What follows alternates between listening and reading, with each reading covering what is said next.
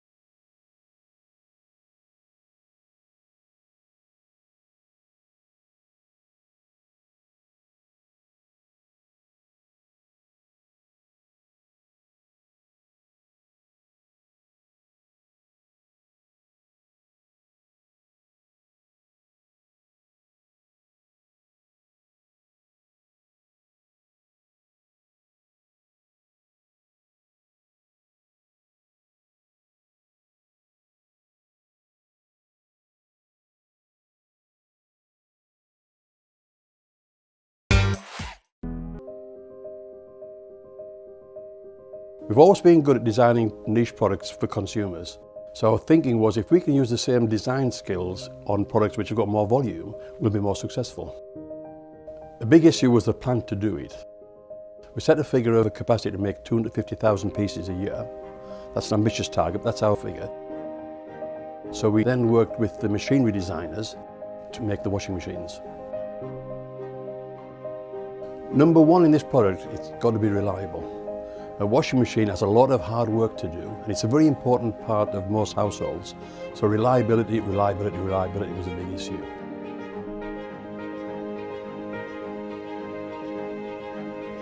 I think any new product, we've got to learn about it, and that's important. We've got to learn about it so we understand it inside out.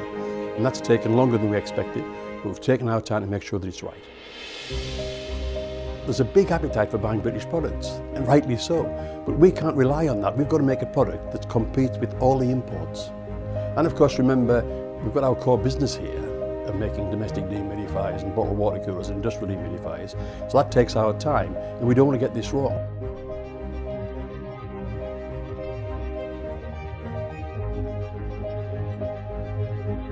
We've done 120,000 hours of testing washing machines here to make sure that it's absolutely reliable and does the job.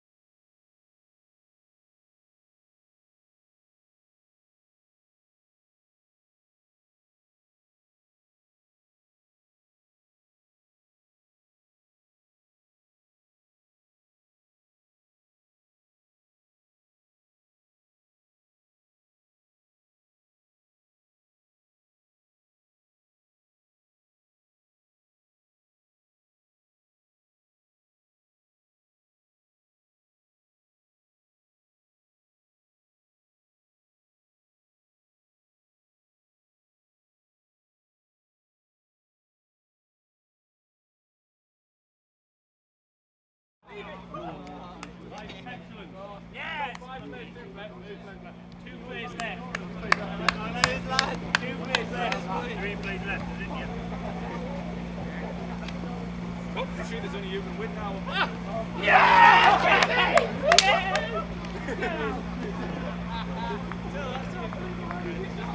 I see that was 2 plays, boy.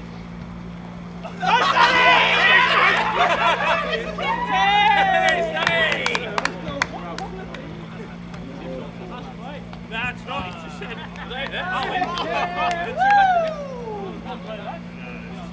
oh, silly. Yeah! Shoulders please, shoulders please. Same process as before.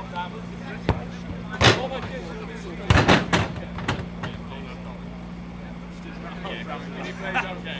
He needs to practice. Today, he needs to practice. Today he needs to practice. I've never seen this tournament.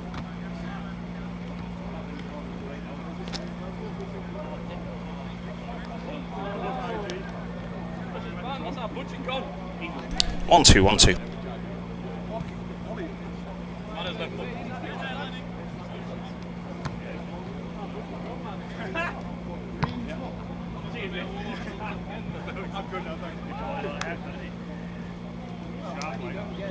What's that, Jizz? You're not even doing the boxes today, yeah? Push.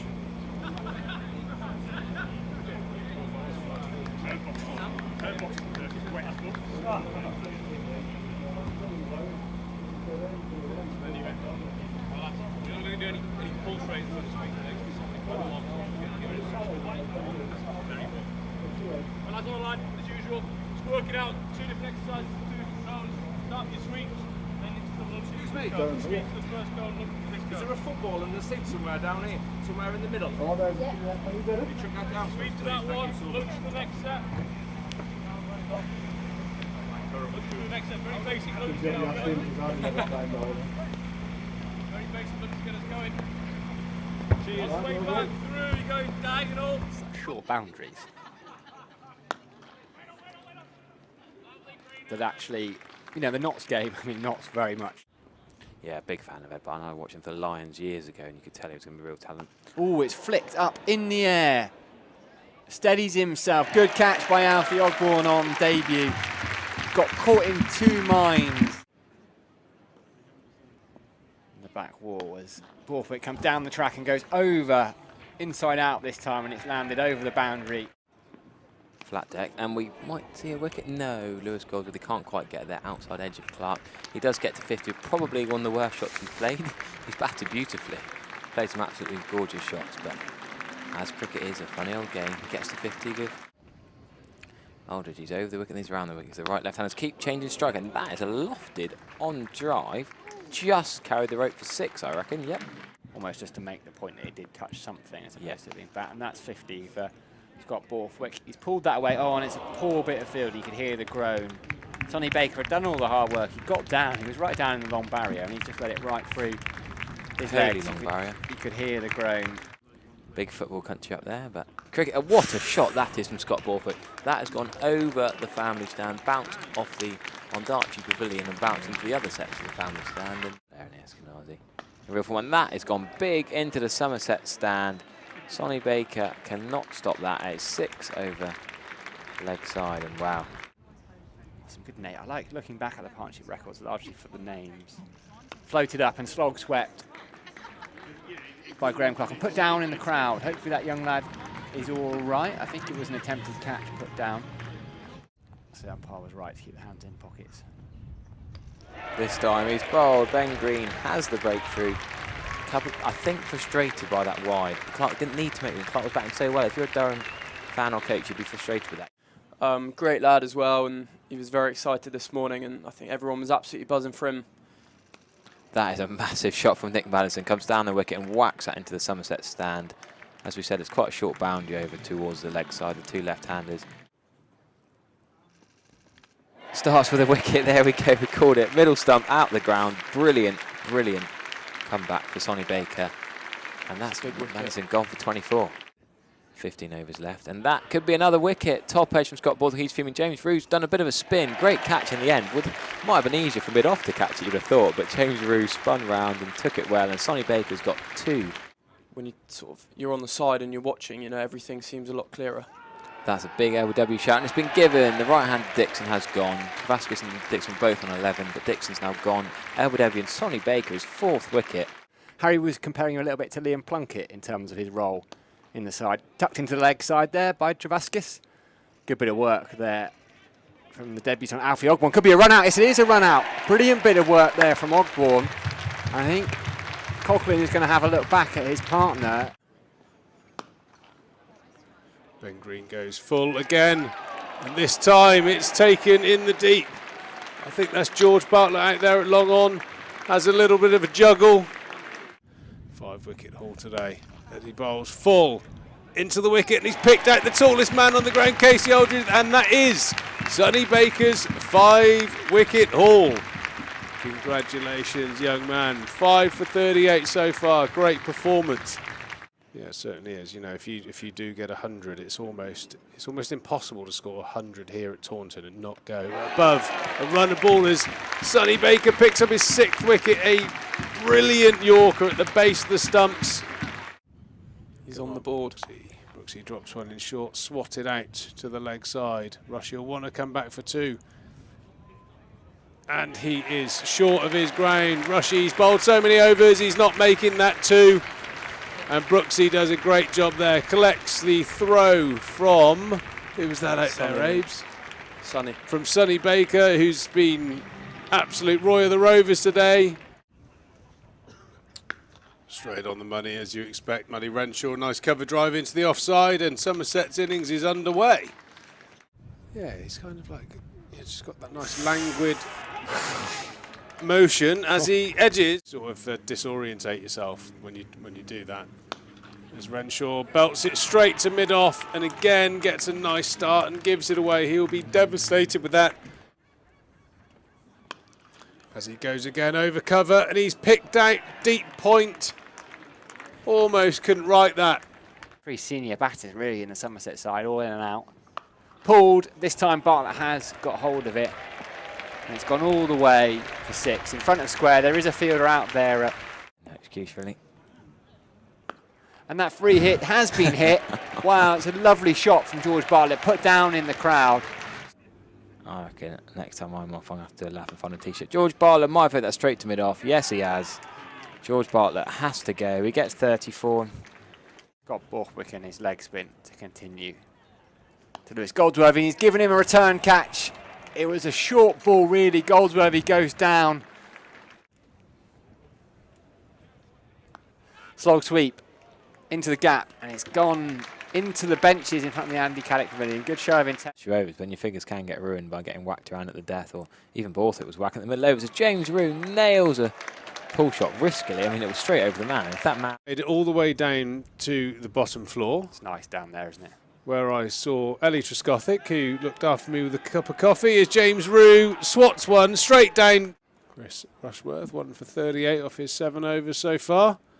Doing what Rushy does, and that is very, very straight. Chris Rushworth, the Bazball MO, as Jack Brooks hits the most exquisite. If he can just pick up, just consistently just strike the ball well. The ball can fly off into very bizarre areas as Coggers bowls one short into Jack Brooks.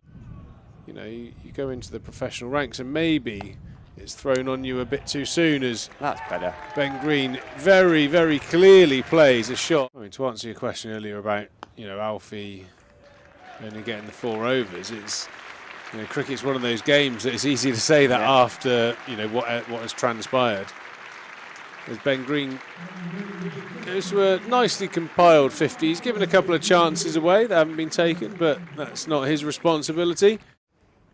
Short, and that needs to be given the treatment. Ben Green. Hello. Right into the top tip. Trying to take the width away. He's bowled a full bugger, and Ben Green has belted it into the stand 4 in a row. And his maiden 100 for Somerset. Rushworth has somehow managed to bowl an over for 1. No, outfield. Chris Rushworth, all his experience, 145 not out at the moment. Into the slot, he's swatted it away, and again into the stand for 6. He hasn't quite got hold of that, but today, come on, Greener. He's swatted it out to the boundary, and he's taken the catch. Ben Green's heroic innings comes to an end on 157. Such short boundaries that actually, you know, the Notts game, I mean, Notts very much. Yeah, big fan of Ed Barn. I watched him for the Lions years ago, and you could tell he was going to be real talent. Oh, it's flicked up in the air. Steadies himself. Good catch by Alfie Ogborn on debut. Got caught in 2 minds. The back wall as Borthwick comes down the track and goes over, inside out this time, and it's landed over the boundary. Flat deck, and we might see a wicket. No, Lewis Goldsworthy can't quite get there outside edge of Clark. He does get to 50, probably one of the worst shots he's played. He's batted beautifully. Played some absolutely gorgeous shots, but as cricket is a funny old game, he gets to 50 with Aldridge. Over the wicket, and he's around the wicket. The right left-handers keep changing strike, and that is a lofted on drive. Just carried the rope for 6, I reckon. Yep.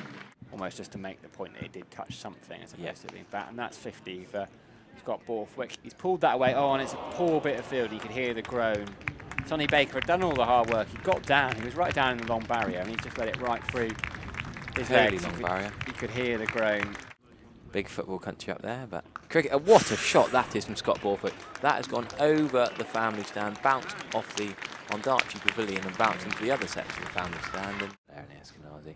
A real fun one. That has gone big into the Somerset stand. Sonny Baker cannot stop that. It's 6 over leg side, and wow. Some good names. I like looking back at the partnership records largely for the names. Floated up and slog swept by Graham Clark and put down in the crowd. Hopefully that young lad is all right. I think it was an attempted catch put down. So the umpire was right to keep the hands in pockets. This time he's bowled. Ben Green has the breakthrough. I think frustrated by that wide. Clark didn't need to make it. Clark was batting so well. If you're a Durham fan or coach, you'd be frustrated with that. Great lad as well, and he was very excited this morning, and I think everyone was absolutely buzzing for him. That is a massive shot from Nick Madison. Comes down the wicket and whacks that into the Somerset stand. As we said, it's quite a short boundary over towards the leg side, the 2 left-handers. Starts with a wicket. There we go. We called it. Middle stump out the ground. Brilliant, brilliant comeback for Sonny Baker. And that's Nick Madison gone for 24. 15 overs left, and that could be another wicket. Top edge from Scott Borthwick. He's fuming. James Ruse done a bit of a spin. Great catch in the end. Might have been easier for mid-off to catch it, you'd have thought, but James Ruse spun round and took it well, and Sonny Baker's got 2. When you're on the side and you're watching, you know, everything seems a lot clearer. That's a big LBW shout, and it's been given. The right-hand Dixon has gone. Vasquez and Dixon both on 11, but Dixon's now gone. LBW and Sonny Baker is 4th wicket. Harry was comparing him a little bit to Liam Plunkett in terms of his role in the side. Tucked into the leg side there by Travaskis. Good bit of work there from the debutant Alfie Ogborn. Could be a run out. Yes, it is a run out. Brilliant bit of work there from Ogborn. I think Coughlin is going to have a look back at his partner. Ben Green goes full again, and this time it's taken in the deep. I think that's George Bartlett out there at long on. Has a little bit of a juggle. 5-wicket haul today. Eddie bowls full into the wicket, and he's picked out the tallest man on the ground, Casey Aldridge, and that is Sonny Baker's 5-wicket haul. Congratulations, young man. 5 for 38 so far. Great performance. Yeah, it certainly is. You know, if you do get 100, it's almost impossible to score 100 here at Taunton and not go above a run of ballers. Sonny Baker picks up his 6th wicket, a brilliant Yorker at the base of the stumps. He's on the board. Brooksy drops one in short, swatted out to the leg side. Rushy will want to come back for 2. And he is short of his ground. Rushy's bowled so many overs, he's not making that 2. And Brooksy does a great job there. Collects the throw from, who was that out there, Abe's? Sonny. From Sonny Baker, who's been absolute Roy of the Rovers today. Straight on the money, as you expect. Matty Renshaw, nice cover drive into the offside, and Somerset's innings is underway. Yeah, he's kind of like, just got that nice languid motion as he edges. Sort of disorientate yourself when you do that. As Renshaw belts it straight to mid-off and again gets a nice start and gives it away. He'll be devastated with that. As he goes again over cover, and he's picked out deep point. Almost couldn't write that.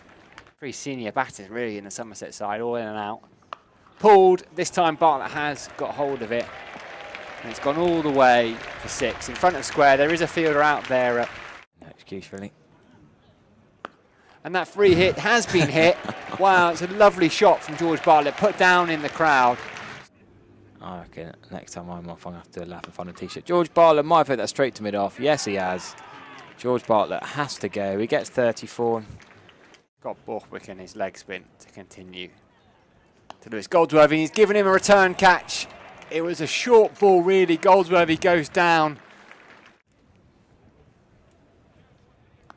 Slog sweep into the gap, and it's gone into the benches in front of the Andy Caddick Pavilion. Good show of intent. Overs when your figures can get ruined by getting whacked around at the death, or even Borthwick was whacking at the middle overs. As James Rue nails a pull shot riskily. I mean, it was straight over the man. If that man made it all the way down to the bottom floor. It's nice down there, isn't it? Where I saw Ellie Truscothick, who looked after me with a cup of coffee, as James Rue swats one straight down.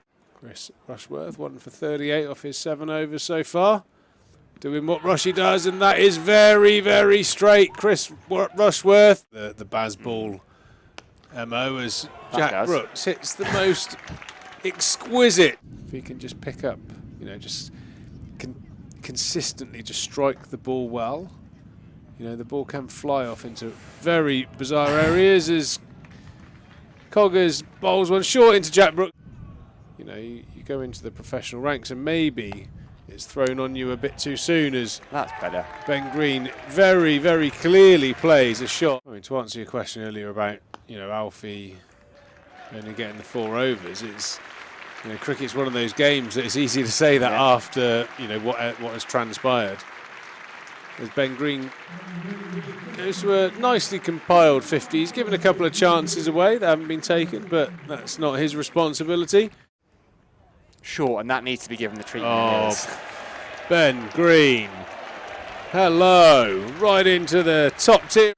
Trying to take the width away. He's bowled a full bunger, and Ben Green has belted it into the stand 4 in a row. And his maiden 100 for Somerset. Rushworth has somehow managed to bowl an over for 1.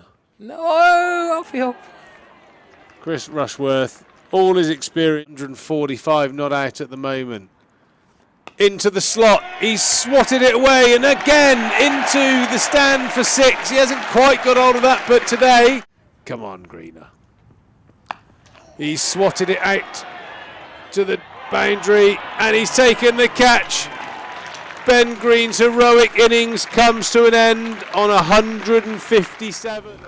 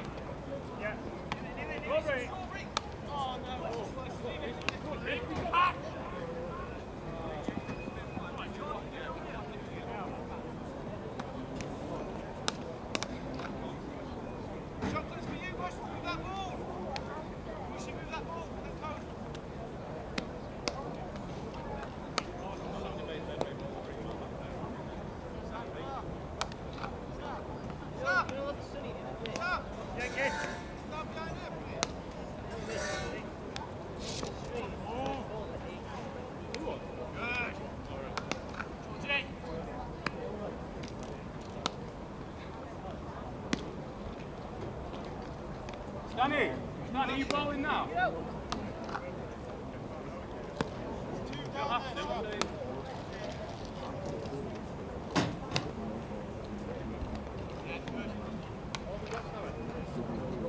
Just saying, Stanwood, when you go back inside, take your long ball.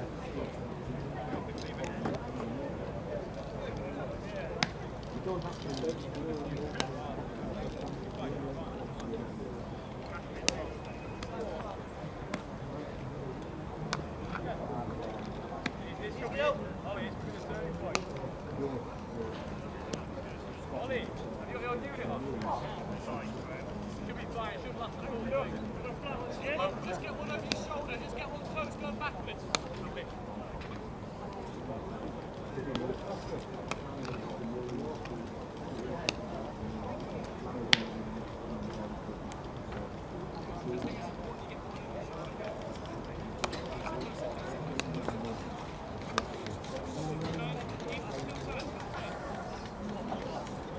Great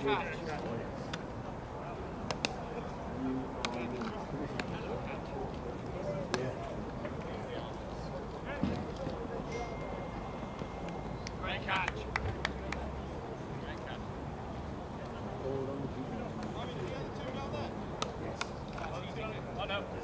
Good morning and welcome to CCUD Riverside for Durham versus Gloucestershire, the Royal London Cup.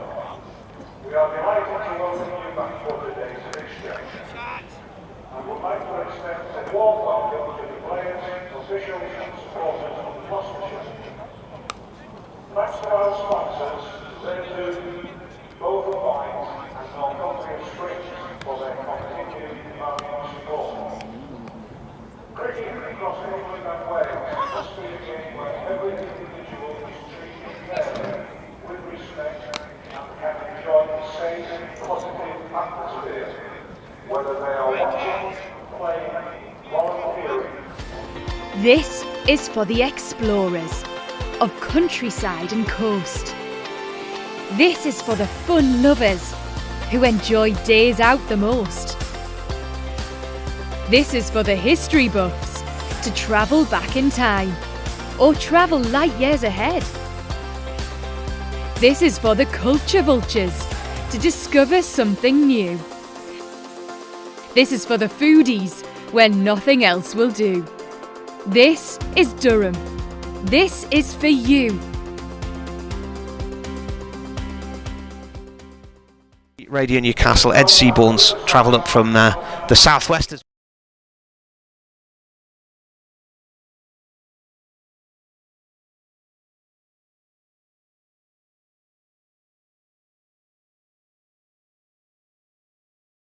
Taunton on Wednesday. Their score of 342 was their highest against their opponents and featured a career best 88 from Scott Borthwick and 86 from opener Graham Clark.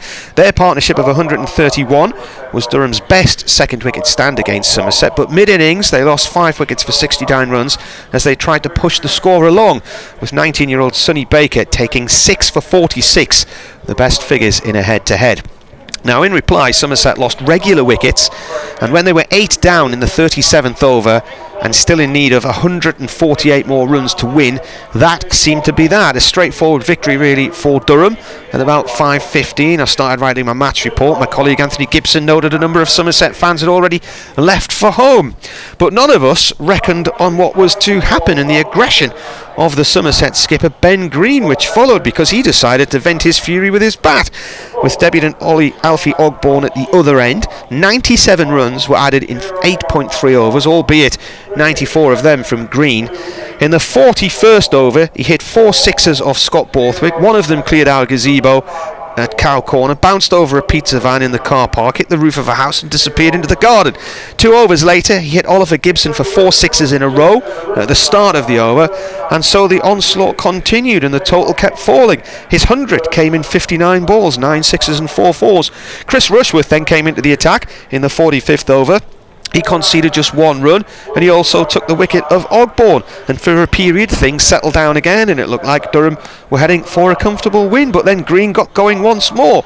He reached 151 in 81 balls, 9 fours and 12 sixes, and at the start of the final over, last man Sonny Baker scrambled a single from the first ball, and Somerset needed 10 to win from the remaining 5 deliveries. Oliver Gibson ran in, Green smashed him down the ground, and Liam Travaskis came racing around the boundary and took a stunning diving catch at long on to dismiss him for 157. It was the highest score in a head-to-head and the 3rd best against Durham, and until that afternoon Green's highest total in a one-day game had been 87. Well, Gibson recovered to finish with 3 for 54. Durham won by 9 runs, and by that point it was 6:30. Well, after the game I spoke to a relieved Chris Rushworth, who did his part in taking 3 for 58.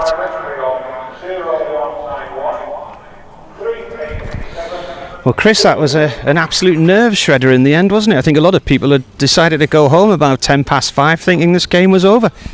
What a game of cricket. I mean, for the spectators, you've got your value for money there, runs, wickets, and people say this 50 over competition's boring, but I think both sides will agree it's a hell of a game of cricket.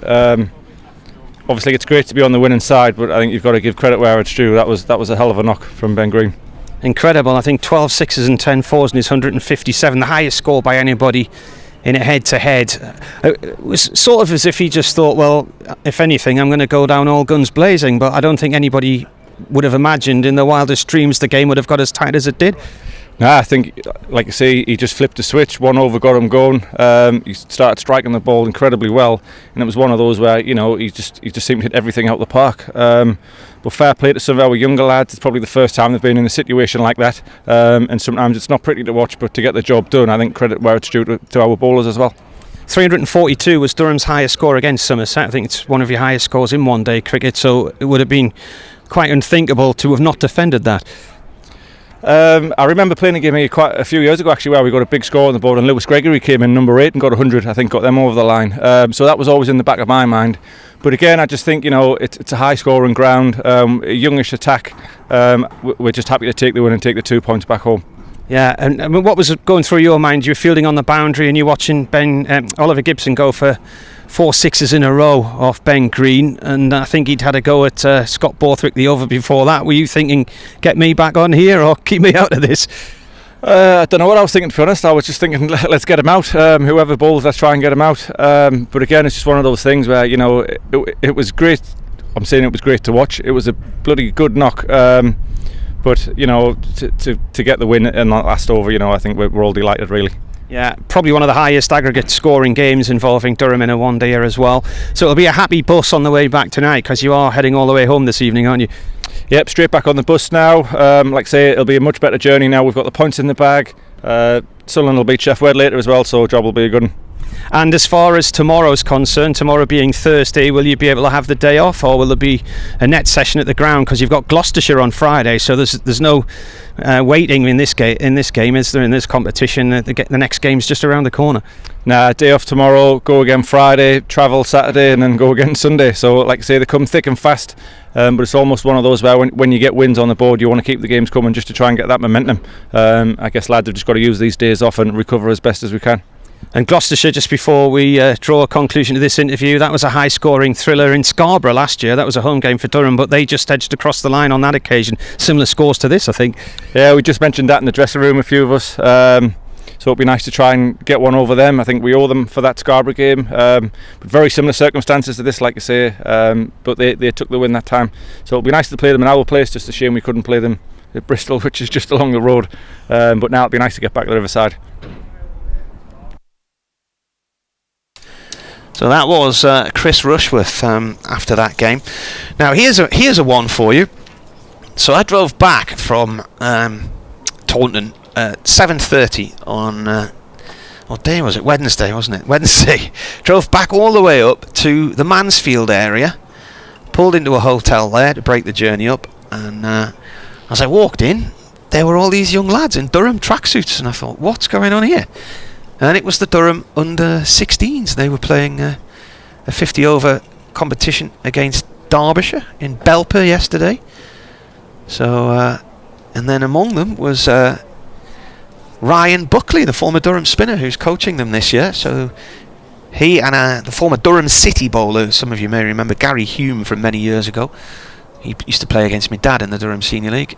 He was part of the coaching team as well. So had a catch up with them, and then yesterday morning back on the road again at 10 o'clock in the heat, and they went off to Belper. So I'll try and find out how they did, because I didn't find out about that. Sadly, from Whitburn under 13's point of view, they lost their 2020 semi-final at Rugby School to Bath Cricket Club on Tuesday, and then unfortunately lost to Worcester Cricket Club in the 4th place knockout game. But they did very well. 1,420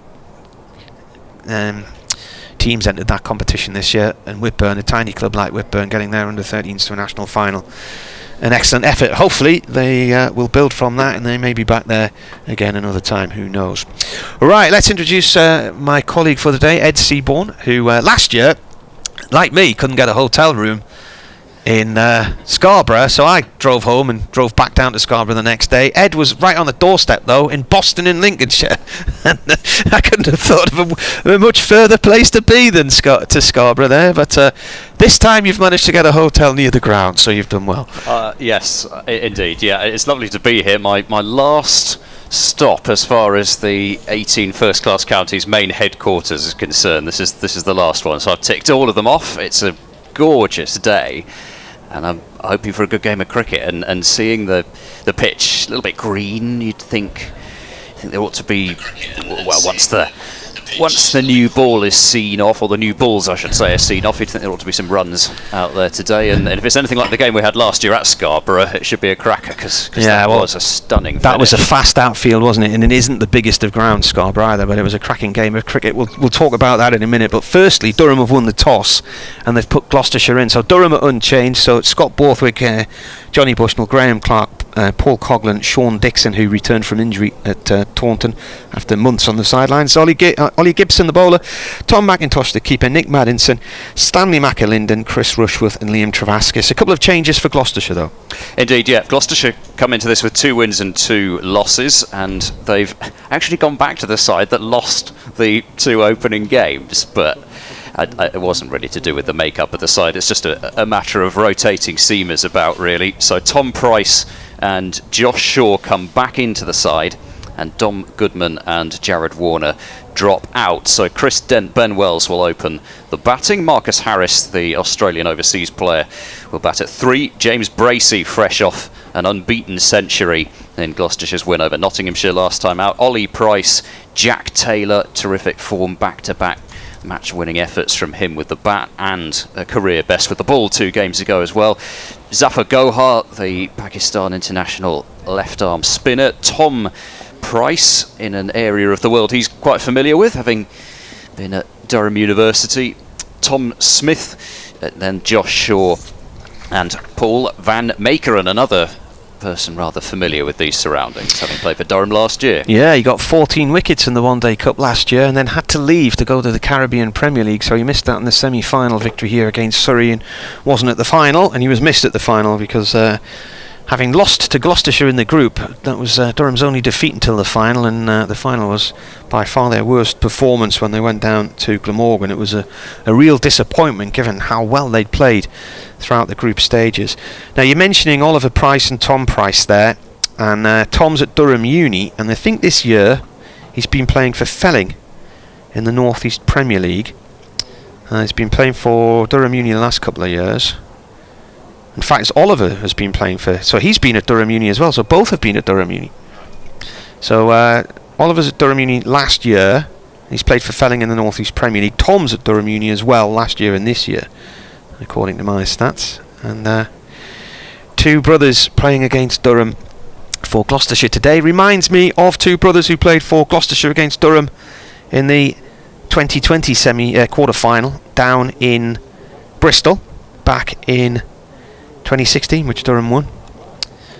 So there you go. Yeah, Matt Taylor you would think, well, I mean, I'm not saying that he would have played in this game for definite, but he would be another person to make up a pair of brothers for Gloucestershire, but unfortunately he's injured and out for the rest of the season. Gloucestershire certainly missed him as far as bolstering their seam core for this competition, but Jack is playing though, isn't he? Right track. His brother Jack is playing and captains the team and opens the batting. I can't remember which one ran which one out, but it got quite tight, and then I think Matt might have rang Jack out and just ended any hopes that Gloucestershire had on that occasion.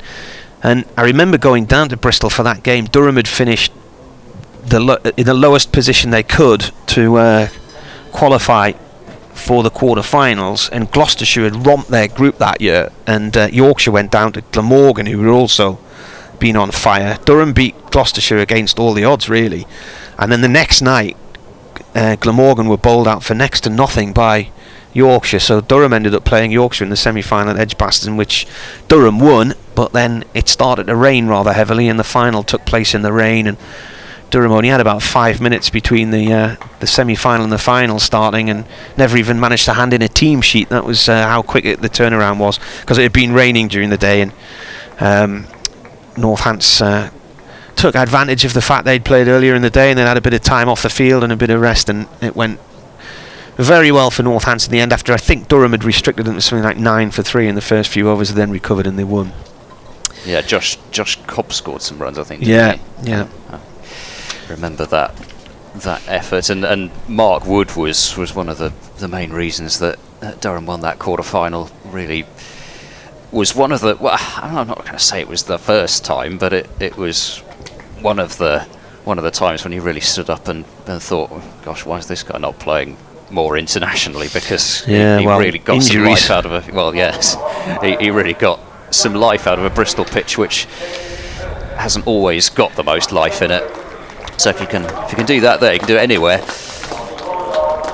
Gloucestershire batting first then for the first time since their opening match. They lost that to Warwickshire, made 264 in their first innings. Warwickshire chasing that down very easily inside 39 overs. And then since then, Gloucestershire have been batting second 3 times and won 2, lost 1. But the 2 wins coming at Bristol, so they need to make sure that they of course stay in things with this group being as tight as it is. If you lose today, it rather feels as if you've got to win all your remaining games.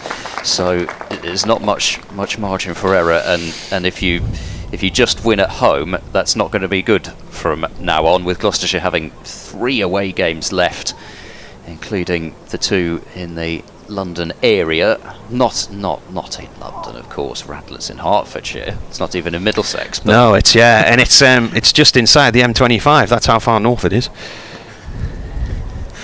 Anyway, yeah. So they got that and the trip to the Oval just a couple of days before. So Gloucestershire coming out to bat here. Then their strip is dark black with yellow flashes on their sleeves. Is Dave Bracekirtle seemed to think it was chocolate. Chocolate. Right. Yes. I think it looks fairly black. Dodgy to me. eyes. Well, good. Mind you, the Spurs away strip looks, or is it the Arsenal away strip looks like Spurs home strip, but apparently it's meant to be pink. But it just looks white to me. So here we go then. The umpires today are David Mills and Jack Shantry. I think Jack Shantry, wasn't he a former Derbyshire player from memory? Worcestershire, I know for sure. I can't remember whether he was at... Oh, he was at Worcester, wasn't he? Yeah. He did some commentary. He was on our commentary team. Yes, that's right. He did as well. 2 or 3 years ago, yeah. Yeah, left arm seamer with a slightly odd action. Yeah. I don't think he bowled off the wrong foot quite, but he certainly had a slightly unusual action, and very tall, which helps because all too often this year I've had 2 umpires that I cannot tell the difference between. I think it was, I can't remember, it was Tom Longley and somebody else at Sussex, and Billy Taylor, that was it. Tom Longley and Billy Taylor. Longley's who I'm thinking of, who was at Derbyshire. Here's Chris Rushworth then. First ball of the day, turned away out through mid-wicket, and runs first up there for Ben Wells. So Jack Taylor and Ben Wells out there, is it? Chris Dent. Chris Dent. And Ben Wells will be opening the batting, yeah. Chris Dent, who could do with some runs after the start to the Royal London that he's had. Still no place in the side for Ben Charlesworth, who made an 87 against Durham last year at Scarborough. Is a superb player to watch and is terrifically talented, but as yet not to get an opportunity in the Gloucestershire side for this competition, having returned from injury. Ball's gone down the leg side. It's pounced out the keeper's gloves. It's been signalled as a wide. The match referee is Devon Malcolm, who is an imposing figure still. Yeah, he does still look as if he could get it down there.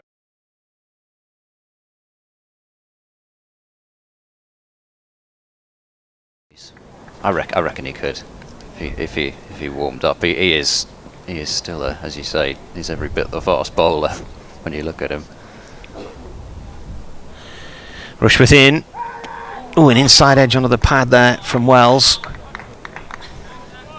Somebody seems a little overexcited this morning out there. That's Jamie, one of the Durham fans. That was said knowingly. Yeah. Oh yes, everybody knows who Jamie is here now. Well, again, this is the sort of thing you discover on your first time to a ground. It's always good to appeal before the balls even hit the pad, I think. Get in early. In comes Rushworth. This has gone up to mid-off. No run there. There must be update coming now for Radio Newcastle. Here we go.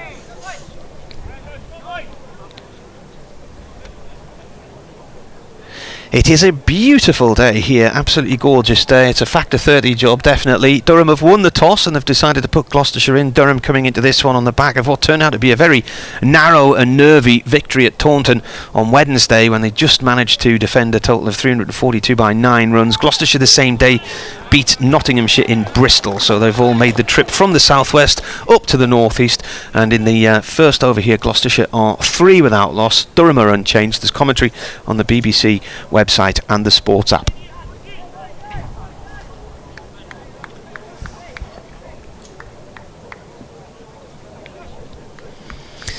There you are. We can relax into the job now that the first update of the day is done. Rushworth bowling to Wells. Right arm over, he comes in, and nearly an edge there. He's gone a long way down the track there, Wells, and then has completely played the wrong line. He's quite busy in his crease. Now, what I've done here, I've done my match notes on the Gloucestershire players based on where they are in the averages, but then that doesn't align to where they are in the batting order, does it? So I've got Wells as actually number 4 on my list here instead of in the opening spot. He's 22 years old and from Bath. Or Bath, if you can't pronounce it properly and you come from the southwest. It's definitely a Bath. Rushworth comes in, and that's off towards backward point and stopped by... Who's that there?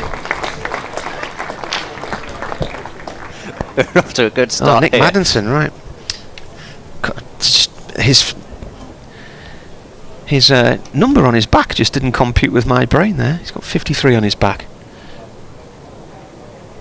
Yes, well, there are a few things about Nick Maddinson, that don't compute with my brain. The chief thing among them being his facial hair, but I'm not sure whether he's got rid of that moustache. Of course it is. And then, has he got a mullet going on as well? Man bun sort of thing these days. I was going to say, I mean, the mullet's almost old now as far as the Aussies are concerned. They're onto other things. Ollie Gibson will bowl the first over from this end as we look out over at the playing strip. It's Gibson then over the wicket bowling to Dent, the left-hander, for the first time. Dent's off the mark to his first ball as well, just turning the ball wide of mid-on, and they can come through for a single. So 4 without loss is the score as Johnny Bushnell picks up the ball at mid-on. There's a few players playing in this that didn't play in that fixture last year. Fair amount of turnover, and then of course Van Meekeren, who's switched allegiances to Gloucestershire. Has he been there all season or not? He has, yes, but he's only played in white ball cricket. Gibson bowling to Wells at shorts, cut away, there'll be 4 runs. Beats backward point quite easily, and with 2 slips in place, there's a sizable gap on the offside for Wells to find, and he crashes it away for the first boundary. So 8 without loss. Gloucestershire, Wells up to 6, and of course Ben Wells is actually, I should have checked that, because Ben Wells did play some games last year, but I'm pretty sure he wasn't playing in the reverse must say the reverse fixture, wasn't playing in that fixture at Scarborough last year. No, I don't think so. He started off the competition and then came back later on as Gibson bowls another short ball that's pulled in muscular fashion out towards deep mid-wicket. Fielder dives on the boundary. That's a really good stop. It's Coughlin out there on the deep mid-wicket rope, saves 2 runs with a sprawling effort, and so 10 without loss. Gloucestershire with Wells up to 8. He's an attacking player by nature at the top of the order as Ben Wells. He's not going to shy away from taking on a delivery which is short and asking the question of him whether he wants to have a thrash at it or not. He's not backing down despite the 6 runs of the last 2 balls. Gibson bowls and there's an outside edge, which is why the slips are in place. It goes down towards quite a fine third man. They're thinking about coming back for a second run on the throw, but it's not there, and that's more tidy work down there on the boundary. So it's 11 without loss. I thought you were looking at me in those binoculars there. No, I'm just... It was slightly disturbing. No. Just suddenly saw the binoculars wheeling towards me. Has he spotted a mite in my hair or something like that? No, I'm just trying to work out where varying people are in the ground. Here's Gibson over the wicket, bowling to Dent, full and straight, and Dent's forward in defence. Ball rolls up to mid-off. So 1 slip now, and then quite a short mid-wicket for Dent. So it's quite a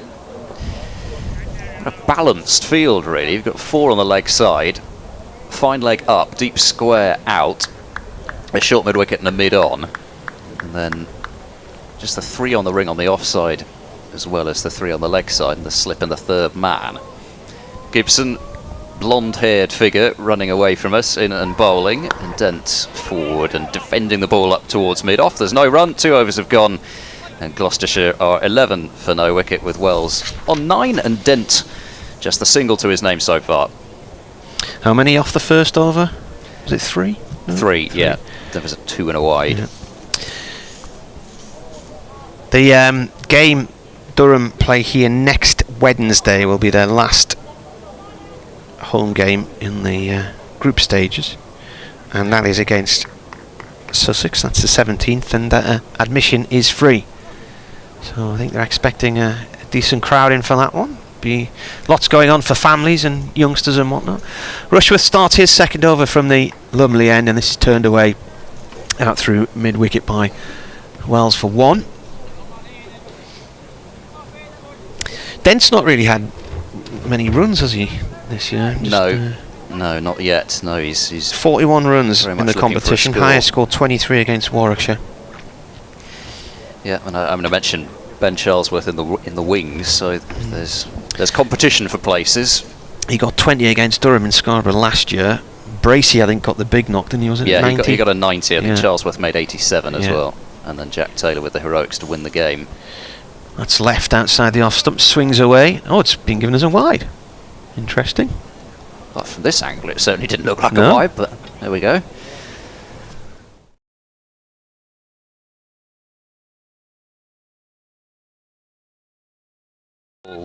Of all the umpires, but that did seem a little bit harsh from this angle. I always feel it, especially when it's swing and especially spin, when you get turn and then it turns out over the wide line. I always think it's a bit unfair. Off the legs. Oh, and a throw at the stumps and a direct hit from Graham Clark at fine leg on the discs. As Dent set off for a single that was never on and was sent scurrying back. And I think that's probably the first time I've seen a direct hit in the tournament this year from Durham. They always hit direct when it's not out as well. Always find that. It was a good bit of fielding. And Dent, sure, would be rather cross that he couldn't get that either side of Graham Clark up inside the circle.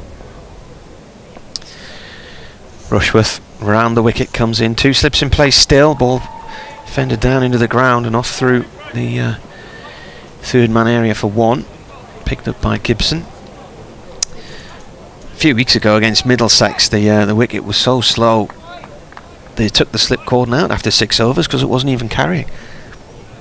Yeah, I mean, even in the Championship, I have to say, from the games that I've seen this year, that's been a bit of a theme. Perhaps you've had livelier pitches up here than we have, but... Well, no, it's just been every game, other than Durham eventually managed to scramble a win against Glamorgan, and they were well outplayed earlier in the season in the championship against Notts, but every other game has been a draw, and it's followed exactly the same pattern.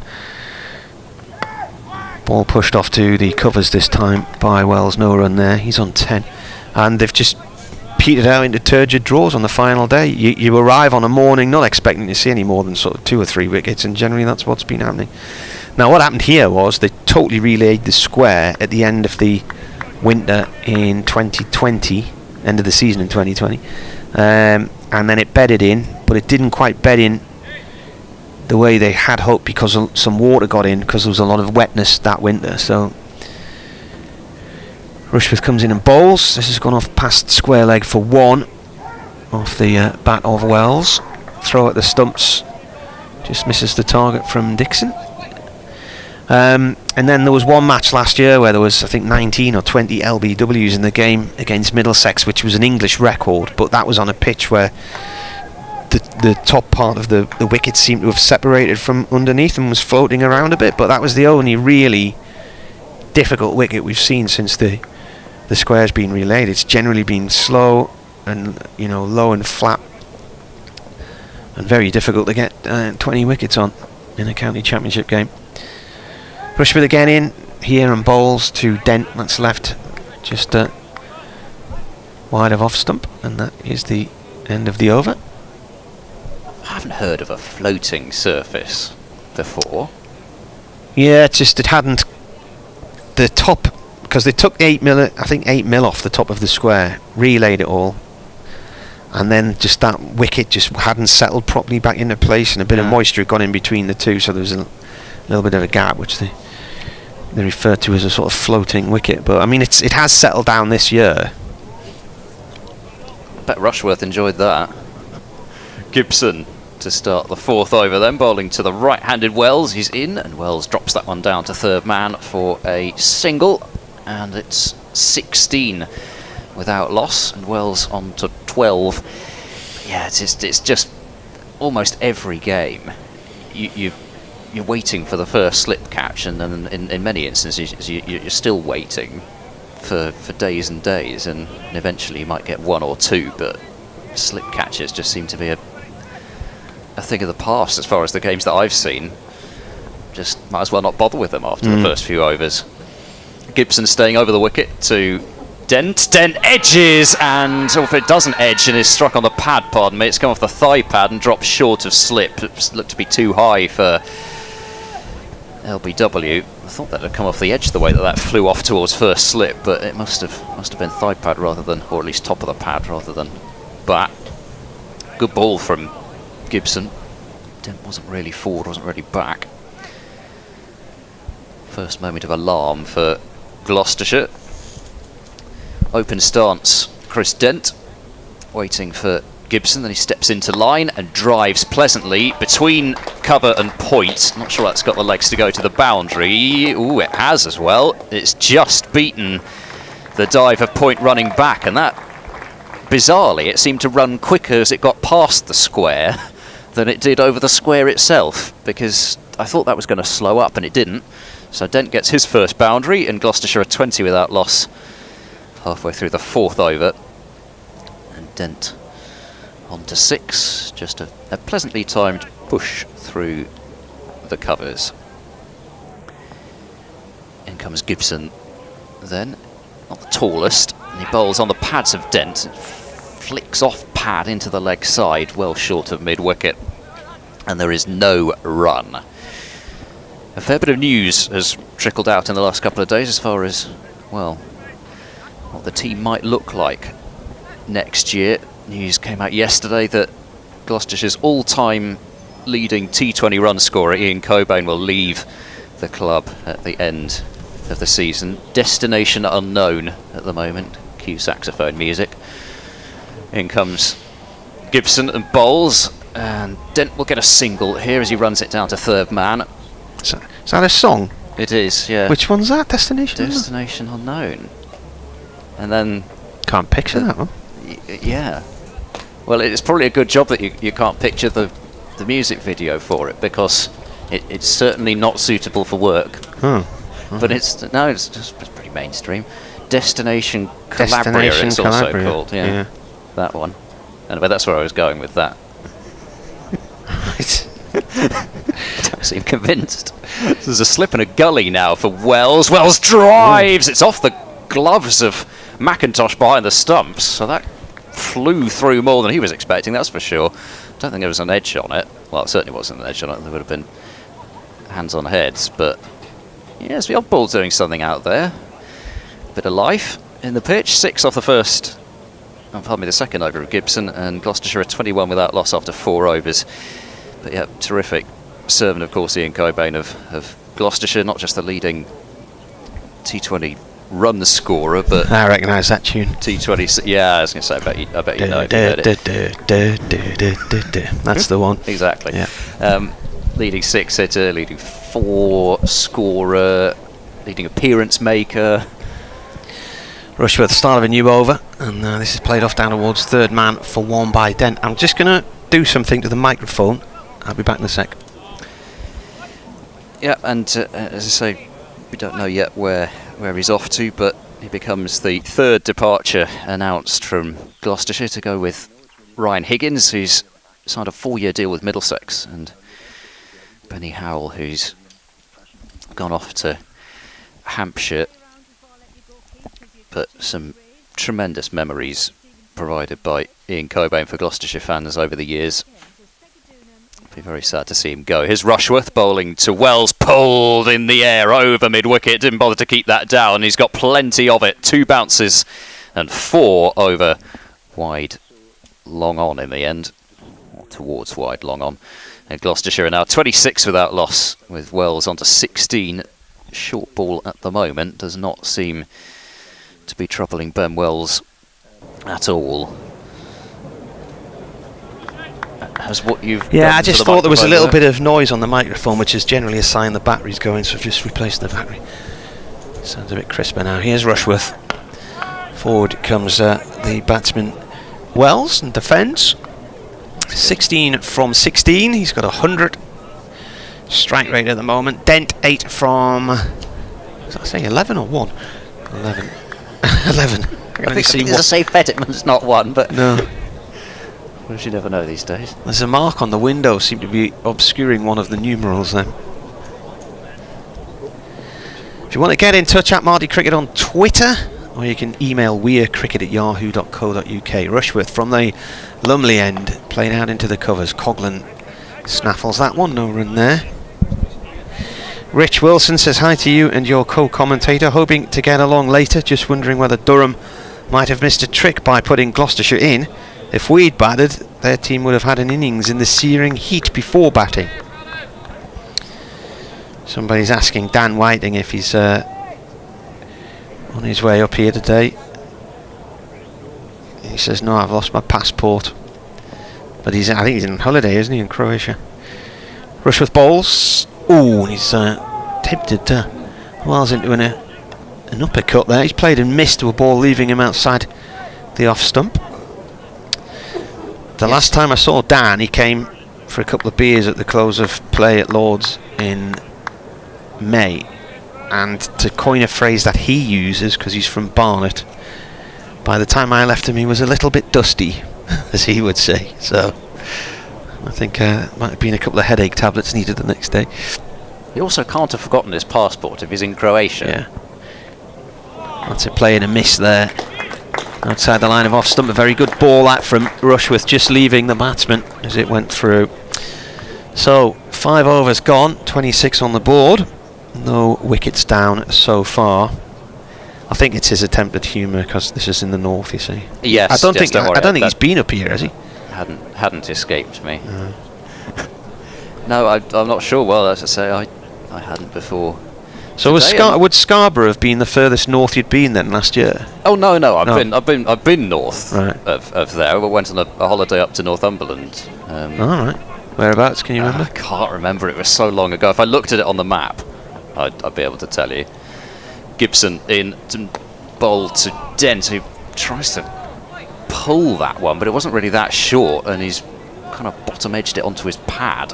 And there's no run. Were you? It was Was it on the towards coast? Yeah, Bamburgh around that way. The big castle. You remember a big castle with a cricket ground in front of it? I don't think it was quite as far north. Sand dunes. Maybe not quite as far north as that. Warkworth. There's a castle there. Was there a castle? No, there wasn't a castle. No.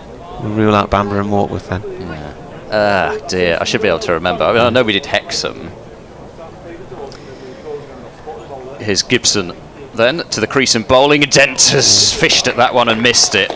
So he's causing a fair few issues at the moment. That's moved a little bit, that one. It's gone past the off stump and then veered off down the other side. And the keeper's taken it way across to his right, rather than either straight in front of him or to his left. Yeah, we're seeing the odd ball just seems to lift a bit off the surface. So it may go as the ball gets a bit older, but then movement as well. So Dent's just got to be a little careful early on here. Gibson in and bowls, Dent drives, gets it down towards third man. Not sure whether he opened the face deliberately on that one or not, but he picks up a single for it and moves on to 9, 27 without loss. Hi, Dad. He says Hexham. Hexham it was. Yeah. That's not on the coast. No, unless it's not. That's been a really high tide if you were on the coast in Hexham. The River Tyne runs through Hexham. I remembered it being nearer to the coast than it was. Obviously, Right. we stayed at a farmhouse with a load of cats, and one of them was called Mr. Slav. That much I do remember. In comes Gibson and bowls. Oh, that was cut back sharply at Wells, who tried to adjust and turn it into the leg side, but I think this sounds like the plot line to some psychedelic 1970s film, to be honest with you. Yeah, it probably was that sort of setting for it. Yes, and I had to do my cello practice. It is getting really bizarre now. Yeah, my cello practice in front of the cats. Things you don't expect to hear. That's gone down an avenue I never imagined I would go down there. Well done. Do you still play the cello? I don't actually. No. No, I kind of gave it up at school. Gibson bowls. That was come back as well a bit at Wells, who looked for a very confident drive and played the shot quite confidently, but the ball didn't go anywhere near where he meant it to. I think he was looking for an on drive, and he's ended up sending it towards backward point, and there is no run. Yes, I suppose... The cello's the one that goes between your legs, isn't it? So you took that on a holiday. How much space did that take up in the car? Well, it had to be taken, so it probably went in the other back seat along with me. Gibson in and bowls. Wells drives aerially, but he's got it right through the gap. Drilled it away for 4. So 20 to Ben Wells. Gloucestershire 31 without loss after 6 overs. He might play a miss a bit. He might get sawn in half as he did a couple of times in that over, Ben Wells, but he's still going to play his shots. That wasn't on the holiday as well, was it? Being sawn in half? No, at least not that I remember. Anyway, if they did, they put me back together again. Much to everybody's chagrin, I'm sure.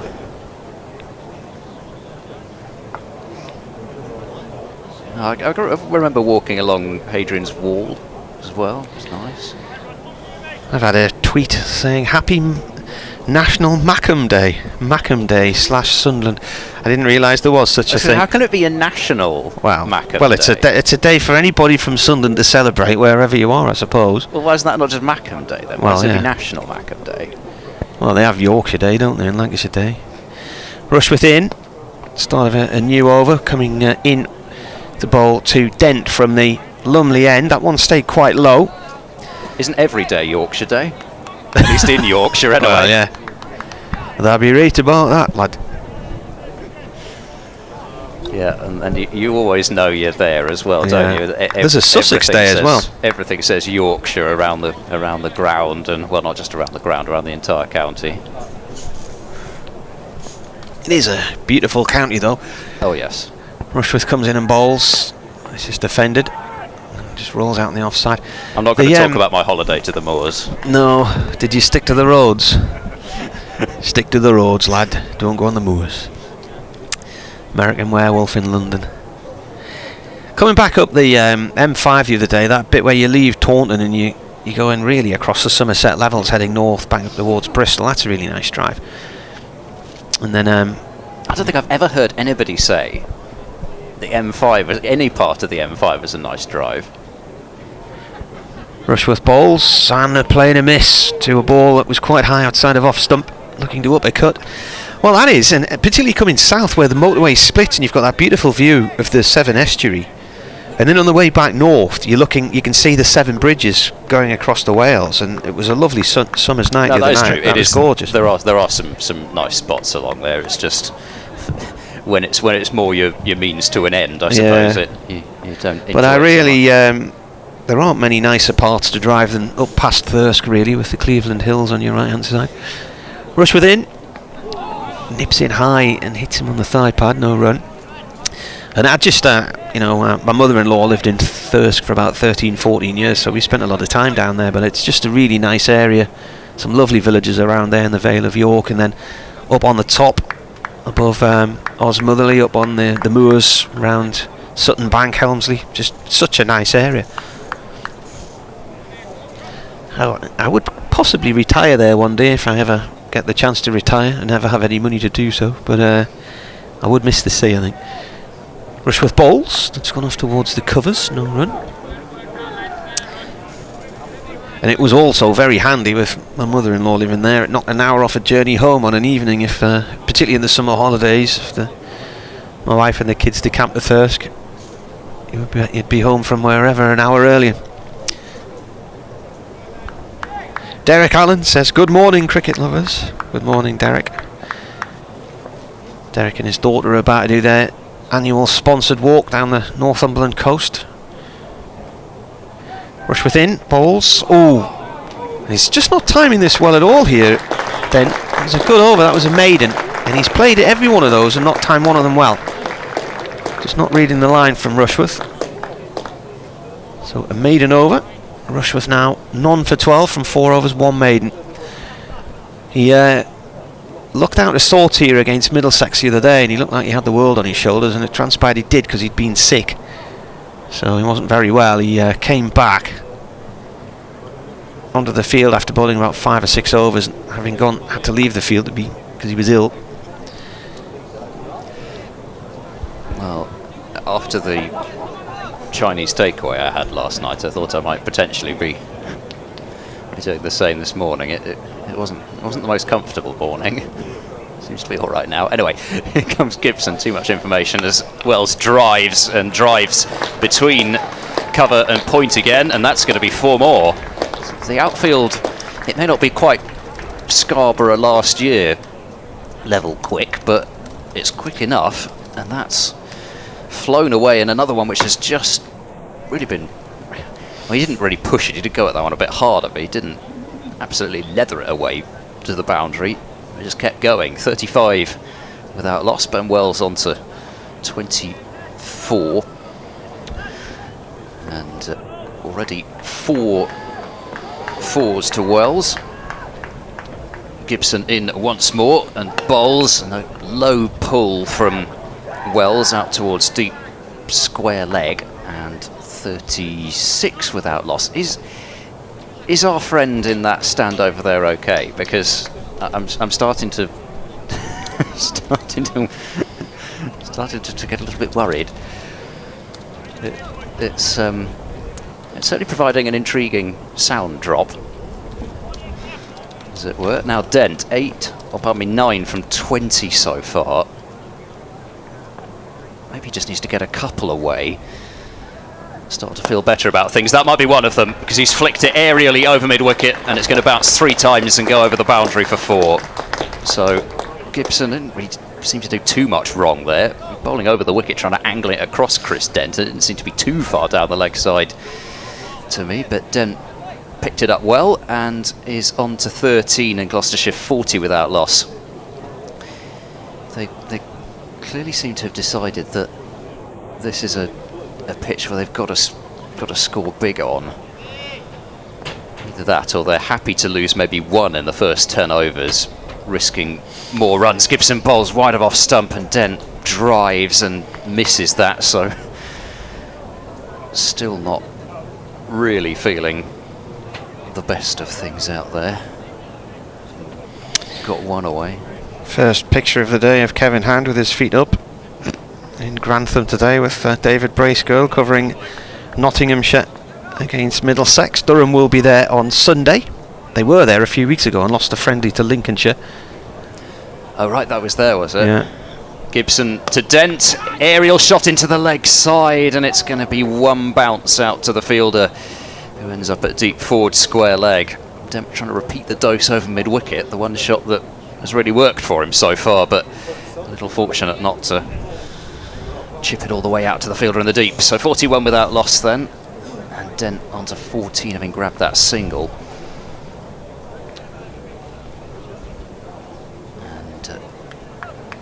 Wide slip now for Wells. That's the only fielder in the cordon, and deep cover has gone out to the boundary, trying to stop that Wells drive, which has been productive so far. Gibson is there and bowls, and that's flicked out towards deep square leg, exactly where the fielder had been moved from, and it's also a no ball to boot. So that's 6. Another no ball and another free hit. They were doing this too often the other day at Taunton, and indeed last week against Surrey, and here against Middlesex.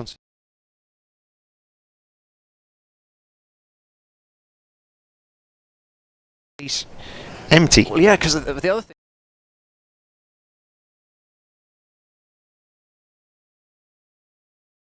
It's going to be a single out to deep square leg.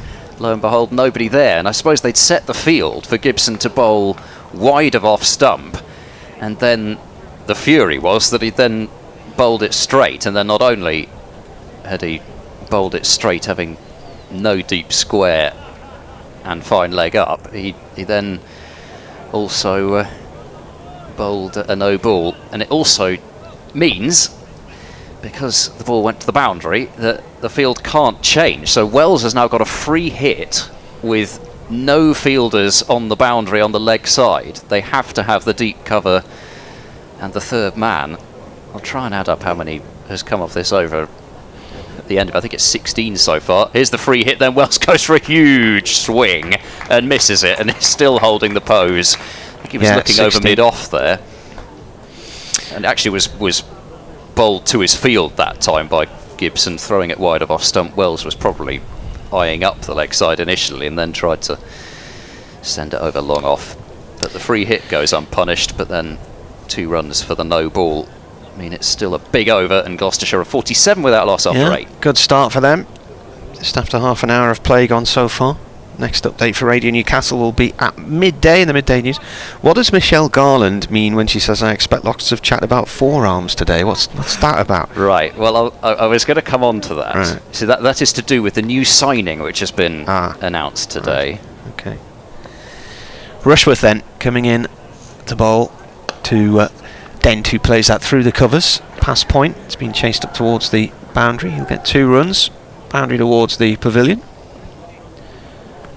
Very sunny day here today. I think the highs this afternoon of around about 24, which is 4 too many for me.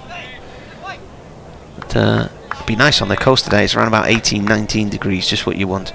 Oh yes. And how warm will the sea be? Not very warm. It doesn't really change much between winter and summer, in all honesty, and probably the warmest it gets is at the beginning of October. Rushworth in, pulled off towards long leg for 4. It's just veering down the leg side, and Dent helped it on its way. Yeah, I think it goes from about 8 degrees in the winter up to, that's the 50 up by the way, 8.2 overs. 8 to about 12, 14, so it's not much of a change. It's only about a 6 degree. Mind you, in a hot summer like this, especially when there hasn't been much rain, might be a little bit warmer than usual. But right, so hypothermia after 2 hours rather than. Well, if we go out on the paddle boards or whatever, we have the wetsuits on. But the kids were swimming in the sea yesterday and they were fine. Rushworth in, Dent drives to mid-off, no run there. Cut off by the fielder, Macklin, I think it is over there. Yeah, I mean it's there's a lot of jellyfish on the coast at the minute as well. There has been the last few weeks, which suggests there's warmer currents than normal. So I went on a holiday to Norway about. It's got to be over 20 years ago now, so I was young. Did you take your cello? No, not there, no. Very good. No, but the sea, especially as we got towards Norway, is just extraordinary. Look, there were a load of Coke cans in the sea. Oh. Pulled by Dent off towards long leg. Coughlin's out there, he cuts it off right in the corner of the boundary in front of the old scoreboard on our right hand side. 1 run. Went swimming off Sweden, well, I say off Sweden, I mean on the coast of Sweden, a place called Varberg, and came the closest I've come to getting stung by a jellyfish. You just couldn't move for them. Yeah. The sea just gets absolutely awash with them. I don't know what do you know what type of jellyfish they are? I have no idea what type they are. They were brown, I think they were called brown marnie, the ones that were washing up on our coast recently, the big brown things, and I went right over the top of one of them on the paddleboard and filmed it. Beautiful motion through the water. Yeah. Looks like a star. Oh, played away by Wells to point there, and he fell over in the process. I don't know whether he's played that into his foot. Yeah, I think he just slipped over it, looks like. He's carving out that crease area. Slightly bizarre, and I'd imagine quite unsettling if you're trying to set off for a single in the future and worrying what might happen. Tom, the bookie, has tweeted the early lobbing along nicely trophy goes to Gloucestershire. #beachball. As Rushworth comes in and bowls, and that is pulled and put down. Diving effort, short extra cover, short mid wicket, sorry. It was in the hands for a moment. I think that's Dixon in there. It was travelling and he couldn't hold on to it. It was Sean Dixon, and that was nearly the end of Wells on 29 off Rushworth at the end of the 5th over from Rushworth. Should have been 1 for 19, instead it's none for 19. So 54 for none. 9 overs gone. Yeah, tough chance in close, but I suspect having got 2 hands on it, he would have hoped to have taken it, and that's the problem with Wells, who's clearly decided he's going to pull everything in the air and try and get it over the field, but they got that fielder in place for that shot, and Wells, he's furious with himself actually. He's just been beating the ground with his bat at the non-striker's end now and is rehearsing repeatedly in fact several different pull shots, but I mean, he's got every shot, Ben Wells, but as ever it's which one and when. Paul Coughlin's into the attack and is immediately lofted over mid-on. It's not really that well timed by Dent, it's more chipped really out into the leg side, and there'll be 2 runs there to move Dent on to 23, 56 without loss. It hasn't been the most fluent innings from Dent so far, but at the same time he's still there, and Gloucestershire are going along at a handy enough run rate.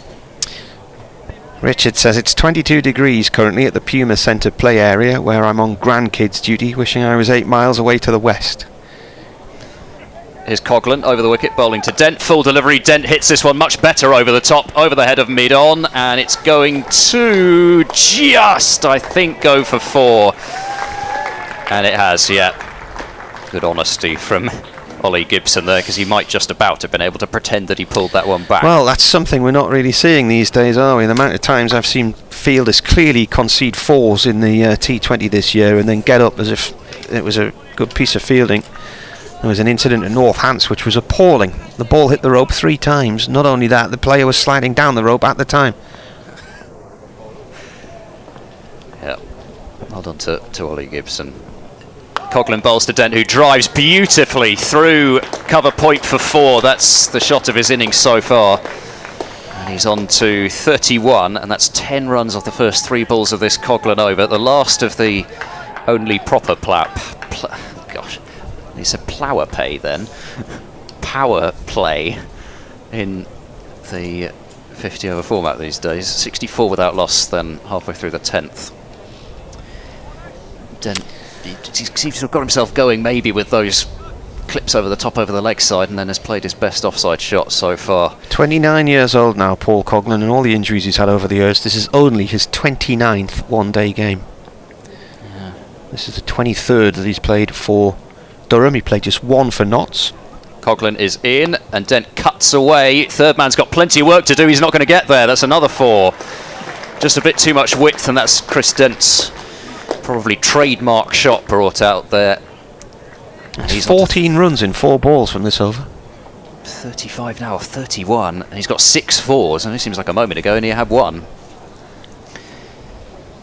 So very much making the most of this last over of the technically power play 1, and Coughlin's going to switch to round the wicket for Chris Dent.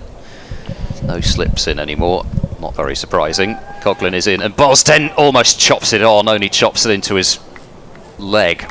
A bit fortunate there, so the change to round the wicket worked.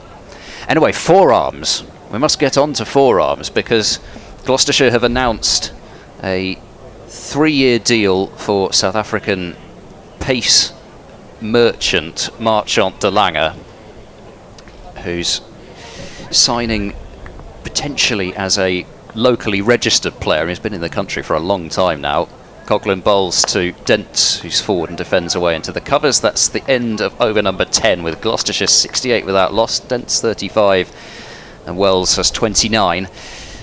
But I think when he came over, but played for Glamorgan for a long time before then moving to Somerset, and he'll be with Gloucestershire for 3 years, providing a bit of extra pace to that attack, which is certainly something that I felt as if, well, I think people in general felt that Gloucestershire were missing, but also certainly in terms of what I was hearing from the coaching staff, they felt that they wanted to add a bit more pace given how the pitches have been this year. So de Lange is certainly somebody who could make something happen on anything, but occasionally that can be spraying it about a bit as well as the brilliant stuff. But it seems like an excellent signing if he's going to be able to be locally registered. Rushworth to continue. 10 overs gone, so we start the next power play. 68 for none the score.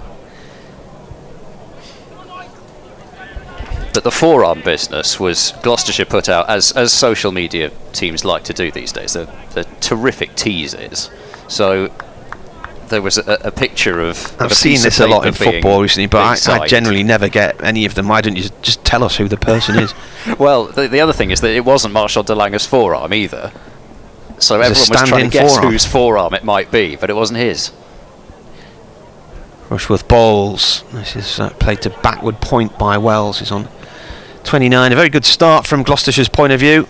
There's only really been 1 or 2 deliveries where the batsmen have looked like they were a tad in trouble. Generally it's been fairly straightforward, and it looks like a flat track again here. Yeah, the way that Gloucestershire played those first few overs would suggest that they reckon they'll need a big score here. Rushworth bowls. Batsman comes down the track. He's done this a few times and he's ended up playing the wrong line completely. It's gone through to the keeper. Head to head between these two. How many times do you think they've played?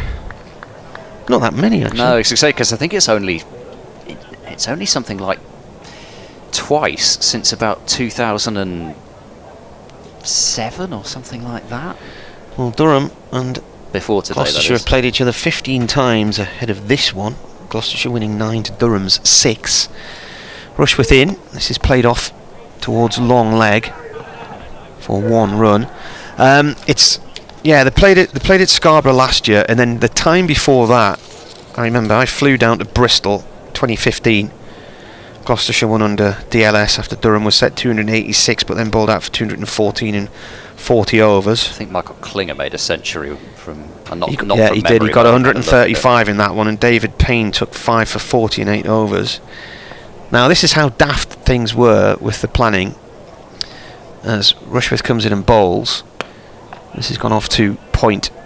Oh, it's going to be a single after a bit of a misfield from Maddinson. No, it isn't. He's recovered the situation. Durham were at Taunton the week before, then came all the way back to the northeast to play a game here before then travelling all the way back to Bristol. At least last year there was some common sense in the planning where they played it Kent away, Sussex away and Middlesex away in the space of 6 days. That made sense.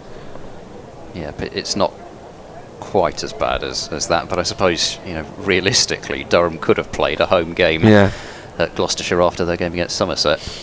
Rushworth in, top edge, first wicket of the day, should be on its way here. Oh, it's dropped! I have seen that many catches put down in the One Day Cup this year, hence the phrase should be on its way here. That was an absolute pot pie which has been dropped at mid-wicket, and Scott Borthwick who's put it down.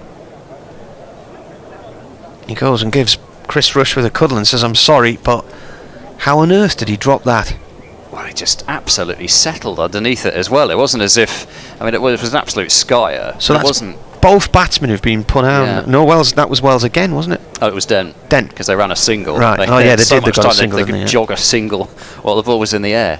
It's Coghlan to continue and bowl to Dent, who drives away. Doesn't beat backward point though. Good stop from Maddinson. But yeah, I'm afraid that was an absolute howler of a drop. It's never. I wouldn't like to be underneath it, but at the same time, at this level, any time the ball goes up that far and you're settled underneath it, 2 hands on it, I just like you. Just as soon as that went up in the air, that'll be the first wicket. You do not expect to see that go down. Coghlan bowls to Dent. That's short and down the leg side. Dent has. Well, he must have got something on that because it's not been signalled a wide by umpire Milnes. But surprised they didn't appeal then, just to make sure A, that it wasn't wide, and B, that Milnes might decide that there was a little flick on that. What's going on there? Maybe it wasn't as leg side as I thought, but it certainly looks as if it was angling down the leg side from this position. Dent cuts this one away. It's half stopped by Maddinson at backward point. Might well have saved runs there. They do pick up a single as the ball goes off his hands. And so 71 without loss as Dent moves on to 37. So poor Chris Rushworth should have had 2 wickets in his opening spell. Ends up with none. Well, I say his opening spell, he may well continue, I don't know. It was a proper top edge from Dent. As Wells plays a proper straight drive down the ground. It'll go over that advertising mat, which will assist its progress towards the boundary. And that's 4 more lovely runs from Ben Wells. He's on to 34 and 75 without loss. Gloucestershire now. Not much wrong with the ball from Coghlan, but mid-off and mid-on up inside the circle. And just driven just to the onside in the end of the stumps. And away for 4. A few people basking in what might be the thinnest stand at the far end I've seen, as Wells goes for another on drive, and it's picked up at mid-on this time, and there won't be a run. That is a very thin, tall stand. It's got about 360 seats in it. It's 19 rows, 8 on one side, 8 on the other. One of the draws we recently commentated on was so boring we counted the seats. Oh, we did the maths anyway. Right. Last ball of over number 12. As in comes Coghlan. He's there and bowls. There's another one which just cuts back towards Ben Wells. Saw Gibson managed to get a couple to do that, and Wells is just struck on the pad, and the ball plops away out into the leg side, and there's no run. So 75 without loss after 12 overs of Gloucestershire. Didn't put down on 35, although it went way up in the air. The easier of the 2 chances by Borthwick, and Wells down on 29. Dixon putting the catch down at short mid-wicket. A harder chance because it was struck firmly and had to move away to his left at full stretch, but still got 2 hands on it. Going to see some left arm spin now from Liam Travaskis from the Lumley end, replacing Chris Rushworth, who's taken none for 21 from 6 overs 1 maiden. Should have been really 2 for about 19, shouldn't it?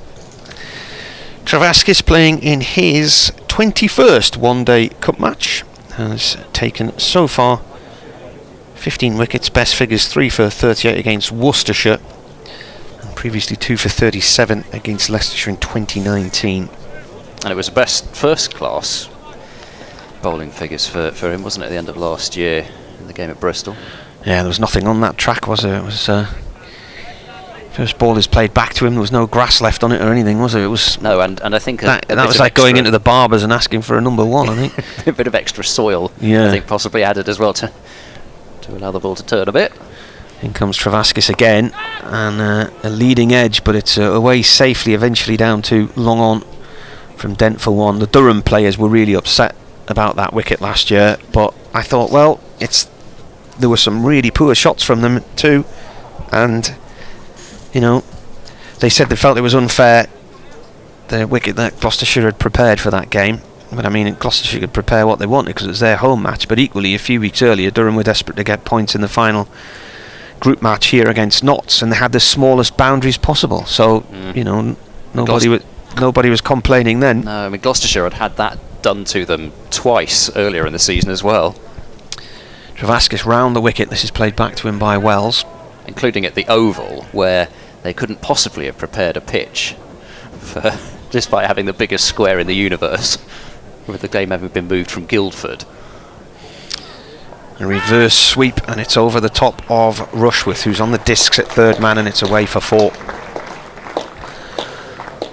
Well, I just said a few overs ago it had been a fairly straightforward morning for Gloucestershire, but Durham have put down 2 chances. The first of them was that diving effort from Dixon to off Wells, who pulled a ball from Rushworth through towards short mid-wicket. And I thought Dixon did well to get his hands to it, but having got there, it then bounced out, diving to his left. But the one that Borthwick's put out, I don't know if he lost it in the sun or he had too much time to think about it. Oh, that's just beyond the grasp of Travaskis and up towards long off for 1. Sometimes if it's hanging up there for too long, I mean, there would have been a lot of spin on it, but professional cricketer should hold on to a chance like that. And a penny for his thoughts now as Travaskis bowls, cut or beyond backward point and away down towards the wide third man boundary. It's fielded from down there by, I think, Ollie Gibson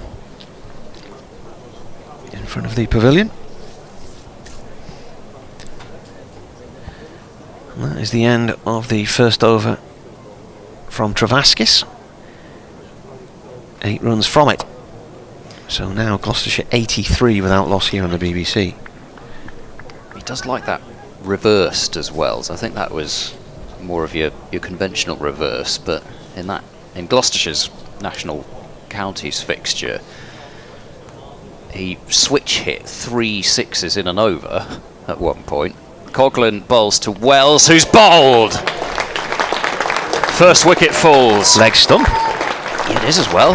Leg bails off, and Wells adds 10 to his score since he was put down, looking for a forceful on drive, and it's gone through the gate and bowled him out for 39 from as many balls. 7 fours in the innings. He's got Gloucestershire off to a good start, but would have loved to have gone on, especially after having got that life and made Durham pay for it.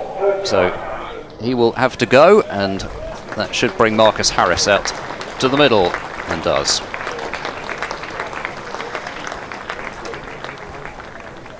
So for Wells, who he made his list A highest score of 76 in the opening game, and looked really good after that century that he made in the national counties fixture, got a couple of starts in the next couple of games, and I suppose, well, in fact really in every game he's had some sort of a start. He's not had a single figure score yet in the competition, but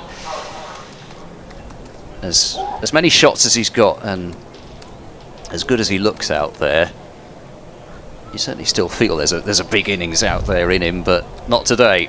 And it's Marcus Harris coming out to join Chris Dent to make it 2 left-handers out in the middle. And Harris, who's come off a couple of decent scores, but I mean, the 59 that he made off 90 against Somerset in that win was worth a great deal more than that. It was not the easiest of pitches, and Harris just had to make sure that he was there whilst there were wickets falling around him. And then 48 from 43 against Nottinghamshire. I mean, when he got out and when Ollie Price got out in that last match, and Gloucestershire were 115 for 4, needing 295 to win, you thought they were in some serious trouble. But then James Bracey and Jack Taylor put on a second highest List A partnership for Gloucestershire for the 5th wicket in that last match. Bracey finished 104 not out, and Jack Taylor finished 95 out, but only because he needed a 6 to reach his century with only one to win.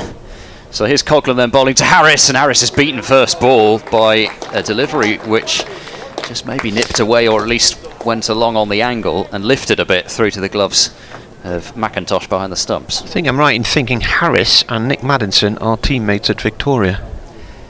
Yes, I think you would be right in thinking. Yeah, Harris having moved from Western Australia. Yeah, well, I think Maddinson was at Western Australia originally as well. So they'll all know Marcus North, the Durham Director of Cricket, because Harris has also played for Perth Scorchers for a period as well, in the Big Bash.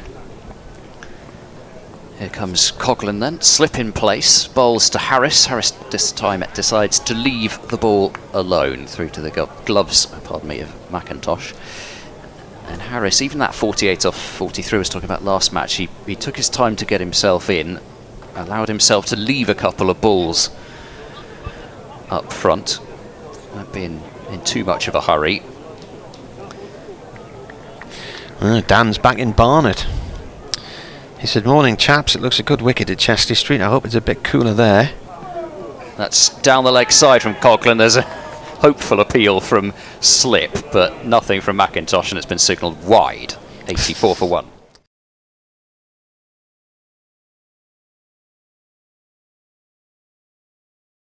He's play for today, that on BBC 2. 33 degrees in Barnet. In comes Coghlan then, over the wicket and bowls to Harris, and there's another leave from Marcus Harris, well wide of off stump, certainly having a good look here at Coghlan.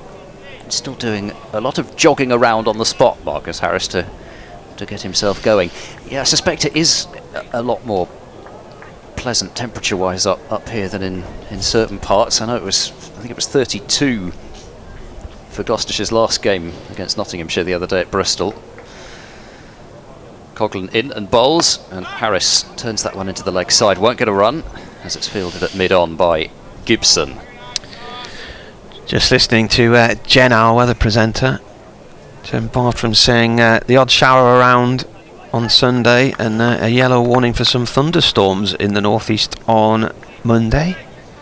It's got to happen sooner or later. Good for the garden. If the garden hadn't shriveled up and died about a month ago. If there is still a garden, yeah.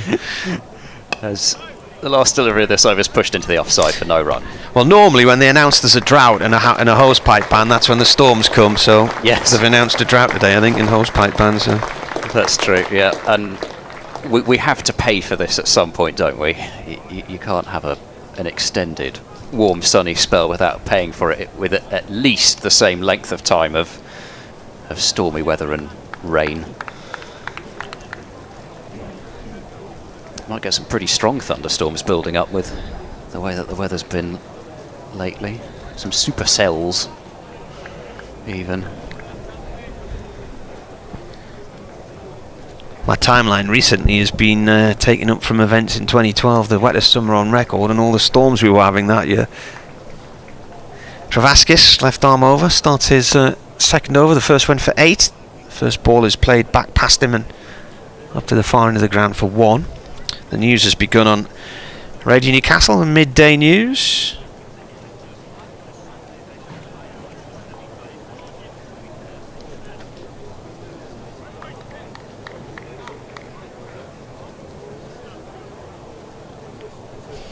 Listeners may be interested to know that Darlington has missed out on a bid to host Eurovision. It's not even a city, it's just a small market town in County Durham, where I went to journalism college many moons ago. Travaskis comes in and bowls. Harris forward to this one, no run there.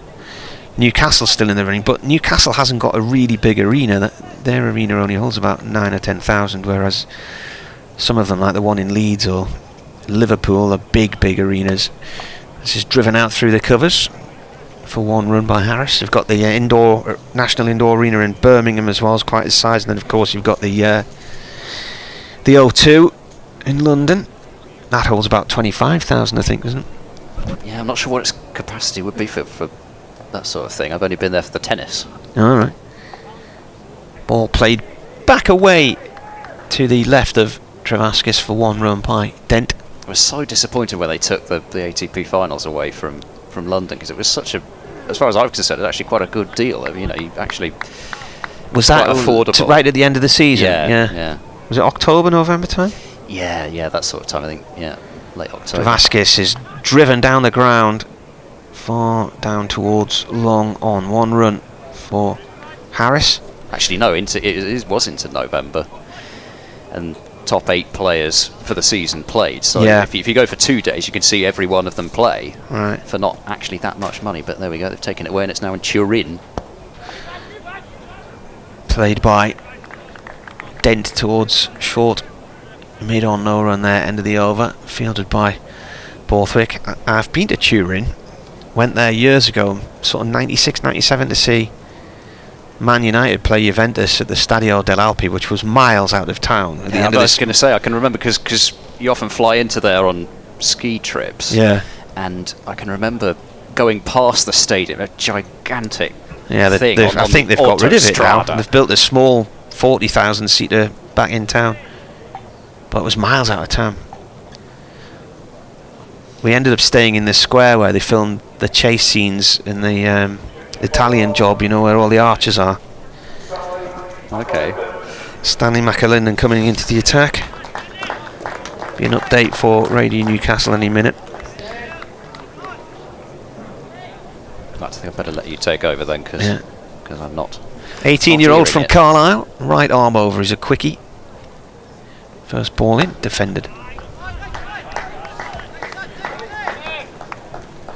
Well, Durham won the toss and put Gloucestershire in. Gloucestershire looking for their 3rd win in a row after beating Notts on Wednesday in Bristol, and they are currently 88 for 1. The man to go was Ben Wells, who was just been bowled leg stump for 39 by Paul Coglan. He was dropped on 29, a sharp chance at mid-wicket put down by Sean Dixon off the bowling of Chris Rushworth, and we've also seen another drop catch at the other end. Dent with a top edge put down by Scott Borthwick, a fairly simple catch at mid-wicket when he was on 35. So Dent's currently on 42, Harris is on 2, and Gloucestershire 88 for 1. Commentary on the BBC website and the Sport app.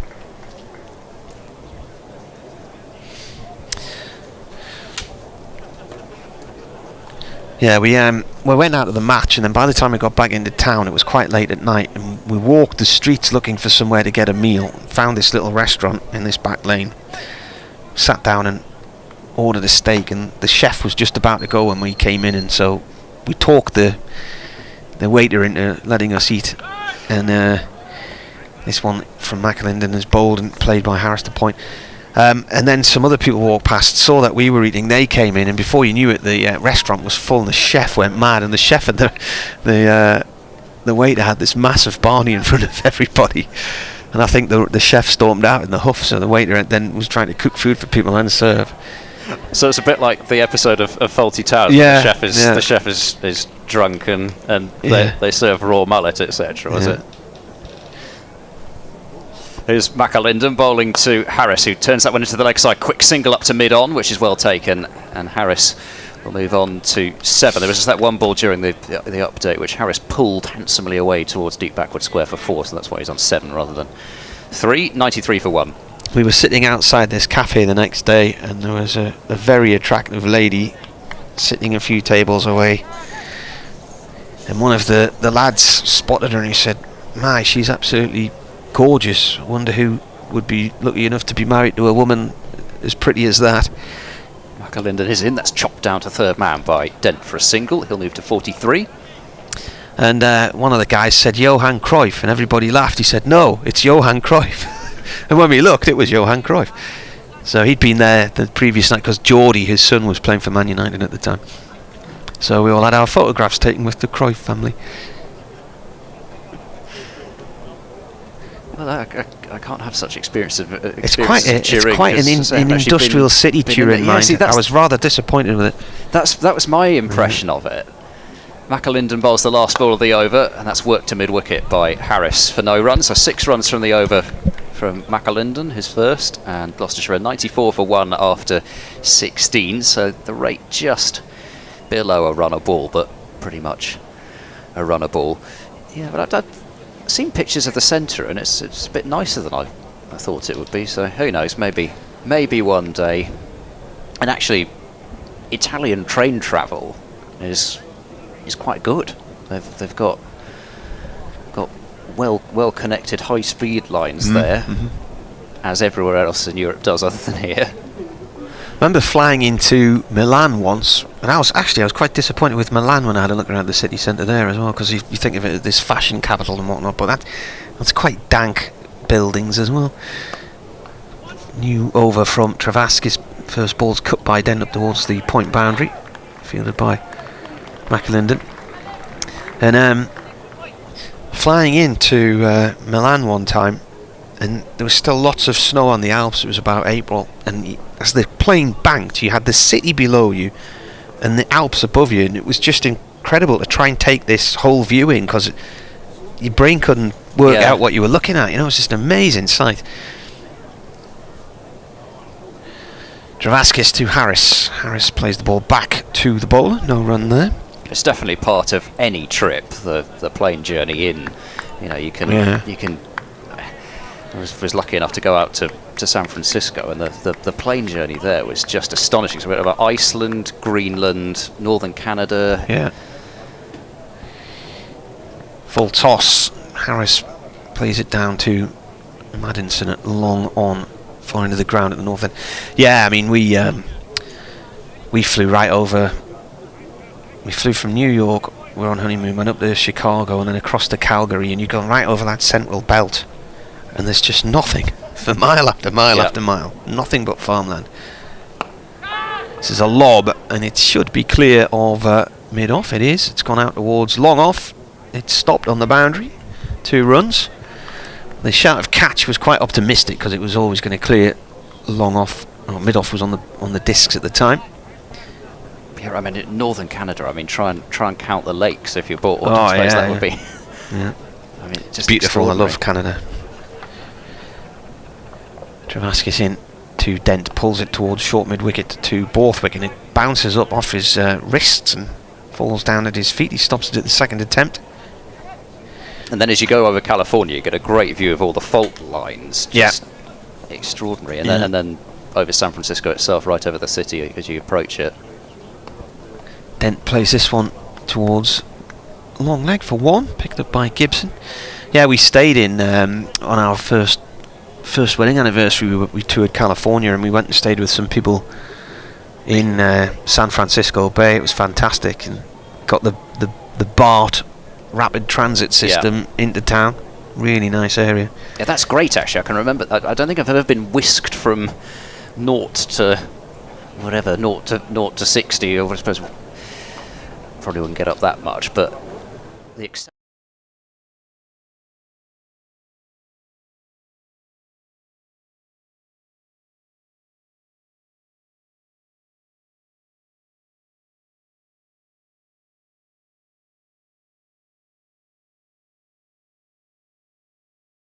Eight of those, Dent 47, and these two came together with a score on 83 for 1, so they've added 16 so far.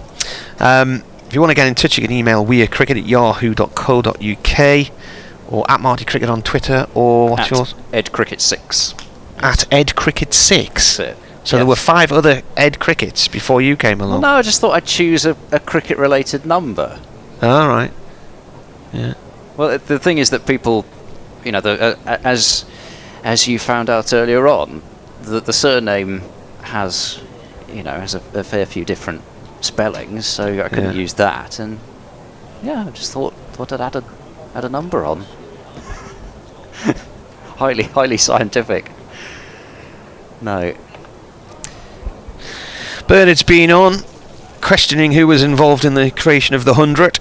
And while he says it's done well to promote women's cricket, the argument remains about how many T20 group games need to be played. And he said there's also the question of what it's done to 4-day cricket in the Royal London, which have become victims of the carve-up, he says. Well, who knows what the schedule will look like next year. It certainly seems to be that we're moving towards fewer first-class games. If you have fewer first-class games, then there's less money in the game. The game is owned by the fans. It's not owned by the TV companies or the radio companies. It's owned by the fans, who are generally, most of the counties are member owned. There's only 3 that aren't. Durham had to be set up as a new business, as a community trust. If you start taking away more first class cricket, then the level of first class cricket diminishes further. It won't improve, because they'll be playing less. They've already lost 8 days of cricket. In having lost 8 days of first class cricket, England generally as a test nation have gone downhill. And if you have fewer counties, there's going to be fewer players to choose from, not more, and it dilutes everything. Here's McAlinden bowling to Dent, who goes for a thrashing cut shot and misses it, and it goes through to McIntosh. Once it's gone, it's gone. You'll never get it back, and then what will you be left with eventually? No first class cricket at all in a few years' time. How many counties are going to have to cease to be full-time counties and just become part-time minor counties again? Yeah, and then the other thing seems to be this idea of potentially moving the Royal London to the start of the season. Well, it has been at the start many times before, and it was never a bad thing. No, I don't think it is. McAlinden bowls. That's a very short delivery, which is well directed, and Dent has to sway out the way of that at the last moment. Oh, he's called it a no ball. On height, I think. I think that's a bit. I know we're not at the perfect angle. McAlinden's not happy with that.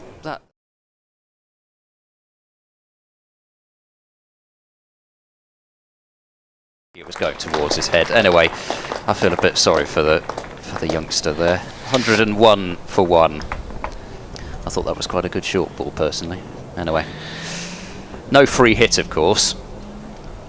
McAlinden in and bowls full, and Dent clips this one down to fine leg for another single, and he is 48 not out now from 52 deliveries. 102 for 1. No, I've got no opposition with that. Just let me read the crux of what he's saying here, because Bernard's emails are always very lengthy, but he basically says the argument remains about how many T20 group games there should be, and if you browse the fixtures this week, on Monday there was 100 game, and on the other day just one 50 over game, and a men's and a women's 100 game.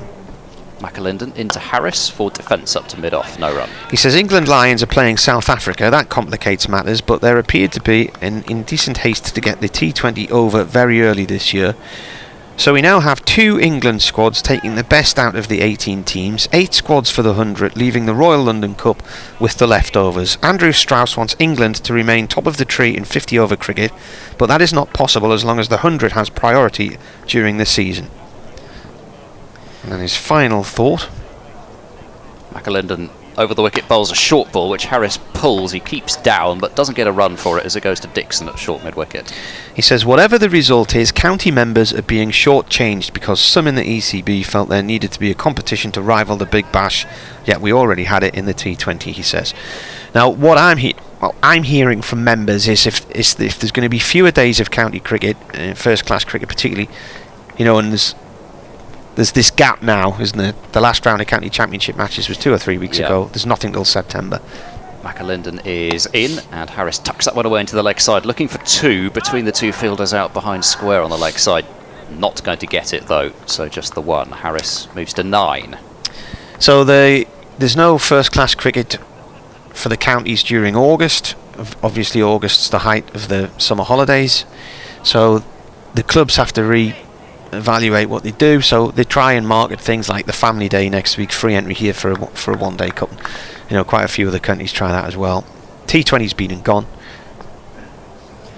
Last ball of the 18th over, in comes McAlinden and bowls. That's driven, took a hand off the bat there, did Dent, but he's almost picked up 4 for it, but for a tumbling effort and a relay shovel down a third man, and they've done well there to limit it to 2, but it's 2 runs that brings up a 50 for Chris Dent, and certainly a needed innings as far as Chris Dent goes in this competition, his first half century, and certainly will be looking to go big from here. 105 for 1 Gloucestershire after 18 overs. Things have just slowed down a little with Harris just getting himself going. He's 9 from 18, but certainly no cause for alarm at this point.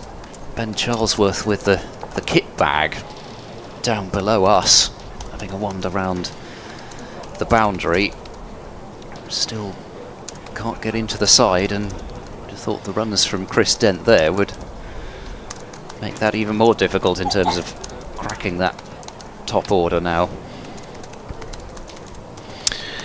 Dropped on, what was he? 35. Travaskis starts a new over, and the ball is played out towards the covers for 1 run. But the other thing seems to be about this kind of best of the rest first class tournament, because if you don't have the Royal London during the 100, then there seems to be this idea of having a competition like that, which I'm rather scared of. Travaskis bowls, played up field too long on for 1 run. Well, I don't know if you covered the minor counties warm-up game a couple of weeks ago, but we didn't. No. And I know a lot of the counties didn't. I just don't understand why they play this round of friendlies against minor county sides if it doesn't mean anything. And there were 3 defeats for championship sides in that. Durham, Surrey and Middlesex lost. Driven low and hard out into towards short extra cover there. Not sure whether that got off the ground or not, but Maddenson managed to stop it. There was a Dixon in there, managed to stop it, wrapped off his hand. 107 for 1. Harris is on 10 as Travaskis bowls. A little bit of a slider from Travaskis, and played late by Harris, back towards the bowler. I almost wondered whether that was a catch, a short extra cover. It went very quick and it was very low, Yeah. so it might have been, but it was going like a shell. Harris down the track, drives Travaskis wide of mid-off for 4 up towards the Health Club boundary. Yes, so that's part of the Dragon's Den, former Dragon's Den investors' portfolio, I suppose, isn't it? I guess.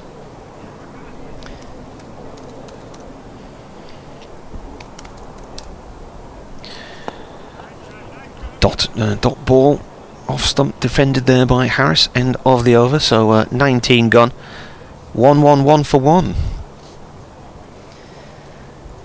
Yeah, Nelson actually did strike in Gloucestershire's last match, so those of a superstitious nature will know what to do.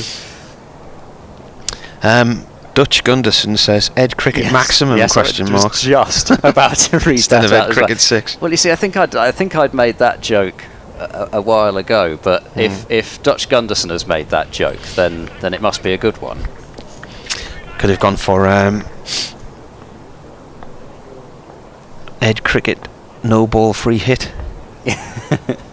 In English domestic cricket. McAlinden bowls, that's a short ball pulled in the air. It's going to be safe, and it's going to be right between deep backward square and fine leg. Just off the bat, I wondered if Dent had top edged that one a bit more than he actually did in the end, and picked the gap. That was the most important thing, and got 4 runs, 115 for 1. Going back to whether or not the One Day Cup could be at the beginning of the season, it used to be in April and May, has been many times, and then there'd be a gap before the knockout stages and the semi-finals later in the year, and then the final used to be in mid to late September. Yes. It was always a warm affair. McAlinden bowls down the leg side, that's going to be 4 more. Helped on its way, and for once really the short delivery not where McAlinden would have wanted it, and for somebody of Dent's quality and already with 55 to his name, that's going to get put away with long leg really rather than fine leg in place. So 59 now to Dent, 119 for 1. Gloucestershire's run rate for the innings just ticks up above a run a ball again. McAlinden is in over the wicket and bowling to Dent. That's down the leg side and a wide this time as Dent tried to help that one on its way but missed. 120.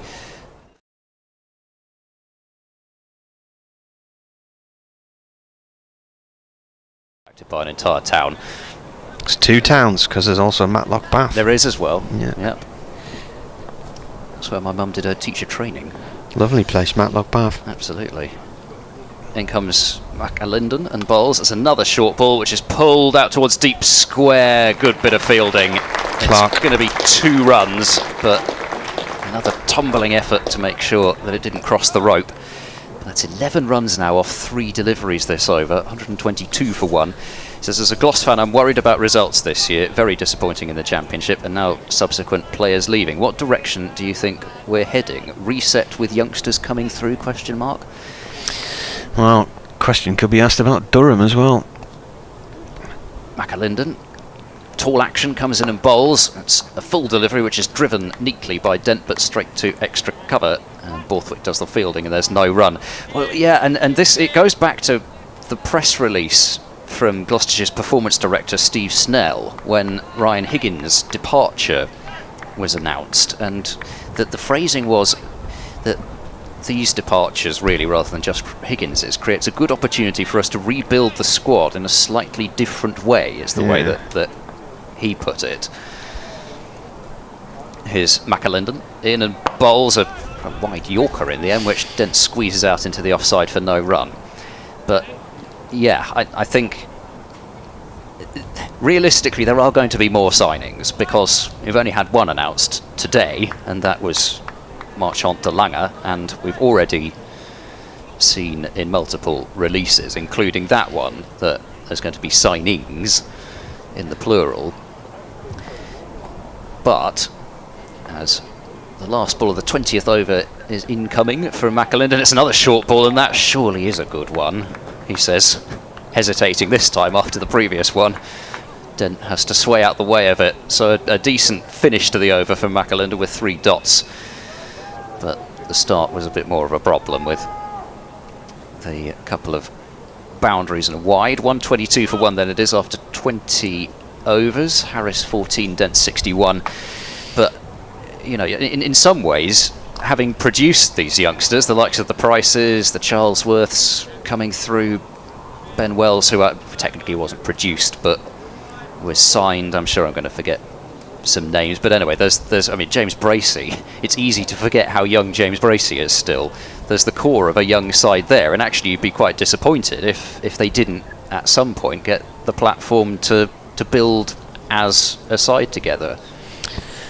Travaskis to start his 5th over, and a little nurdle nicely done by Harris down towards the 3rd man boundary. There's a chase on, and it's a 4. Graham Clark, I think it was, flying in to try and stop the ball. It was always a losing battle though.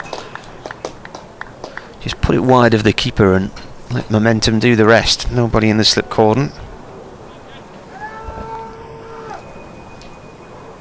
But yeah, you know, in terms of replacing players like Higgins and Howell, it's not really very likely to happen, is it? You're not going to replace one of the better all-rounders in domestic cricket and then one of the best all-rounders in limited overs cricket. 126 for 1. Harris on 18 from 24 balls. Travaskis again, left arm over the wicket. That one's played back to him.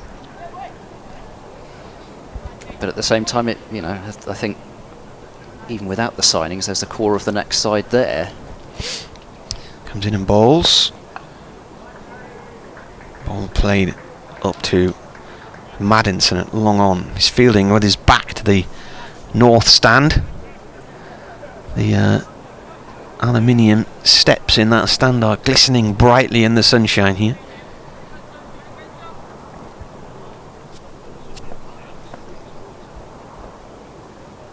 Travaskis bowls. Dent with a little flick out through mid-wicket, being chased by Scott Borthwick, who slides in and collects the ball about 10 yards beyond the discs on the castle side of the ground. 1 run. BBC Radio Newcastle with you, BBC Bristol and BBC Radio Gloucestershire. Martin Emerson and Ed Seaborn. Durham putting Gloucestershire in. They're 128 for 1. Harris is on 19 as Travaskis comes in to bowl the 5th ball of this over. Harris plays the ball along the ground back to the bowler.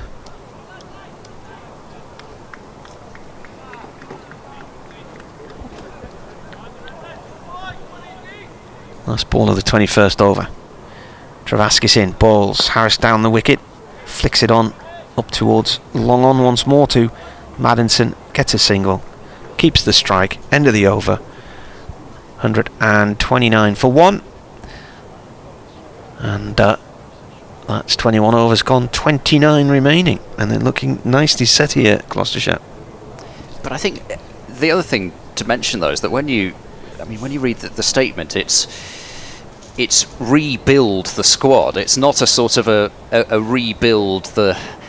I don't know. I don't necessarily read that as completely the case. That it's just going to be, we're going to go with youngsters and we're going to, you know, just effectively have a kind of a reset as potentially been floated. I don't necessarily read it that way.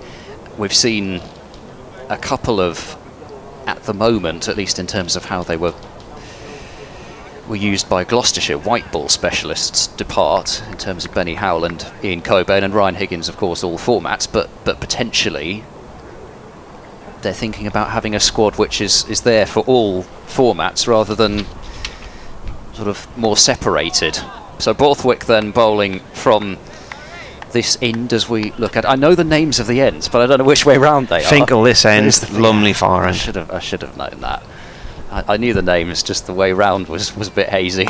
As that's driven through extra cover by Marcus Harris. It's a beautiful looking shot. It's heading out towards quite a long corner of the boundary though, so it won't make it. And it's cut off by Bushnell out on the deep extra cover rope. 22 now to Harris, 131 for 1. So Borthwick with his leggies into the attack, in and bowling to Harris, who digs out a full delivery back towards Borthwick, who picks it up in his follow through.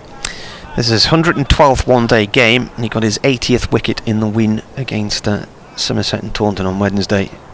Borthwick bowls flighted delivery, down the pitch comes Harris. Borthwick arms up into the air, thinking that he was about to rip one through Harris. It was a cracking caught and bowled as well to see off Lewis Goldsworthy. He hammered the ball back towards the bowler and he just leapt in the air like Superman, and it stuck. Harris onto 23 then with the single down to long on, and the next delivery's in. Or hesitation there, not just in the commentary but in the running between the wickets, as it's gone to mid-wicket and Dent wanted the single and Harris sent him back, and probably a good thing from a Gloucestershire point of view that he did. Borthwick in and bowling. Dent plays that one quite late and turns it leg side, and once more it's fielded at mid-wicket by Dixon. So just 3 runs off the over from Borthwick. Good start from him. Even the couple of runs through extra cover was just a nice shot. And 132 for 1 Gloucestershire after 22 overs. Can be pretty pleased about the way they've gone about their work so far, having been put in at the same time. They will know from last year's game that they're likely, well, I mean, not just from last year's game, but just the nature of these things, though. You never quite feel as if any total is safe in this competition, because you're missing so many of your death options, because they're the ones that get picked up by 100 teams. So I don't know, I think you always feel a bit more comfortable chasing, just knowing what you've got to chase. Equally, of course, you've got a really big score on the board, you can put scoreboard pressure on, so that's what Gloucestershire are trying to do. Now, Travaskis has been taken out the attack here and been replaced by Nick Maddinson, another left-arm spinner, finger spinner, slow left-arm orthodox. First ball around the wicket, played away for 1, and that's the 50 partnership up as well for Gloucestershire. And it just all seems really straightforward for them at the moment. Dent 22 of those, Harris 24. Dent plays this one to mid-wicket, no run. 55 balls.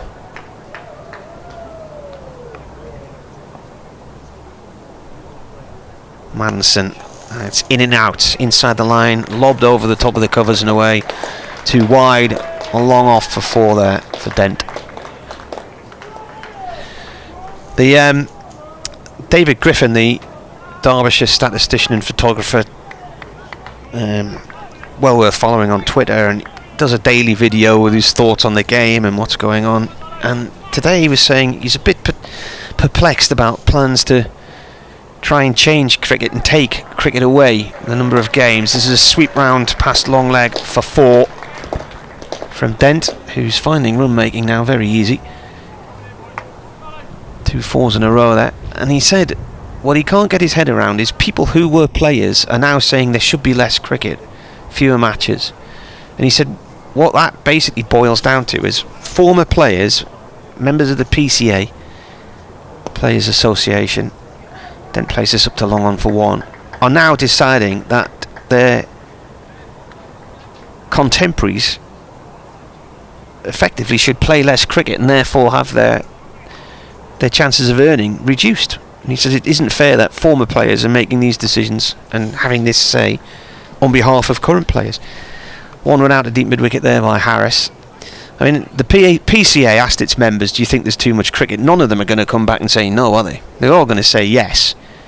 How many of them would quite happily play less cricket and then spend those extra days on the golf course? Probably quite a few of them as well.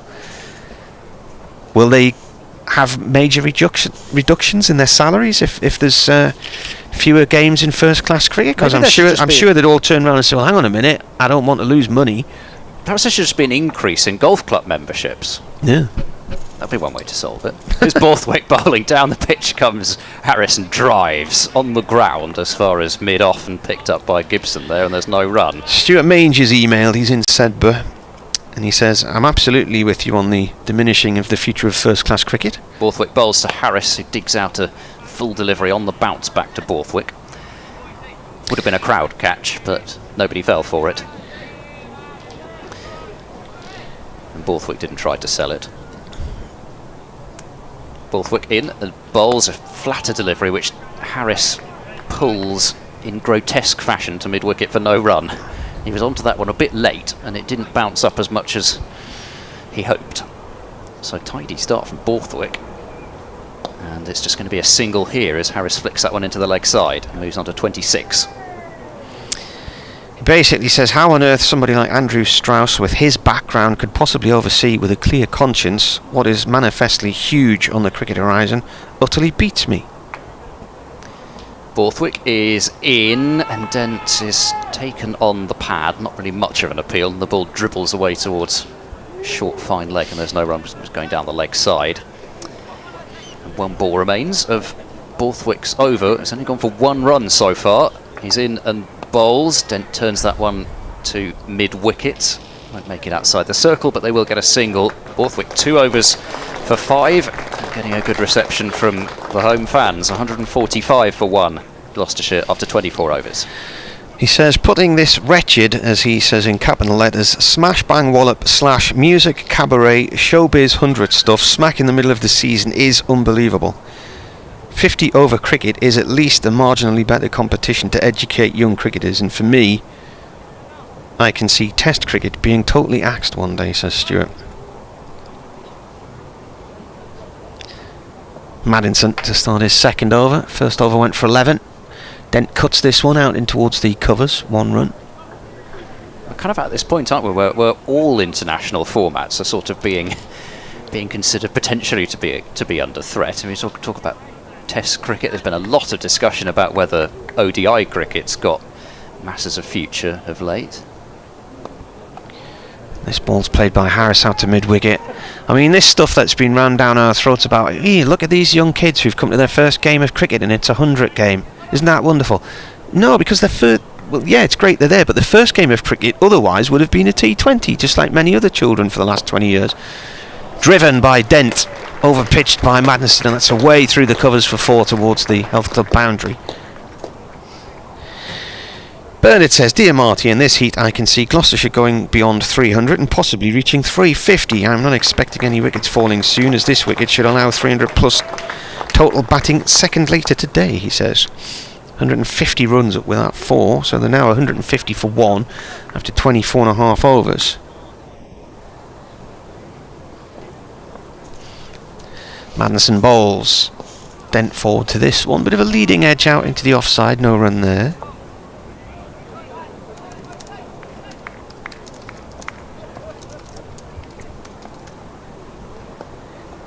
Dent plays this one now towards square leg. 1 run.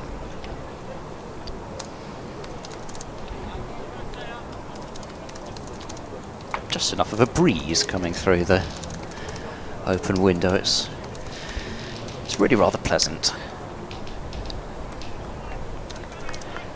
Certainly would not be basking over at that far end on a day like this. I'd be red as anything by the end. Tries a little reverse paddle here.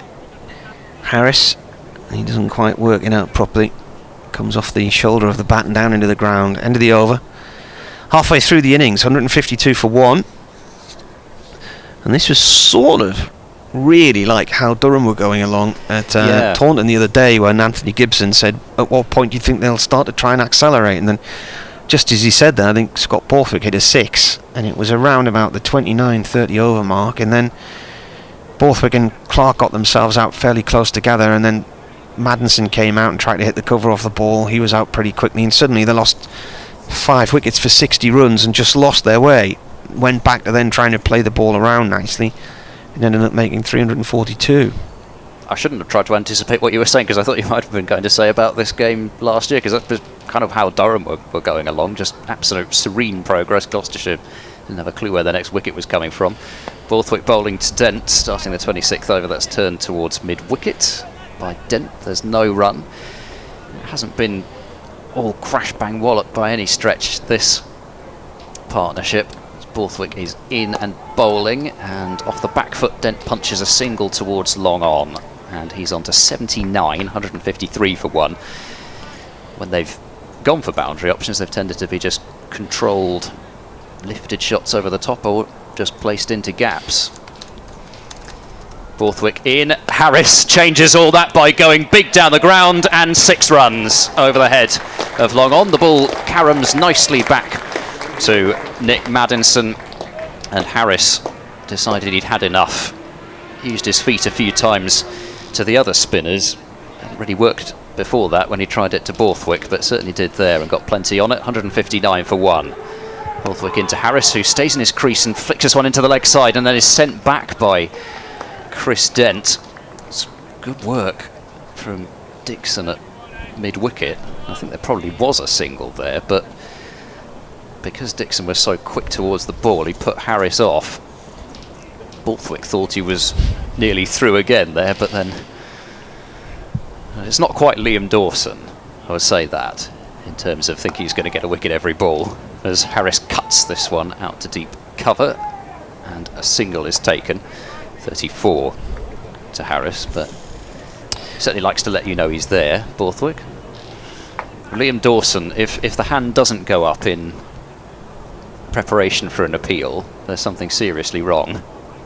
Last ball of the over, and Dent tries to help that one away fine, and will be a little annoyed that he's only succeeded in finding short fine. So 8 runs from that over, and Gloucestershire 160 for 1 after 26 overs. Rich says, I'm going to stop listening for a while now. I reckon that's the only way we might take a wicket, so I'll see you later, and presume off he's gone.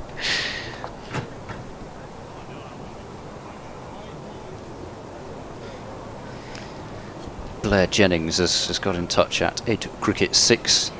Reckons the Shire need 330 minimum. Which, I mean, from the position they're in, I think they'd be cross if they didn't get close to that. Oliver Gibson's going to come in back into the attack here, so Maddinson's little spell of overs has finished with him bowling 2 overs, none for 18. Borthwick 3 overs, none for 13. McAlinden none for 23 from 3. Travaskis none for 30 from 5. Coughlin 1 for 20 from 3. Gibson none for 35 from 4. Rushworth none for 21 from 6. With the only maiden of the innings so far. In Birmingham, in this group, Warwickshire are 142 for 1 against Sussex in the 28th over. In Group B in Derby, Derbyshire 82 for 4 in the 25th against Hampshire. Back in our group, Leicestershire are playing Somerset in Leicester. And halfway through their innings, they're the overs. As Gibb bowls, Harris plays to short extra cover, no run. Leicestershire 89 for 4 in the 25th against Somerset. Group B in Northampton, Glamorgan 125 for 6 halfway through their innings there against Northants. This group at Grantham, where Durham will be on Sunday, Middlesex batting 169 for 1 after 25 of their 50 overs against Notts.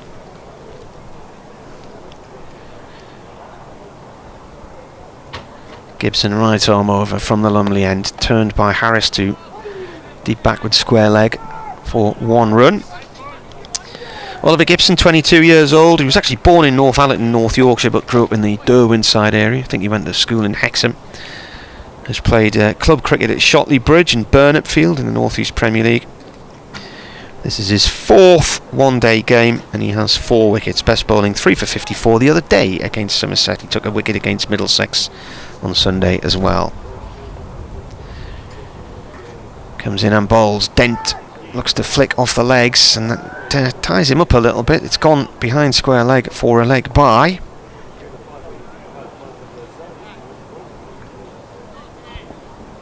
I suppose looking at those other games, if you're both these sides, you'd be pretty happy with Somerset beating Leicestershire, and then you've got games where, I mean, both Notts, Middlesex and Warwickshire, Sussex, somebody's going to lose, somebody's going to win, and it'll sort of help debunch the table. Well, Damien's glass is not only not half full, but smashed all over the floor. He says Gloucestershire will score 450. Durham look like a minor county / premiership side at the moment compared to other sides right now. Well, nowhere near that amount of runs ever been scored on this ground in a one day. Have you seen that poster with all the different glasses of water? You know, optimist, pessimist. There's existentialist with the water floating over the top of the glass. It's gone down towards backward point. Some people often accuse me of having a glass half full mentality. I'd just love to have the glass. Yes, I suspect that's probably one on that poster as well. Well, the highest total against Durham up to now is 361 for 7. Essex in Chelmsford in 1996, which is a very small ground. In fact, the biggest total against them here is Leicestershire, 344 for 4 in 1996. Nearly all the big scores against Durham have been away from home. Gibson in, short one pulled by Harris out towards square leg boundary. Bushnell Fields, they're coming back for 2, and they will get 2. It's the highest score for Gloucestershire then in a game against Durham. It was last year, wasn't it? 336 for 6 at Scarborough. Yep, indeed. And they could have got more, really. I think we both felt that after that game, because so many wickets in hand, and they got to that score so easily that you felt there was well over that amount out there, and they could have put the game beyond Gloucestershire's reach. Umpires are having a conversation about something here. It's been a lengthy one. Batsmen are having a conversation as well. I think they're trying to get one of the balls changed, the one at this Finkel end potentially. The ball was in the hand. I didn't see those handcuffs, the ball gauge. No, I didn't know out, but the you were mentioning the breeze a little bit earlier, and the breeze has picked up now from the east, so it's a hot day here, but cooler air is coming in off the North Sea, which will just make things really nice out there at the moment. Probably quite nice on Roker Beach right now as well. That's chipped in the air by Dent. That's the next delivery from Borthwick. There'll be a single down to long on, and Dent moves on to 80, 165 for 1. See whether Harris fancies another charge down the pitch this over. He does, and then actually plays a really lovely shot, just lays the bat on it and sends it towards backward point, and comes through for 2 runs with deep cover having a lot of estate to cover out there. 39 to Harris, 167 for 1. Borthwick in and bowls. Harris stays put this time and flicks this one out to deep forward square leg for another single. So Harris moves on to 40, 168 for 1. But for Harris, you'd think now is the time that he'll be looking to accelerate, and in fact Chris Dent is as well. That's coming over in our direction, and it's gone for 6 just over the boundary. There's a lovely controlled shot from Chris Dent. He met it on the full and then just played a kind of a checked off drive, which I thought it had gone actually a bit further than it had, but with long off up inside the circle, not much risk in that, and Dent gets his first 6, 174 for 1. Borthwick in and bowling the next delivery to Dent, and that's worked away behind square on the leg side out towards deep backward square leg, and now it's Dent's turn to fall over in the crease at the non-striker's end. Not sure what's been put on that crease area, but we saw Ben Wells slip earlier on, and now Dent's done it. 11 off the over so far. Borthwick bowls. It's another full toss to Harris, but Harris is just looking for a single and finds it to long on. So a profitable over for Gloucestershire, and with just 22 overs remaining, now's the time for Gloucestershire really to put the foot down. 176 for one, Dent onto 87 and Harris onto 41, and they've got plenty of players with which to try to put the foot down with. Of course, if you were missing at the start of proceedings, Gloucestershire have made 2 changes today, with Tom Price and Josh Shaw back into the side, replacing Dom Goodman and Jared Warner. So that does give Gloucestershire potentially another lower order option in Tom Price in terms of clearing the ropes. We've certainly seen him do it in Championship cricket of late. I'm sure he'd relish the opportunity to come out and smack a few at the end if so required. Long conference going on now between bowler Gibson and leadership group.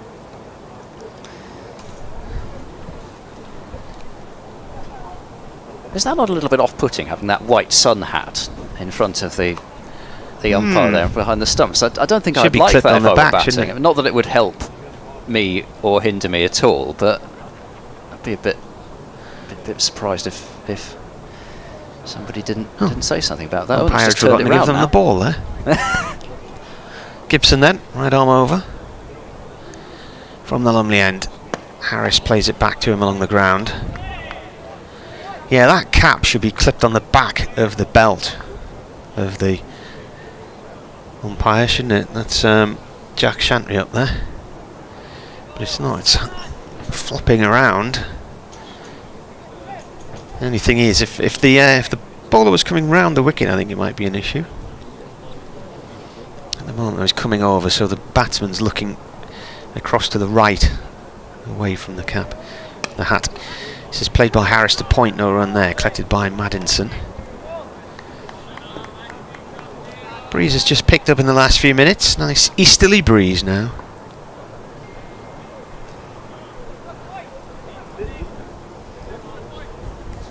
I do like also, I mean, Gloucestershire, I think, are the same. They don't have the kind of black sun hats with the yellow logos for this competition. Josh Shaw, I really hope, will be fielding in his bucket hat later on. Gibson in, cut by Harris to Maddinson. A backward point, sharp stop there from the fielder. But apparently, I'm told the bucket hat is very much coming back into fashion. Josh Shaw certainly wears it most of the time in the Championship and have been wearing it in this competition as well. Harris, the latest Gloucestershire player to look disconsolate about not having found a gap there, and he hit it as hard as he could. He's on 41 from 54 balls. Looks for the gap this time through the covers and finds it. He'll get 2 here. Throw back in from McAlinden out in the deep.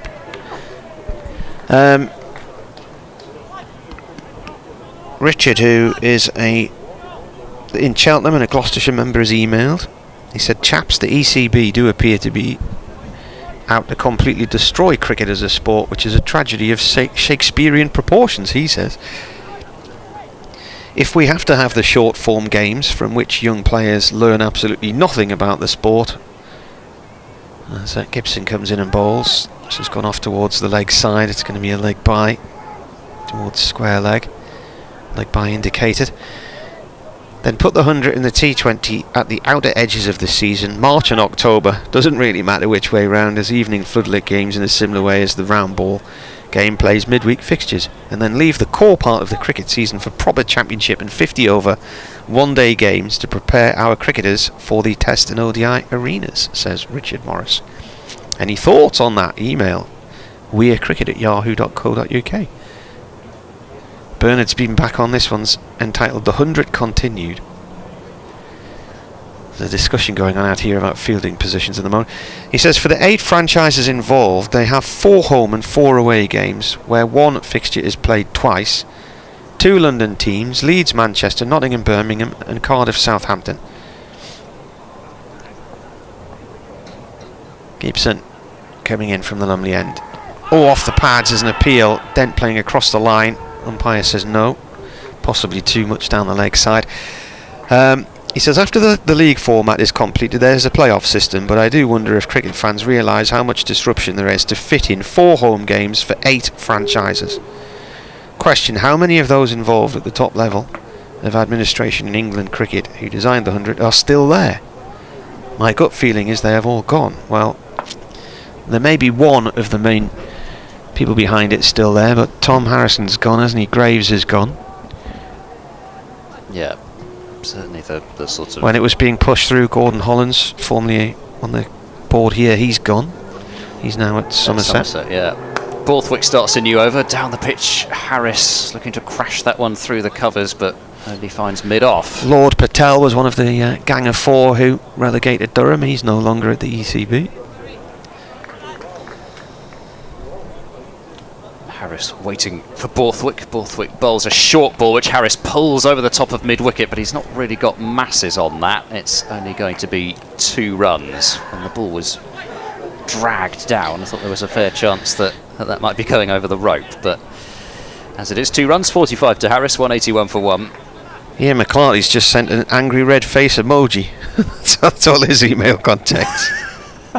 Here comes Borthwick, bowls down the pitch. Harris looking to heave into the leg side and misses it. Well, it hits him on the hip and then I think he's played it onto his hip. It starts to roll backwards and he drags it away with the toe of his bat. Right, I'm afraid I couldn't really see that because of Chris Dent at the non-striker's end, unhelpfully obscuring my view. Harris goes back, tries to punch down the ground. Good stop from Borthwick off his own bowling. So it's really just been mostly that one over at Borthwick's that was particularly expensive. Just the 2 runs off this so far. Borthwick into Harris, who whacks that one out towards deep mid-wicket, and they're going to, or they want 2 again, and they're going to get it. The relay throw from Borthwick to the striker's end won't be anywhere near in time. It was good work from Graham Clark, because he tried to get the throw away as quickly as he could to stop them from taking that second run, but they took it anyway, and that brings up the 100-run partnership between Dent and Harris. Identical contributions in terms of runs, 47 apiece. It's come in 101 deliveries. Borthwick in, and on the back foot, Harris drives a single out towards the cover sweeper. So 5 runs off that over, 184 for 1, and we've reached the 30 over mark, which, if you subscribe to such things, I suppose means Gloucestershire should double their score, which will get them up towards 370. But I don't know. I never know really what to make of that. I would be yardstick. stunned to see a 370 score here. Well, I don't, as I say, I'm sure you could get from my tone of voice, I don't particularly love that measure. Ruth Charville has been in touch. Good afternoon to you. Enjoying the commentary while sitting in the shade in the garden, editing my photos from the Commonwealth Games cricket semi-finals and final. Great to see Chris Dent in the runs today. Yes, Ruth Charville grabs pictures of Gloucestershire wickets normally. Likes to see the stumps go flying. Always some pretty pictures taken. Stanley McAlinden returns to the attack, this time from the Lumley end, and the first ball's driven out through the covers for 4 there by Harris, and he gets to his half century, 52 in 63 balls. Or has it already added on the no, there you are. 63 balls, 4 4s and a 6. Yep, so Harris, who fell just 2 short of a 50 in the last match and got a 50 against Somerset. That's his 3rd decent score in a row. See whether he can go on. McAlinden bowls. Harris plays it to backward point to Maddinson. No run there. Derek Allen says, me and Ellie will be there next week. Ellie is playing her last county game, then we will be there with you. Support your team on and off the field. Support cricket, says Derek. Dan Whiting down in 33-degree Barnet has come back on. He says, ooh, you tease with your easterly breeze. What do you give for that down there, Dan? McAlinden in bowls. That's gone away off towards the covers for 1 run. And he said, meanwhile, I have purchased an electric fly swat tennis racket. Hours of fun to be had. So. Well, yeah, you could have done that, or there was the more humane option of the insect hoover. Have you seen those things? Insect hoover? There's a little sort of thing which drives some sort of minor amount of suction, and you point it at the insects, they get hoovered up, and then you can just put them outside. Oh. McAlinden with a short one, pulled by Dent towards long leg. Bushnell Fields, 1 run. Because in the conservatory at my dad's place, they get a lot of hoverflies. Yeah, you don't want we to kill get the them. hoverflies. You don't just squash them. So the insect hoover is the perfect solution. Everyone should get one. Hours of fun to be had with that as well. 190 for 1 here. McAlinden bowls, pulled out towards deep mid-wicket for 4 by Harris. That was a shortish ball down the leg side, and there to be dispatched. Ian McClarty has responded. Thanks for the chat and the commentary. Here is my take. I'm 52 years old and I love red ball cricket. I've never been one for 2020. However, if I'm not doing anything, I'll watch it, but I refuse to watch or read anything about the 100, he says. I have been coming down regularly from Glasgow to watch Durham play 4-day cricket for the last 20 years. As McAlinden comes in again to Harris. Harris drives out through past point for 1 towards the pavilion boundary. He says, however, over the last few years the enthusiasm is dying due to the direction the ECB are taking with the 100. That is the end of the over. 195 for 1, 19 overs remaining. He goes on to say, on a personal level, I'm not too keen watching cricket in April when it's cold. Polar bears are running around. No wonder we are not producing top-class spinners. The county championship, though, is being devalued every season, especially with not each team playing each other twice. Yeah, that's one of my big gripes, I think. Well, yes, and when you look at the championship race at the moment, and you've got Surrey and Hampshire kind of locked in battle, and they don't play each other more than the one time. They've already played each other. They're not going to face off again. There should be a kind of an attractive showpiece type game, and we're not going to get it. And if you play one of the weaker sides twice, but you play one of the stronger sides only once, then you're in an unfair advantage there as well, aren't you? Yeah, and you'd think if you're visiting weaker sides away, where you're more likely to beat them, and then you have stronger sides at home, where you've got home advantage, then yeah, that sort of thing really does come into it. Borthwick starting a new over. That's a long hit down the ground from Harris for 6 over long on. He got towards the pitch of that one, hit sort of with the turn, sending it over the long on fielder, and that's gone a couple of rows back into the stand, which is a decent distance. It's a few yards back from the 200 boundary rope as well, and indeed the 6 for Harris. His second brings up Gloucestershire's 200. Harris 64 from 68, so very much catching up in terms of runs and balls now, and he gets a short ball which he pulls past the dive of mid-wicket and gets just the single though down to long on. So Harris onto 65, 202 for 1. Presumably also he's had quite a lot more of the strike in this partnership than Dent, because there's only a 13 difference in terms of the balls that they faced, as Dent drives delightfully through extra cover for 4. Borthwick's got the double teapot out staring after that shot as if to say, how can you do that to me? The ease with which he played that was, I presume, particularly not to Borthwick's liking, and that moves Dent into the 90s, 92 now, 206 for 1. So 11 off the first 3 balls of this over. Borthwick to Dent, cut shot to backward point, quick single. This could be tight, and no, Harris makes it, and then I think McIntosh kicks the stumps over for good measure. 207 for 1. Update in a moment for Radio Newcastle into the 1 o'clock news. There's a little bit more of Ian's email left as well. But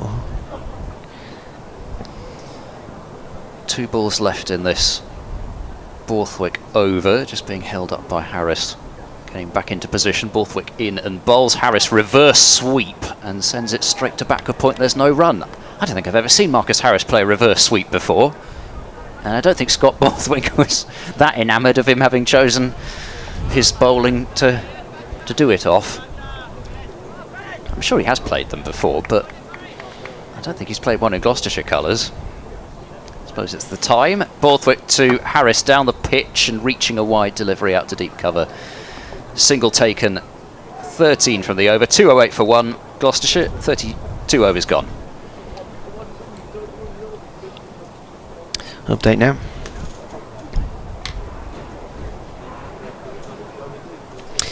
Well, Durham put Gloucestershire in, and Gloucestershire have been going along on a really flat track. There's runs to be made here, and they're making them. They are at 208 for 1, and Cameron Harris has 66 at the other end. Chris Dent is on 93. He was dropped earlier in his innings on 35. An absolute pot pie put down by the skipper, Scott Borthwick, in the covers following a top edge from Chris Rushworth. The first wicket, or the only wicket to go, was that of Ben Wells, bowled by Paul Coghlan leg stump when he was on 39, having put on an opening stand of 83. But Gloucestershire going along very nicely here. They're 208 for 1 at the start of the 33rd over.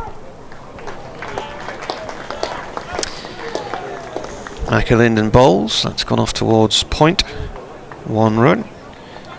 Yeah, Ian's email, he says the ECB says the 100 is to entice more people into cricket. I think that's nonsense, he says. I'm no PR guru, but if you can't find an interest in 2020 or 50 overs or 4-day cricket, my guess is it's not your bag. McAlinden in. Short one, pulled out by Dent. Didn't get hold of it properly. It's gone out towards the square leg boundary for 1. Bushnell field. Oh, he's come back for 2. They're appealing for a run out, not given. Well, I didn't expect to see them come back for a second, but they're forcing the issue there. Particularly with Dent on 93 and running to the danger end. He goes on to say, this is all about money, with proper cricket being sacrificed in the process. Hopefully common sense can prevail before spending an afternoon in B&Q with my missus becomes a more satisfying day out than watching 4-day cricket, says Ian, who travels down from Scotland to watch his games.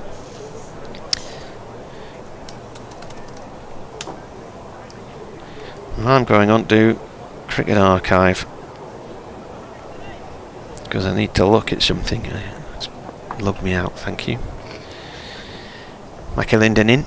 Ball guided down towards wide, 3rd man for 1 by Dent.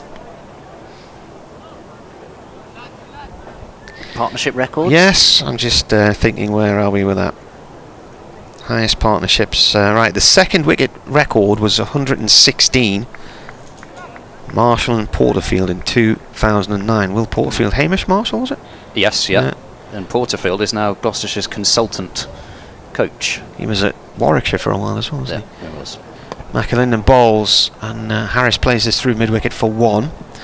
So that's 213. So this is the highest. So they've got to 130. So this is the highest second wicket stand for Gloucestershire against Durham.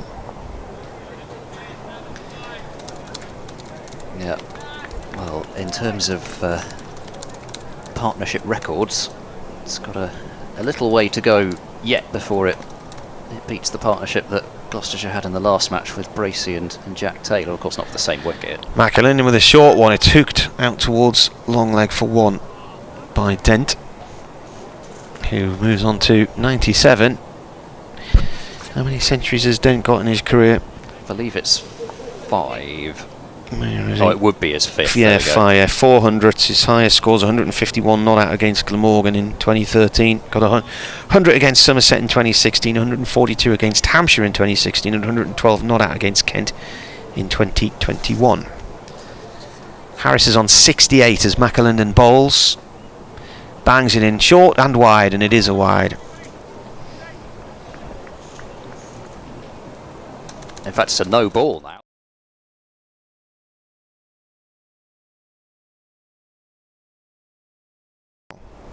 By the looks of things, it's a free hit as well. So presumably he's already had his.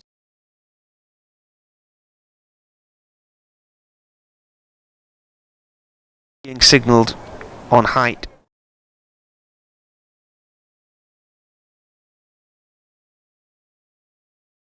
Again, then it's a free hit. McAlinden pitches this one up and it's launched back down the ground. That might go for 6. I can't see where it landed. It's 4. Up towards the north end of the ground. This is the thing, because sometimes the umpire says 1 for the over, and then 2 balls later they signal 1 for the over, and then you think, well, how many are you allowed in the over? Sometimes it's 3 or 4, and then they decide one of them is a no ball. So this partnership is now, what is it, 137. Yeah, and now really is the time just to keep going, and there's an argument, as well as James Bracey struck the ball in the last match with an unbeaten century. You could make the argument that Jack Taylor might be sent in next, but whether they're quite that late, I'm not sure. I suspect they may send Bracey in next, but it's definitely something to consider, certainly with Jack Taylor being in the form that he's been in. Travaskis is going to bowl from the Finkel end for the first time today. So left arm, bowling to Dent, who reaches forward and plays back to the bowler, and there is no run. So Dent 3 shy of 3 figures. Travaskis in over the wicket, bowls. Dent down the pitch, just checks his shot, and it's picked up at short mid-wicket. So a couple of dot balls.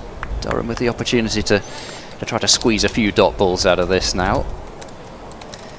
Travaskis bowls to Dent, who works that one away into the leg side. It's stopped by the boot of Rushworth at short fine leg. And a single taken, so Dent up to 98. The onus really on Harris now to provide the boundaries, whilst Dent is getting up towards 3 figures, and potentially, although he's got a way to go on 72, he might have the favour returned to him later on. Travaskis coming round the wicket to bowl to Harris, paddle reverse, which is not really that much pace for him to use, so it's just the single to short third man, as I just get my bearings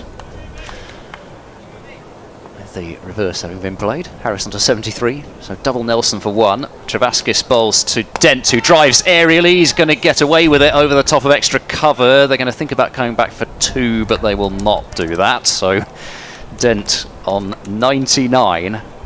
Always looked as if it was going to be safe, but just teased cover fielder running back, Scott Borthwick. Last ball of this over, Travaskis bowls to Harris, who goes for a paddle sweep, and that has gone down to the boundary for 4 runs. Just got the bat on it, and that was heading towards leg stump, but Harris intercepted it before it got there. 77 now from 77, and he's done it a little bit later than he did in his last innings, but it's what Harris can do. He's got that ability to accelerate if he can stay there, so that's why he's happy enough to start a little bit slower, and the boundary still makes that a decent over for Gloucestershire. They probably want more than 7s in general, but that certainly helps things as far as that over was concerned. 227 for 1, Gloucestershire, 34 overs gone.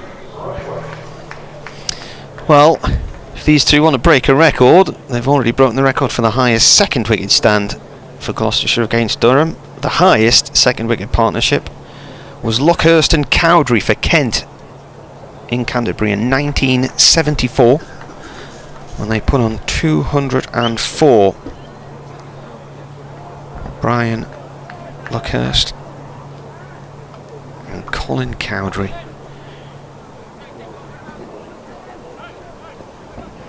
Oh, Rushworth back with Dent on 99.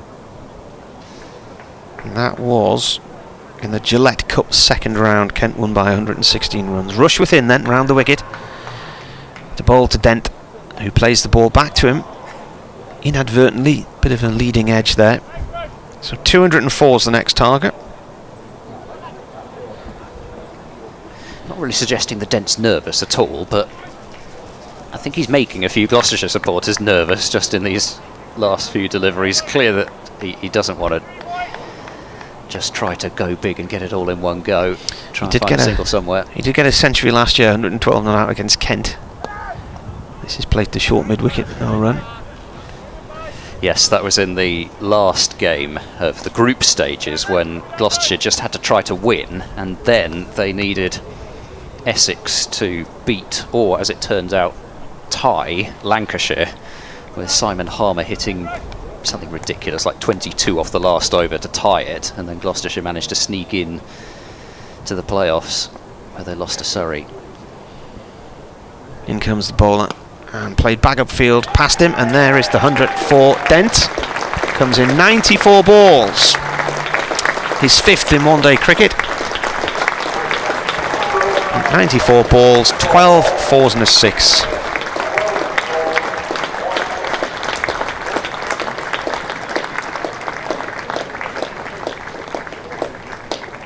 Yeah, terrific effort from Chris Dent. Mentioned that he might have been under a little bit of pressure coming into this innings, but the one thing you know about Chris Dent is that whether it's this form of the game or more usually in the Championship, you know that once he gets in, he's got the potential to go really big. Rushworth bowls again, this time to Harris. Dot ball. I'm just thinking about individual batting.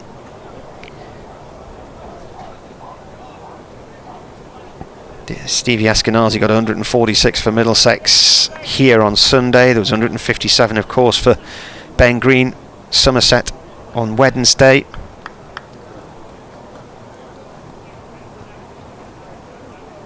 That's the 95th century against Durham now, that one.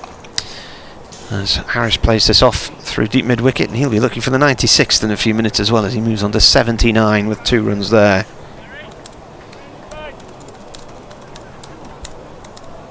So who do you reckon would be Durham's death options then? I mean, well, it's meant to be Gibson. Yeah, it's meant to be Rushworth and Gibson. Maybe even a one-over spell for Rushworth potentially then. Rushworth in, and Harris clips that down to 3rd man on the discs to Gibson, 1 run. So he's gone on to 80.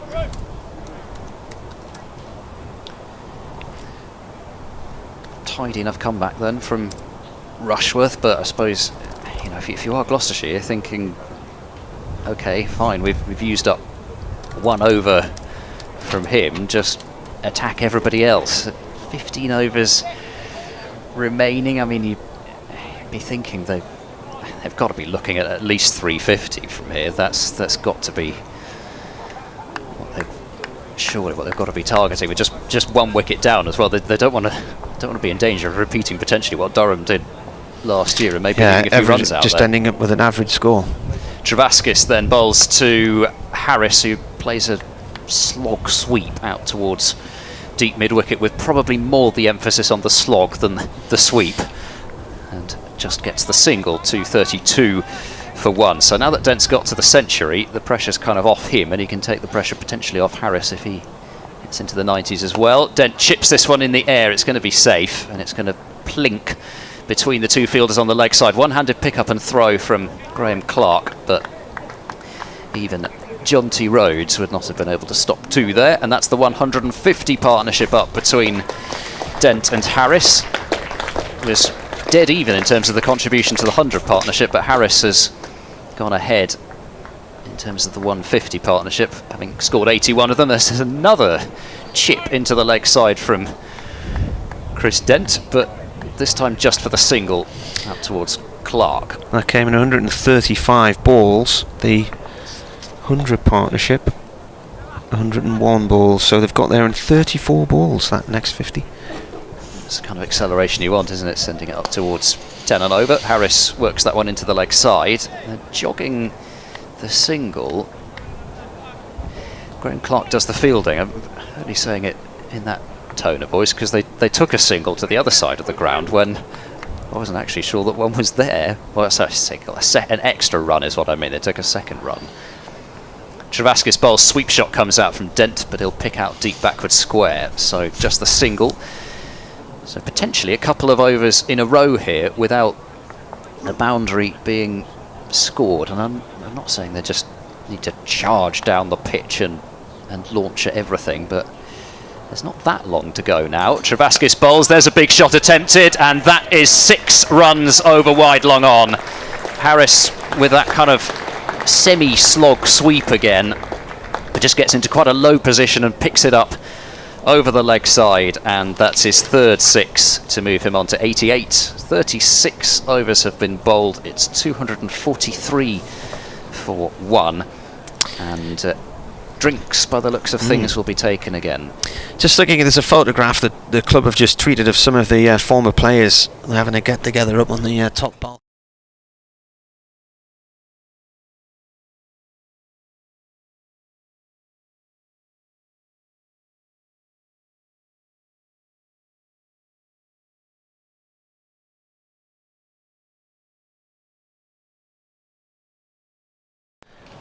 Don't recognise all of the people up there, but there's a good number. Near the camera is Phil Collins, who's on the board here and one of Ian Botham's business advisory people, who's got links, I think, to Marlow Cricket Club on the Thames, or Maidenhead, I think Marlow. Nice to see Graham Fowler there anyway. Simon Hughes is sporting a beard today too.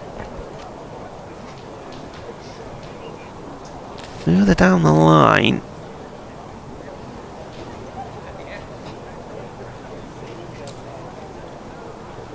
might be, I can't remember, I don't know if this reunion's for first class players or all, because I think that might be Ash Patel, who was a pro in the Durham Senior League, played at Whitburn at one point, South Shields and various others, but he would have played for them in the minor counties days. I also like that they've got them staring right into the sun for the photograph as well, rather than the other way round. Marcus North will be up there, obviously. There's somebody, I think that's Marcus, and I think there's somebody behind him. I can't make out his face at all. But there's a decent posse of them up there in the middle of the pavilion.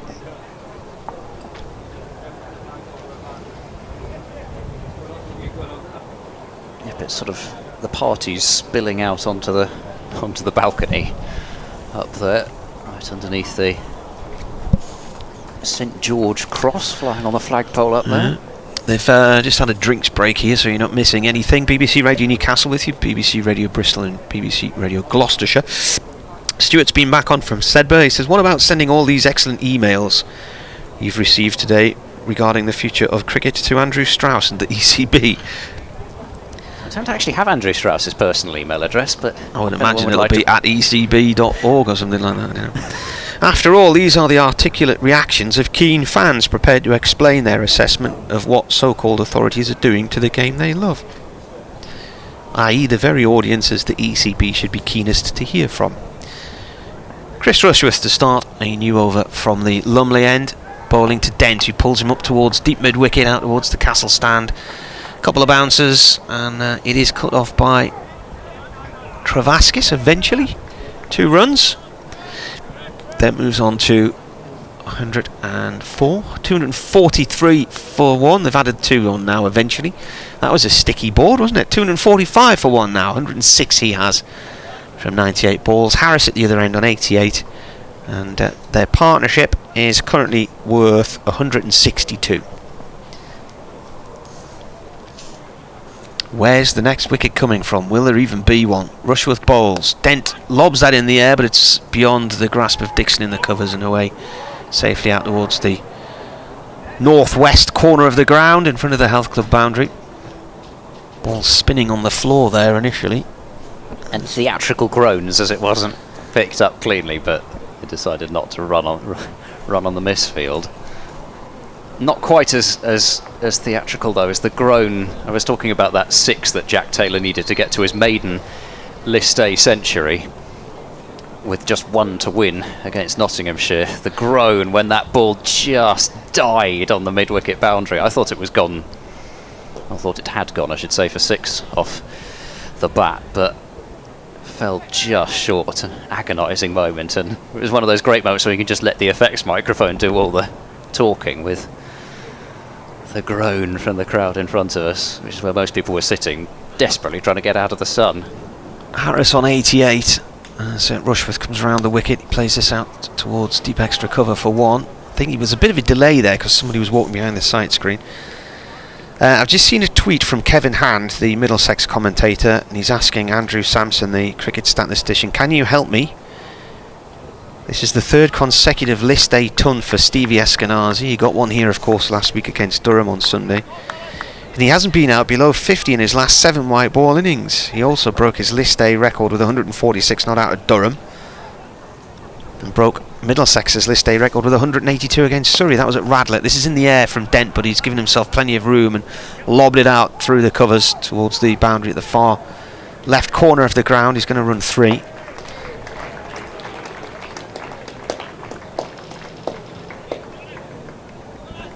I believe that's the 250 up once the board unsticks. Yes, it is. 250 in 36.4 overs. 250 for 1 on an absolute road here. It's as flat as anything, this track.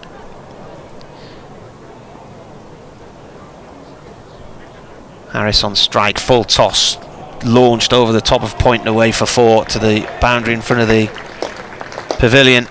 Came out the hand wrong there from Rushworth. I think he may have been trying to attempt at Yorker, but whether his hand's a bit sweaty, but it just came as an easy full toss and dispatched for 4. Yeah, you've got to put away those at any stage of the innings, really, even with the keeper up. Harris was happy just to move his weight into the ball and get down the pitch, headed over the top. Rushworth in again, bowls, played away. Oh, by Harris, who runs into Dent. They end up giving each other a cuddle in the middle of the strip. That is the end of the over. 255 for 1. Durham's highest score was at Beckenham last year, 405, and then their highest score on this ground, and I think the highest score on this ground in a one-day, 353 for 8 against Notts in a semi-final in 2014. That was when Ben Stokes went a bit crazy. I suppose a lot of these higher score things are under threat at the moment, because that just seems to be the way of this competition. There's just, you're just missing those.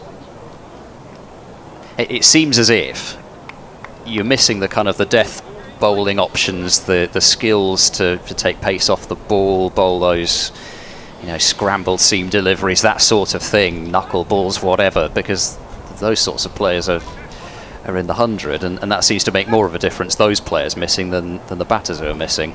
Travaskis then bowling to Harris down the pitch in the air, could be taken along on, and is taken this time by Maddinson. Good catch down that. To his left.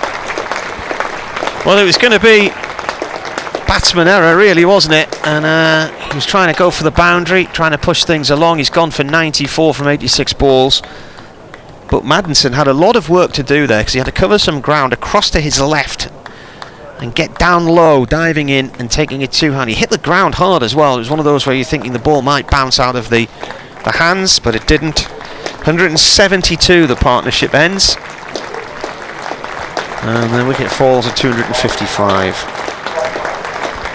Yeah, looking for the century in style, Marcus Harrison ends up not getting there, but it was an unselfish shot from Marcus Harris in a way, because it just reached that point of the innings where it was time to go, and Harris had already cleared that particular boundary 3 times and would have backed himself to do it a 4th time, but just coming up short. And Maddinson, I thought for a moment that ball might have popped out, because he had to tumble at the last minute, and just from this angle it looks as if potentially it might have bobbled out, and Maddinson just examining his fingers now. He must have taken that quite low down, which was another risk.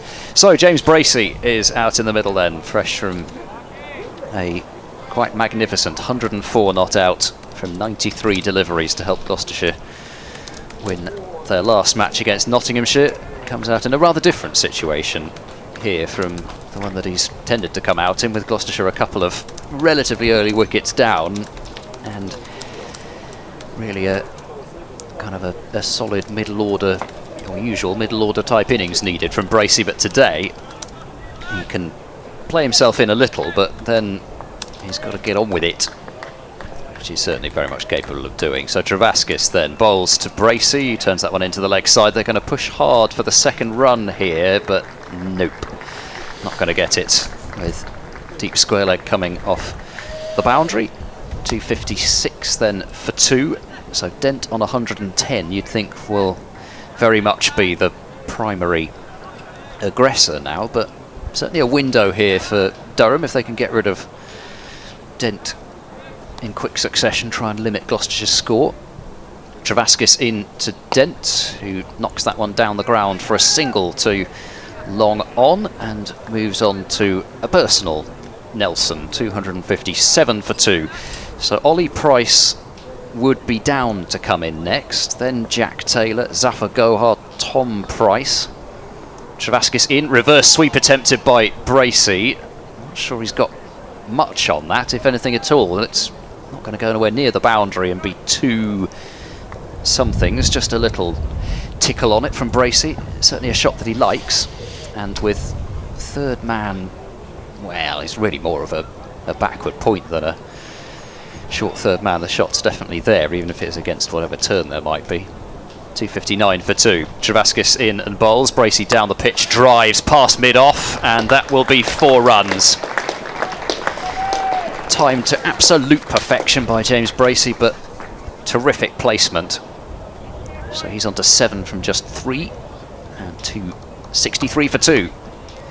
Well-timed chassis down the pitch from James Bracey. Chris says not the sort of day you want to be dropping catches then, having announced the total a little bit earlier on, just before that wicket. Stephen says having wickets this flat is doing nobody any favours. Travaskis bowls to Bracey, who's through the legs. He's got that one right through the legs of McIntosh behind the stumps. It's trickling out towards the boundary, it won't get there, and will be 2 runs. Nutmeg to the keeper. 9 then to Bracey, who's off to a bright start. 9 from 4, and it's 260, pardon me, 267 for 2 at the end of the over. No, 265 for 2. The board had already updated. 38 overs gone. Yeah. 2, 6, 5, 4, 2. Bracey got 90 against Durham last year in Scarborough. He's also made 87 this year against Sussex in this cup. Been with Gloucestershire since under 14s. Made his second debut in 2014, been in the first team since 2016. Very much Bristol through and through, James Bracey, and his List A average after that unbeaten century, albeit this is only his 19th match, it's just over 54 now. Goes into this game with 865 runs and a higher score of 113 not out against Essex in 2019. Borthwick back into the attack here. That's pulled by Dent out towards deep mid-wicket, towards the Castle stand. Bushnell Fields 1 run. He's also had 104 not out in a win against Notts on, when was that? Wednesday, wasn't it? I don't work in days of the week.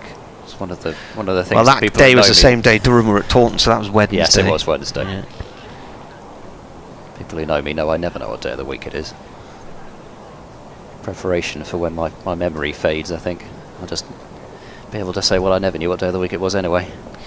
None for 44 for Borthwick, and this is his 7th over. That's driven over the top of mid-off for 4. Borthwick has his hands on his hips and looks rather unhappy about things, but Durham have been in this situation on this ground so many times before this year, and indeed last year, and very batsman-friendly wickets now. Not the years of yesterday when this was a seamer's paradise. It's all changed. Or indeed a spinner's never really been a spinner's paradise. And a reverse sweep from Bracey out towards deep square leg, which he turned into deep point. Dent on 112 from 122 balls. Borthwick is driven down the ground again. That's high and over. Has that gone over the rope at the far end? It's 4, just inside the rope in front of the Health Club. You really do see shots like that and Bracey's earlier in the over though, and you think, well, if it really is that easy, then no score's safe. Durham are going to get to bat on this as well, and they're going to know what they've got to do. This is the thing, isn't it? Watching all these runs racking up here, 275 for 2 now, you feel this is just before the Lord Mayor's show, because we're not really going to know what this is all about until Durham are out there, and you would imagine there'll be runs for them as well. Borthwick's going to try a different tactic now to Dent. He's going to come round the wicket because Dent is on 116 and has hit that last delivery for 4. He cuts at this one hard and it goes to backward point and is stopped by Madison. 1 run. And Gloucestershire are also quite spin reliant because they've got plenty of seam options, but in the last couple of games in particular, and really throughout the course of last year as well, it was the spinners that were required to do most of the damage, and there doesn't seem to be very much on offer for them. Down the wicket comes Bracey, and he just launches downfield for 6, straight back over Borthwick's head. Borthwick has no answer for this. Doesn't seem to matter where he's putting the ball, he's going to the boundary, and it's a bit of a rerun of the other day against Ben Green. Hit 4 sixes off him in 1 over. So that over there, let's just look back through it, where there was a single, then a 4, then a single, then a 4, then a single. So you may be thinking 4, but they finished with 6. So that's 10, 14, 15, 17 from the over. Well, maybe Bracey accidentally hit it for 6, because the reason I say that is because during that kind of little period when both Bracey and Jack Taylor were trying to engineer each other to get to their 3 figures whilst not eating up too much time, so the net run rate thing would still be good. James Bracey mentioned to me that he accidentally hit a 6 to reach his century. He only meant to chip the ball over the top and get a 4, but it flew over the rope and hit the super stopper. How nice that would be to be able to hit a 6 accidentally. The current run rate is 7.2, so if they were to continue along those lines, there's 77 more runs to be had here, which would be around about 350, but you'd got to imagine they'd be going at more than 10 and over probably. Travaskis, new over, bowled! And that's the end of Dent for 117, going for a sweep shot. Just seemed to be a bit out in front of that one as Travaskis took the pace off. And so it is Travaskis who's removed both components of that enormous partnership. Dent out for 117 from 105 balls, 13 fours and a 6, but he's very much served a reminder as to what he can do in 50 over cricket today. Set the platform for an enormous total, and he walks off acknowledging the warm applause, not just of course of the travelling Gloucestershire fans, there are certainly some in the ground because I've heard them vocalising their support, but also from the Durham supporters as well. He doesn't remove his helmet. Chris Dent just strolls off as if he's just completed a walk around the ground. Very calm in most things that he does, Chris Dent, but he'll be delighted with that, I'm sure. 282 for 3 then, and that will bring Jack Taylor to the crease, so Ollie Price drops down one, as you'd probably expect he would. Gloucestershire are now out for the quickest possible runs, and that means sending their skipper out to the middle, who's coming off the back of that 95 which he made from 55 deliveries, 10 fours, 5 sixes, and a 77 in the previous game in very different circumstances, 90 deliveries, but he still hit 5 sixes in that one.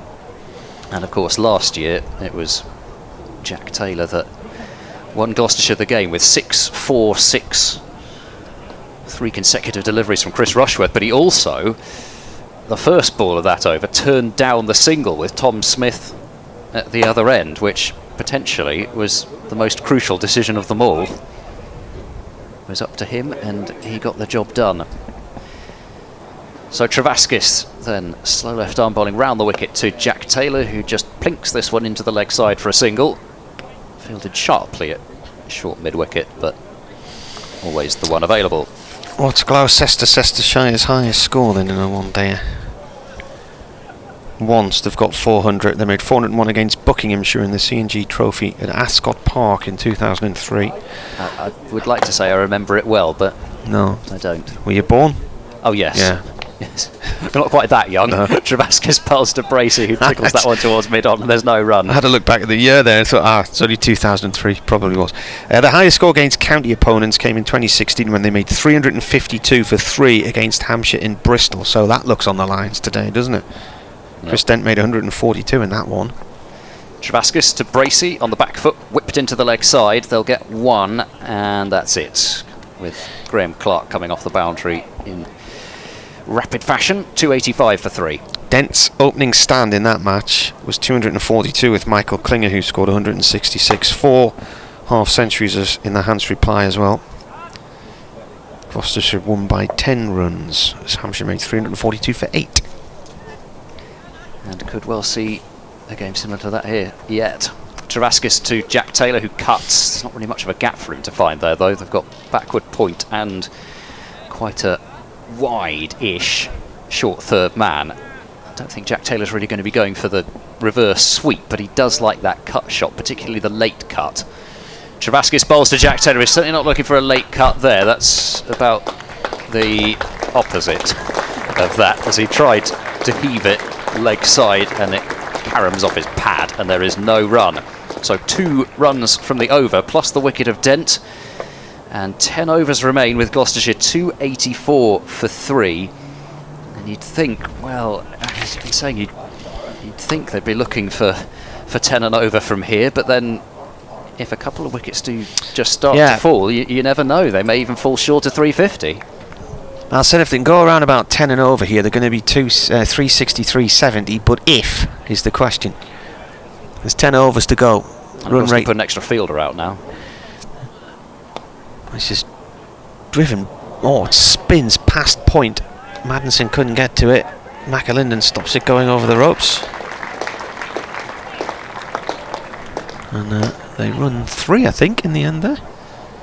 It was Bracey on strike, and he carved the ball, and it went off towards Madison at point, and then spun drastically past him. They got 3. Borthwick, the bowler, brings Taylor on to strike. Did you get 47 at the end of the game last year, Taylor? 49 not out in the winner. Oh, that's a big hit. That's gone for 6 over square leg on the boundary. Manson's out there and it's gone way above him. And Borthwick is going to town today. Not the sort of day you want to be a leg spinner. He's now none for 69 from 7.2 overs. There is a risk here. He could go for more than 100. So is it almost the case where he's got to bowl out, or is he just taking the hit for the team, as it were? Cotman's only bowled 3 overs. Yeah, well, I think perhaps this might be the last we see from Scott here. Comes in again and bowls. It's a half tracker, cut off towards the cover boundary for 1. That was interesting, that delivery there, because he looked annoyed with himself, but he didn't look like he got back to his marker. He just turned and sort of started jogging in from any position, didn't he, really, there?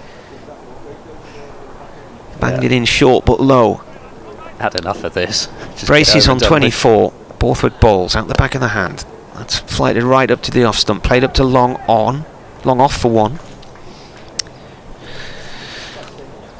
It was a few years ago, the way things were going, I thought Durham were going to end up conceding their worst bowling figures in a one-dayer, and I contacted one of the statisticians, the scorer for Sky at the time, who's got a cracking website, Richard Isaacs, and I said, I fear Durham are going to concede a new low in terms of how many runs a bowler will go for this year. A little nudge round the corner for 1 from Taylor off Borthwick, who's standing there with his hands clamped on his head and his face, and he just looks absolutely fed up at the moment, Scott Borthwick. None for 72 from 8 overs. He looks, I mean, He looks as if he's just missed the last train and is having to And you're in walk a couple of Carlisle. miles to the It's a 50 to the bus stop or 50-mile walk home Yeah. on a Saturday night. Yeah. The worst bowling then went to Matt Dixon, who was on loan from Essex. He snatched a piece of history despite only being at Durham for a month. This was back in 2018. He took 2 wickets against Notts, but his first over went for 17, his penultimate 19, and in his last 3 balls he went for straight sixes before he got Stephen Mullaney for a career best 124. So he took 2 for 88 in 9.4 overs. And there were no maidens. Travaskis to bowl his last over to Jack Taylor, who drives sweetly down the ground. It beats Travaskis, who in his dive sends up an enormous amount of dust off one of those used pitch ends. A single to Jack Taylor moves him to 10. He took away the worst title from Melvin Betts, who at Chelmsford in 1996 bowled 10 overs and took 2 for 87. He got a maiden though. Ah. Is that better or worse though? Because that means you've gone for even more off the other overs. Yes, maybe. You could argue that's worse. Travaskis round the wicket to the left-handed Bracey. He's in and bowls Bracey down the pitch looking for a hoik into the leg side. Bracey's now going to have to get back. He dives into his ground and the throw from short fine leg was way off target. Bracey might have been back anyway. Don't know what happened there because the keeper grabbed the ball and then suddenly was running backwards because the ball was behind him again. It's bounced off him, I think. I think the reason I contacted Richard Isaacs originally was after seeing Chris Rushworth take none for 83 in 10 overs at North Hants in 2016. There was a maiden there as well. Travaskis to Bracey, that's another rather ugly shot which is bottom edged down towards fine leg, and it will just be the single this time. 298 for 3. Slightly agricultural from James Bracey, that. So I contacted him and said, what are the worst figures for Durham, because they don't come up on Cricket Archive unless you've conceded 100, and he got back to me with the stats. And then the next match against Notts, Matt Dixon did indeed break it. Travaskis bowls short. It's cut by Jack Taylor out to deep cover. I think that's pretty much what Travaskis was bowling for again there. Just happy enough to let Jack Taylor have the single. 299 for 3. Speaking of such things, I think still the record runs conceded in an ODI is by Mick Lewis of Australia. Travaskis bowls, there's a slog sweep and a miss, and it's so far outside off stump that umpire Milnes has called it a wide, and that was another one which I thought was rather harsh. And Travaskis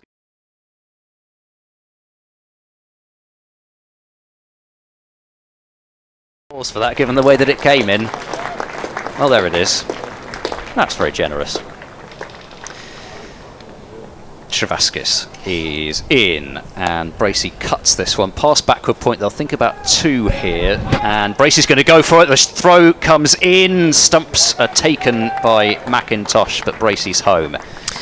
302 for 3. Mark McAlinden says Saturday is a decent night out in Carlisle. Well, it may be, Mark, but not if you've just missed the last train, which we've just described, as Matty Rosebery did years ago. So Michael Rosebery's dad, him and some mates had been to watch Sunderland play away at Preston and were told what time the bus was leaving the town hall in Preston. Travaskis to Bracey, who's gone for another swipe into the leg side and bottom edged it, and we'll get a single which will complete Travaskis' spell. 10 overs, 2 for 68, which in the context of things I suspect might turn out to be rather decent figures, especially given that he got rid of Dent for 117 and before that Harris for 94. So 303 for 3 after 42 overs. The one thing I was going to say about Mick Lewis, who bowled 10 overs for 113 in the ODI against South Africa, where I think South Africa chased something like 400 and I think it was just over 400 at the Wanderers.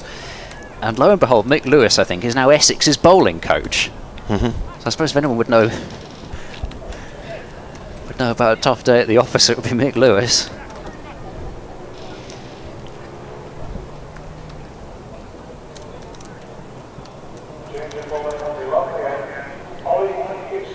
Oliver Gibson coming back in. I'm looking at this scoreboard, you know, and I'm thinking this at the minute is just par. I think Gloucestershire have really going to swing the bat in these last few overs here. Yeah, I'm certainly with you on that. 303 for 3 after 42. suppose the thing is, though, if Gloucestershire can take a couple of early wickets, which Durham couldn't because they didn't hold their catches, then it might be a different story, but we won't know. Anyway, yeah, so Michael Rosebery, the former Middlesex and Durham opener, he was captain of Durham for a while in the 90s. His dad Matty was a director here. That'll bring first class cricket to the northeast. As Gibson comes in and bowls, and that's driven high and down the ground, back over the bowler's head for 2. It just plugged a little bit way down the far end there. 2 runs to Bracey, takes him on to 31, 305 for 3. Yeah, so they came back after this away game at Preston in the early 70s, I presume it would have been. Maybe the late 60s, but no, go for the early 70s. And when they got there, the bus had gone, and it had left them behind, so there was 4 of them, so they got a train, and they got a train up to Carlisle. And then I think the station manager at Carlisle spotted them and kicked them out the station. Oh, he's bowled him. He's looking to try and ramp one here, and he's missed it entirely, Bracey, so he's out for 31. And now Gloucestershire are losing wickets. 305 for 4. And that partnership comes to an end at 23 runs. Not the shot to play. It was a more or less a Yorker length ball, and he's totally missed it here. Be driven at it. Yeah, it's gone through his legs and hit leg stump. So anyway, they got kicked out of the train station in Carlisle, having missed the last train back to Sunderland that night, and decided to walk home. And it was something like 56 miles, and they eventually arrived home late on the Sunday afternoon, having walked 56 miles along the A69. No thanks. That would not be my preferred decision after that happened. So Zafar Gohar is coming out, and I guess potentially this is partly to do with right hand, left hand, rather than just the fact that they think Zafar Gohar can clear the boundary better than Ollie Price. I suspect right hand, left hand coming into things. Zafar has the opportunity to have a bit of fun here. He struck the winning runs in the last match against Nottinghamshire, striking Fatty Singh over his head for 4. His highest score in the competition was in fact, pardon me, got the wrong scorecard there. It was a 62 actually that he made in the first game against Warwickshire. He did 62 off 51 balls there, and then followed that up with another half century against Sussex, 53 from 41. So has been in decent touch, and was also at the crease not out when Gloucestershire got over the line against Somerset. So his average for this competition is 68.5, and his highest score is 62. It's one of those ones. I was looking through his stats yesterday. He's from Punjab, played 1 test for Pakistan against New Zealand in Christchurch last year, played 1 one-day international as well. Gibson bounces him, and Gohar goes down on his knees. I like this though. I was looking through his stats, and his is a spinner, isn't he? Slow left arm spinner. Yeah. He's taken 96 wickets in one-dayers, and his best figures 5 for 56 for Zarai Tarakiati, I think isn't it? Yeah, for Zarai Tarakiati Bank against Sui Northern Gas Pipelines Limited. I love that. I love what a day for Sui Northern Gas Pipelines Limited. That's launched into the air out towards the point boundary, and it's going to go right up towards the ropes. Initially I thought that was heading straight towards Macalinden, but it just seemed to drift in the air away from him. 2 runs. He kept it in though, stopped it going for 4. I love the excuse to bring those old Qaid-e-Azam trophy. They'll be singing on the streets of Sui Northern Gas Pipelines Limited tonight. Yeah, but you know what's great though? There's Sui Northern Gas Pipelines Limited and Sui Southern Gas Pipelines Limited. So the Sui Gas Pipelines Limited derby. Oh, gosh, that's a hot affair. But unfortunately, they've got rid of all of them now. All those teams trimmed down their first-class league. He says apropos of nothing at all. Oh, Parky's just texted me. He said, I've just left the Roca Riviera. You can't see 2 feet in front of you. The mist is rolling in. So there's a sea threat on the coast. Wow. Gibson tries to York Zaffa, and he gets a bat on it. It goes off towards backward point. No run there. Yeah, this is good stuff from Gibson at the moment. Really landing those Yorkers, and I'm with you on the Bracey shot. As confident as he is, I'm sure he would have felt as if he could have executed any shot given the way that he's played lately, but given how well he was striking the ball down the ground, it's one of those things where if you make the shot, nobody complains. Well, I suppose some people probably complain, but if you miss it, then there's always going to be the what if. What if you had just whacked it?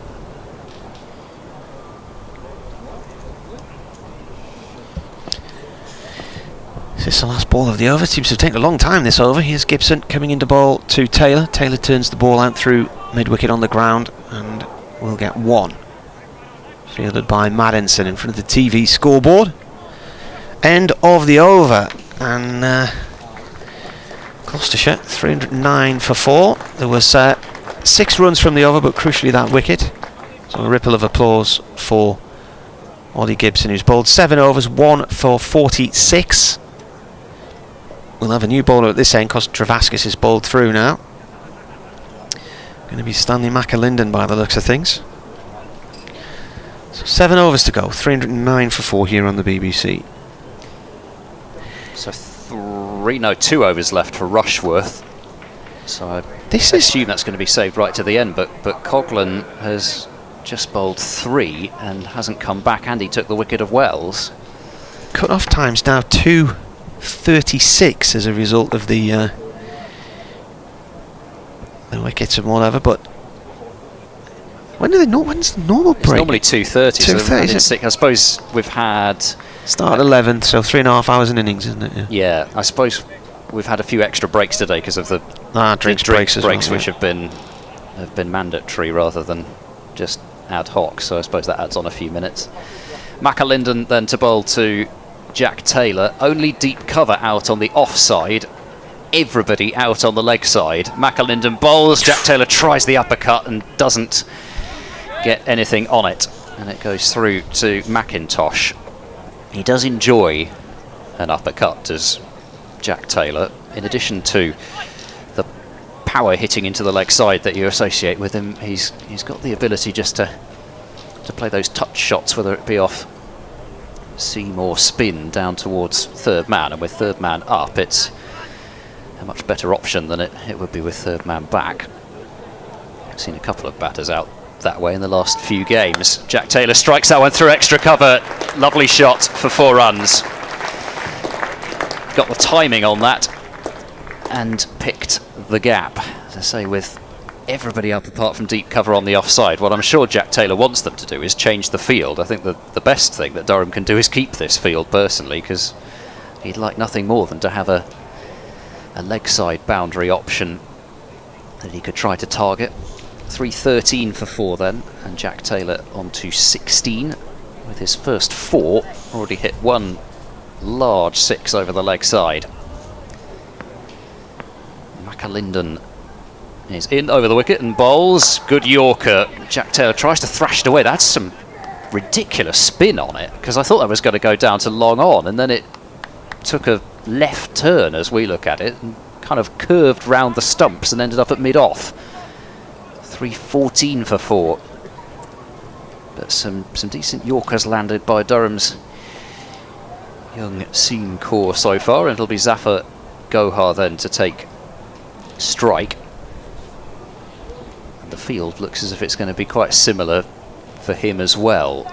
In fact, it's going to be the identical field to Jack Taylor. So 4 leg side sweepers and 4 men offside in the ring. McAlinden bowls and bowls! Zafar Gohar backed away, tried to cut. The offside was too tempting with all those fielders up.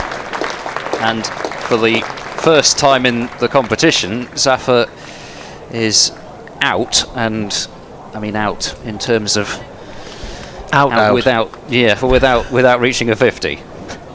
So McAlinden gets a wicket, his first. It's 3:14 for 5, and just in danger a little bit, Gloucestershire, of falling away at the end of the innings here. Jack Taylor is still there, and whilst he's still there, there's hopes for still a pretty gigantic total. But if he goes now, then there really is the possibility for Durham to try to restrict Gloucestershire to, who knows, even around about that 350 mark.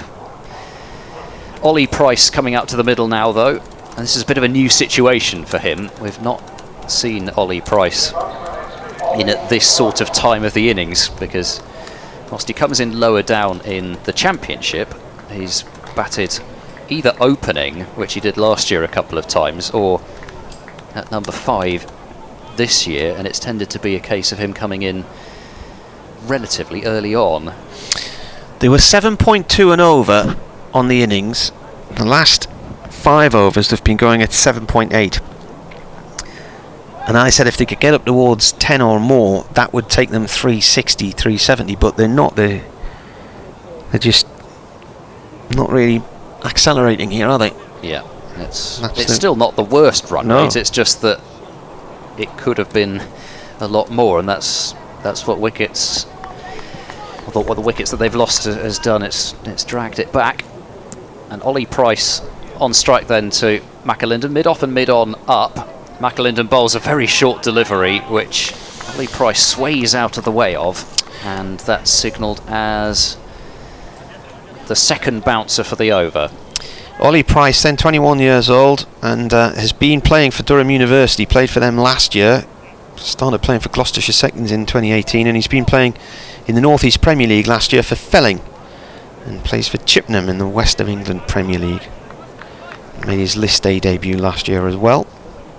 This is his 7th match, 130 runs. In comes McAlinden and bowls, and Ollie Price pushes that one into the offside, takes off for a quick single, goes towards extra cover, so he'll keep the strike at the end of that over. 6 off it plus the wicket, and Gloucestershire 3:15 for 5 then, with 6 overs remaining in their innings. Ollie Price's highest List A score has been beaten twice this year, 36 in the opening match against Warwickshire, and then he made a 43 from 39 deliveries against Sussex. But as I say, it's sort of, in a way, I suppose, it's what the competition's ended up being about. It's seeing a young cricketer in a different situation. How does he respond? What shots does he play, given that he's not really used to being in towards the death? And Chris Rushworth has got to come back now. With 2 overs left to bowl in his spell, but 6 left in the innings. So I guess they're thinking if we can get 2 wickets here, then it might not matter who's bowling the last couple of overs.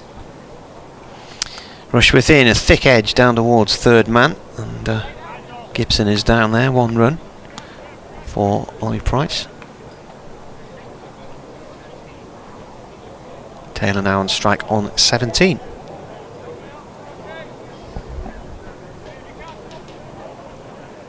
So Rushworth and Jack Taylor renewing acquaintances, and be curious to see how Jack Taylor plays this, as to whether he decides to try to go hard at Rushworth, or whether he thinks better off just going after some of the younger bowlers and be content just to knock Rushworth about a bit. But maybe at this stage there's only one way to go, and that's try to clear the boundary.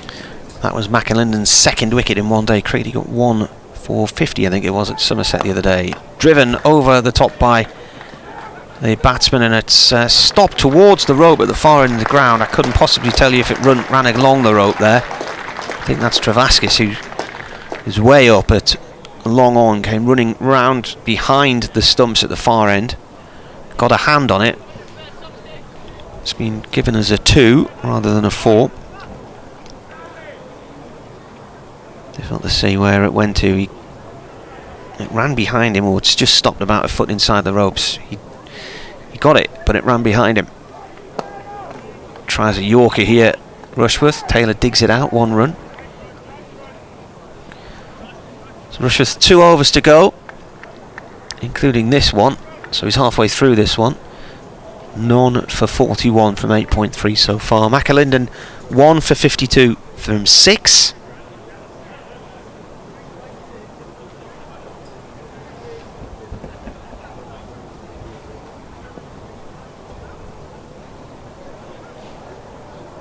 Rushworth bowls.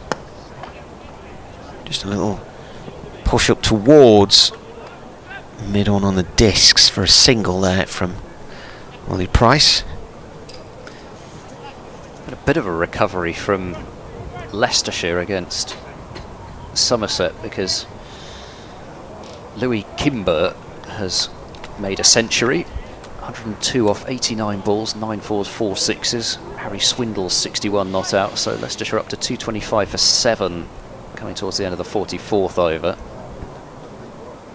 Rushworth bowls, full toss down the leg side, flicked away for 4. Just lost his line of direction there, Rushworth, and Taylor helped it on its way. Pretty easy pickings for Jack Taylor, especially with short fine leg up. Ooh. Tweet from Test Match Special. Adam Lythe, the Yorkshire player, has been suspended from bowling by the ECB following an independent assessment of his action. Interesting.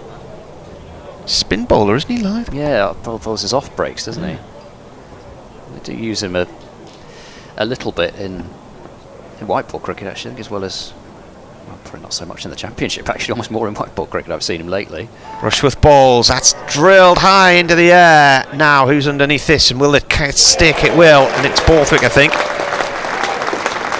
He's got one to stick into his hands. He came racing in from the discs way up towards the track they're playing on and took the catch at really sort of short extra cover. And that is the end of Taylor for 20, 324 6 now. And they've just lost their way. Gloucestershire had a partnership of 83 at the top, then 172, a record second wicket stand against Durham for them. And then 27, 23, 9 and 6. Yeah, that's a crucial wicket, that, with Jack Taylor gone. I think the board hadn't added on the 4 that he hit off the previous ball, so 24 off 17 in the end. I think that was the last ball of that 45th over. But crucial loss, that, with 5 overs to go. Jack Taylor could have added a lot more runs onto this score, and now it'll be up to the Price brothers to see what they can do with Tom out to join Ollie. Has the scoreboard frozen? Oh, there we go, it's just correcting itself now. Right, yeah. So just missed 3, the 2, 4 4 off the previous ball. So Rushworth, sweet revenge after the treatment he received last year at the hands of Jack Taylor. And, well, I mean, they shouldn't fall short of 350, but it doesn't look as if they're going to get masses more than that. They need to go at around about a runner ball to get to the sort of minimum total, really, that they would have thought they would have wanted. Tom Price is now batting with his brother. So he's at Durham Uni. He's played for them for the last 2 years.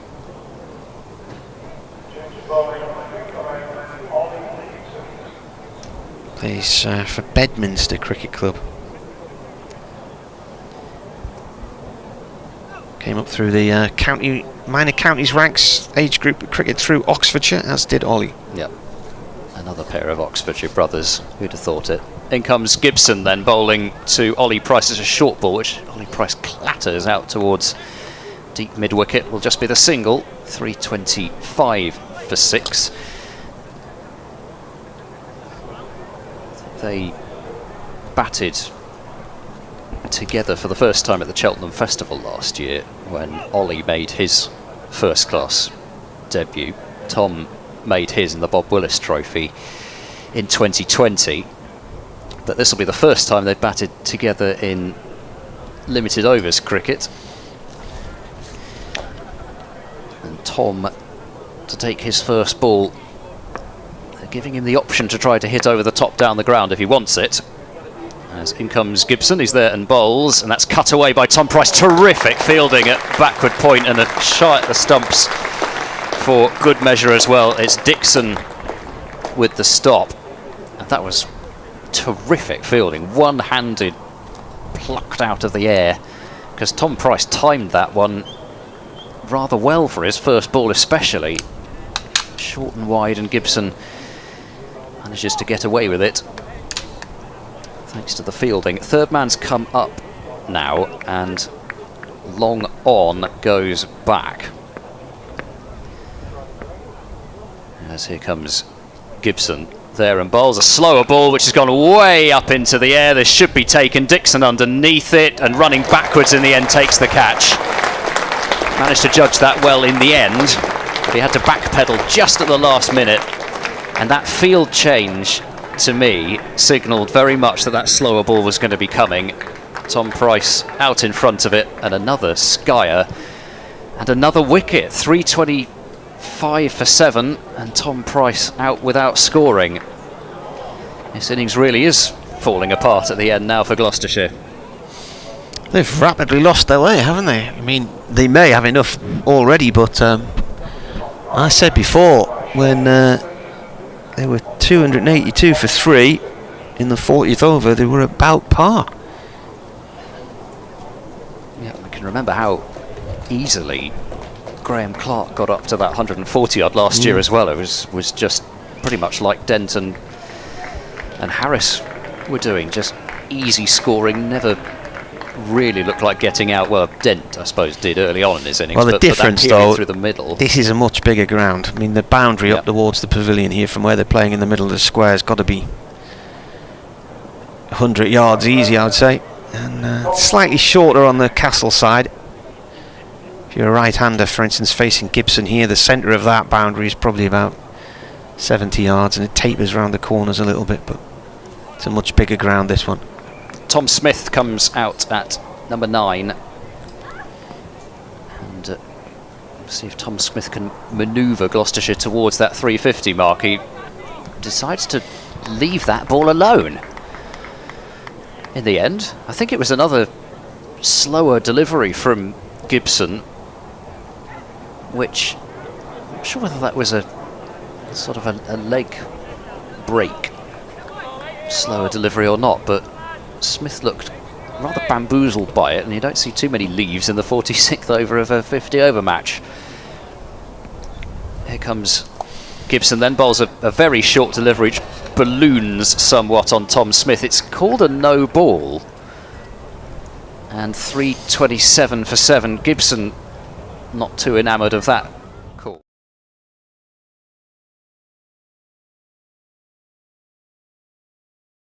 Is that Tom Smith is not a particularly tall man. Had it been Ollie Price, then I don't think there would have been any doubts as to the fact that that was okay.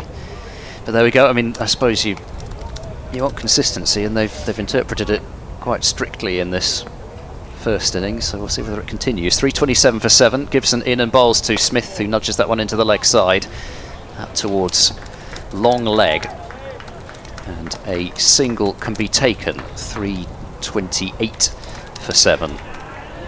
Feels slightly ridiculous to say this, but that's where we are.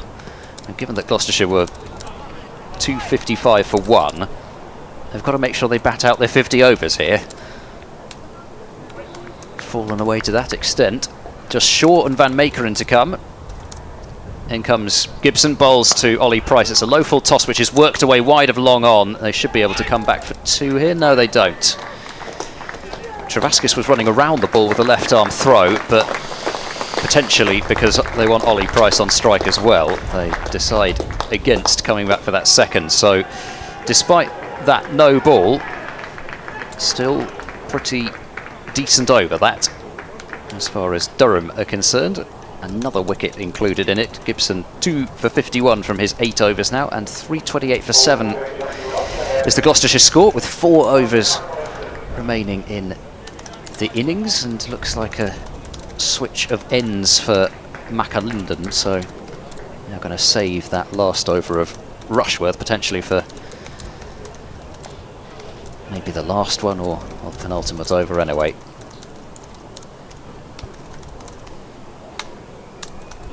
All hopes really, in terms of something more than just getting up to 350. Rest with Ollie Price now. He's got a long leg side boundary to try to clear. Probably better off going down the ground with long off and long on up.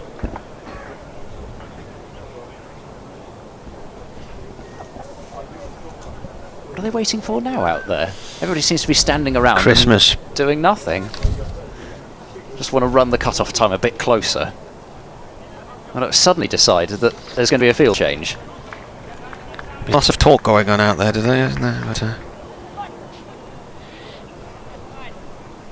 think this one could go right up to 6:30. McAlinden in, driven out towards the point boundary. Fielded by Bushnell.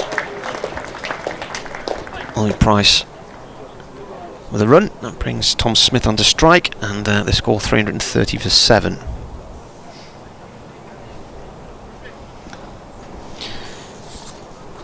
So what did I say? Durham's top score here was against Notts, wasn't it? 353 for 8. The top score in this ground. McAlinden with a bouncer. Well, that's going to help. That's a no ball on height. Too many of these deliveries from Durham this season.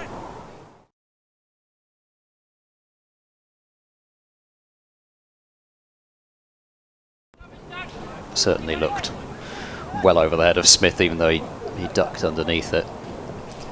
Been charitable with some of the calls against Durham, but I don't think I could include that one. Comes in again. Played back towards him. Just can't get there. There's a batsman in his road. 1 run to Smith. So that's 3 no balls from him, 2 from Gibson. Been 1, 2, 3, 5 wides in the innings as well. So the extras column at the moment is 17. McAlinden to Ollie Price. It's a short ball wide of off stump, and it's driven out into the covers on the Castle side. 2 runs. It's that long corner of the ground again that I could hear the vocal Gloucestershire supporters who've made the long trip up away to our left crying short, thinking that was going to crash away to the extra cover boundary, but just that extra little kink in the rope there meant it didn't get particularly close. McAlinden in. Lumley end, looking for the Yorker length ball. It's a low full toss. It's played downfield by Ollie Price to long on to Travaskis. 1 run. 335 for 7. 336 for 7 now as that run adds on.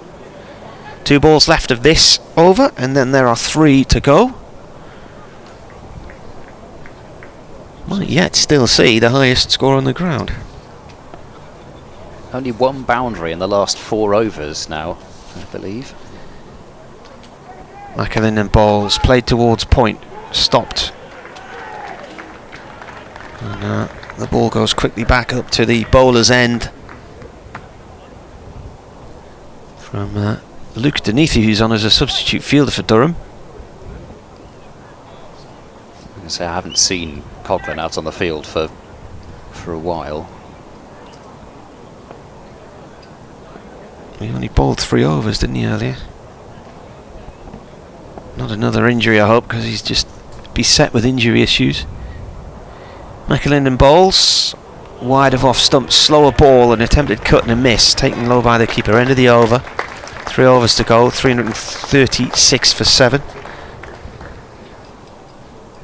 He did look out of sorts, Paul Coughlin. In his first over he was a bit expensive, then he came back and got a wicket, 1 for 20 in 3 overs, but I'm just wondering, there's that sickness impacting Chris Rushworth the other day during the game against Middlesex. I'm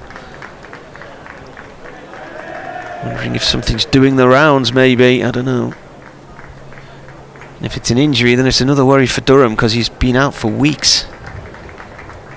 I think it was Dame Patterson who looked as if he was feeling the effects of something the other day as well. I mean, whether it's going down or going around all the counties, not sure. Just a couple of days ago, Dame Patterson went off looking as if it was more a case of illness rather than injury.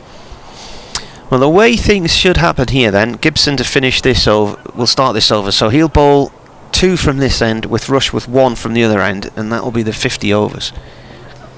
So Gibson then to bowl his 9th, bowling well down the leg side, and a good tumbling take from McIntosh makes sure that there is no more than just the one wide.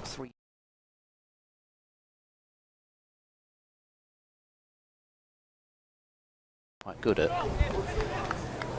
keeping things out.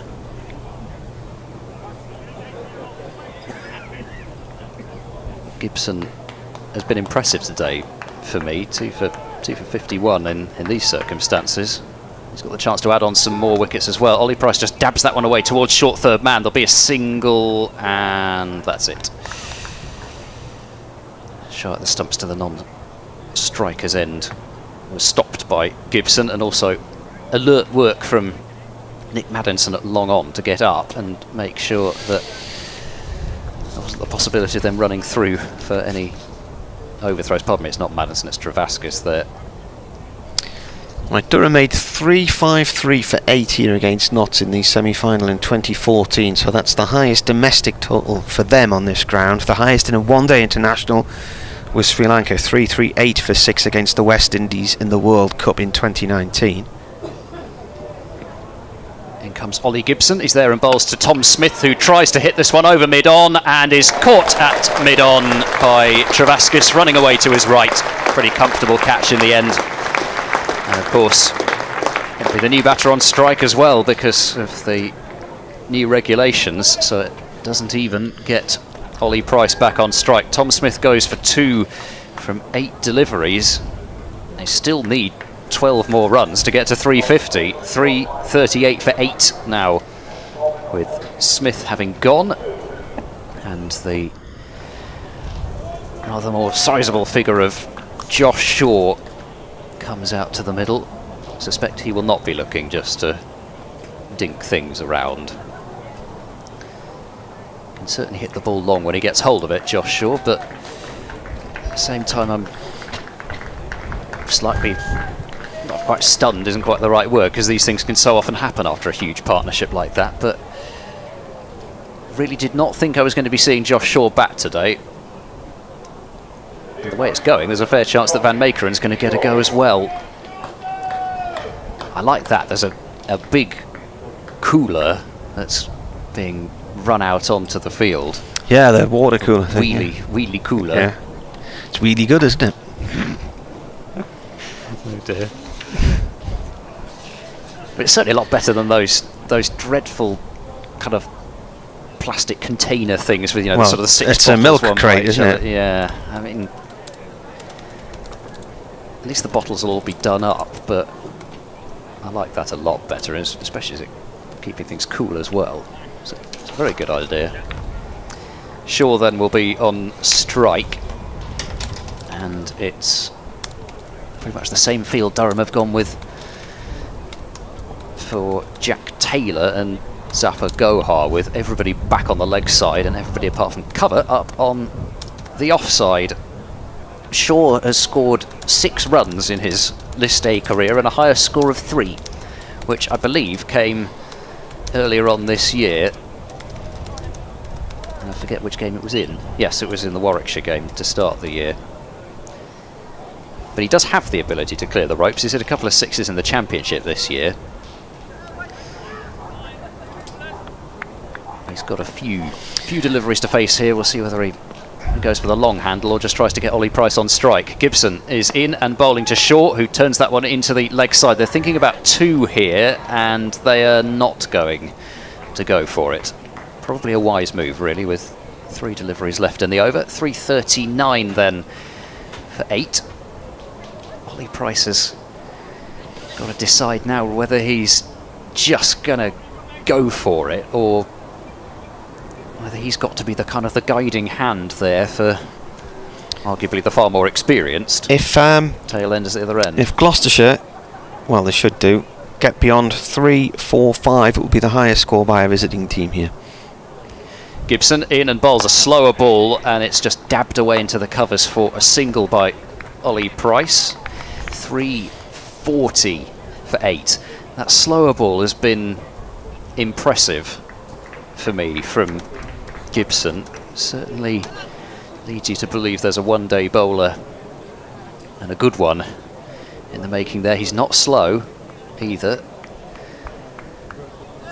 I don't know what umpire Milnes was standing there with his hands on his hips for there. It sort of looked as if he was admonishing Gibson for having done something, but I can't think what that would have been. Gibson is in and bowls, outside edge from Josh Shaw past the keeper for 4, and that's a rare boundary at this stage of the innings for Gloucestershire, and it's Josh Shaw's List A career best score in one shot. He's got 5 now, 344 for 8. He was looking to kind of fence that down to third man, but not sure exactly quite like that, but certainly where a lot of runs are going to get scored at this stage with a quicker bowler bowling to a tail ender. So I suppose you could argue third man could have been a bit finer, but I'm not sure even if he were, he'd have stopped that. Gibson bowls to Shaw, who rises up onto his toes and just blocks it. So that will make sure that Ollie Price is on strike for the next over. And applause for another over which has contained a wicket. Gibson now 9 overs, 3 for 59. And the last over will be entrusted to him, but Chris Rushworth already has the sun hat off and is marching towards his mark to bowl the penultimate over of the innings.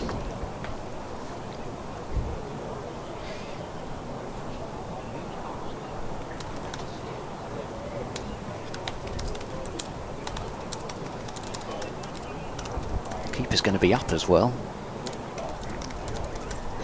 Saw that for the last few overs. I'll make sure Ollie Price doesn't come charging down at Rushworth, which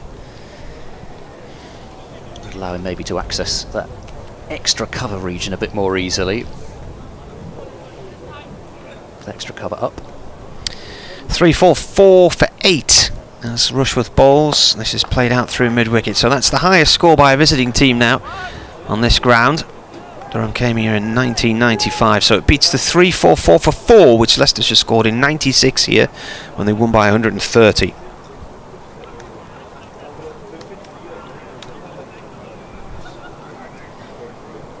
Speaking of Leicestershire, that includes one-day internationals as well. Leicestershire 259 for 9 now, or not 263 for 9. Pardon me. Chris Wright in at number 11, 9 off 5 deliveries, so chance to enjoy himself. Middlesex 337 for 8 in the 47th over, so they've fallen away a bit. It's been quite similar to this innings actually, with the 2 centuries. Rushworth in with a short one, an attempted hooker play and a miss there from short. I know I'm just saying this is the highest score by a visiting team here, but it does feel par. It feels, well, on this track. It certainly feels gettable, that's for sure. The one thing that has intrigued me the last few overs, though, is the way that when they've taken pace off the ball, the seamers have taken pace off the ball, that seemed to have worked quite well. So Gloucestershire will have a look at that. Generally the bang it in short doesn't work, does it? That's the thing. Got to get it up to the stumps. That is a shortish ball. It's pulled out towards deep mid-wicket. 1 run for short. Middlesex were 269 for 1, and they're now 344 for 8. It's going to need a big partnership somewhere, and I mean a proper big partnership, a 200 partnership somewhere for Durham. What was it they got at the start last year? Was it 240? But then they slowed, didn't they, after Clark was out? 230 they put on. Ball played this time by Ollie Price out towards deep mid-wicket for 1. Fielded by Maddinson.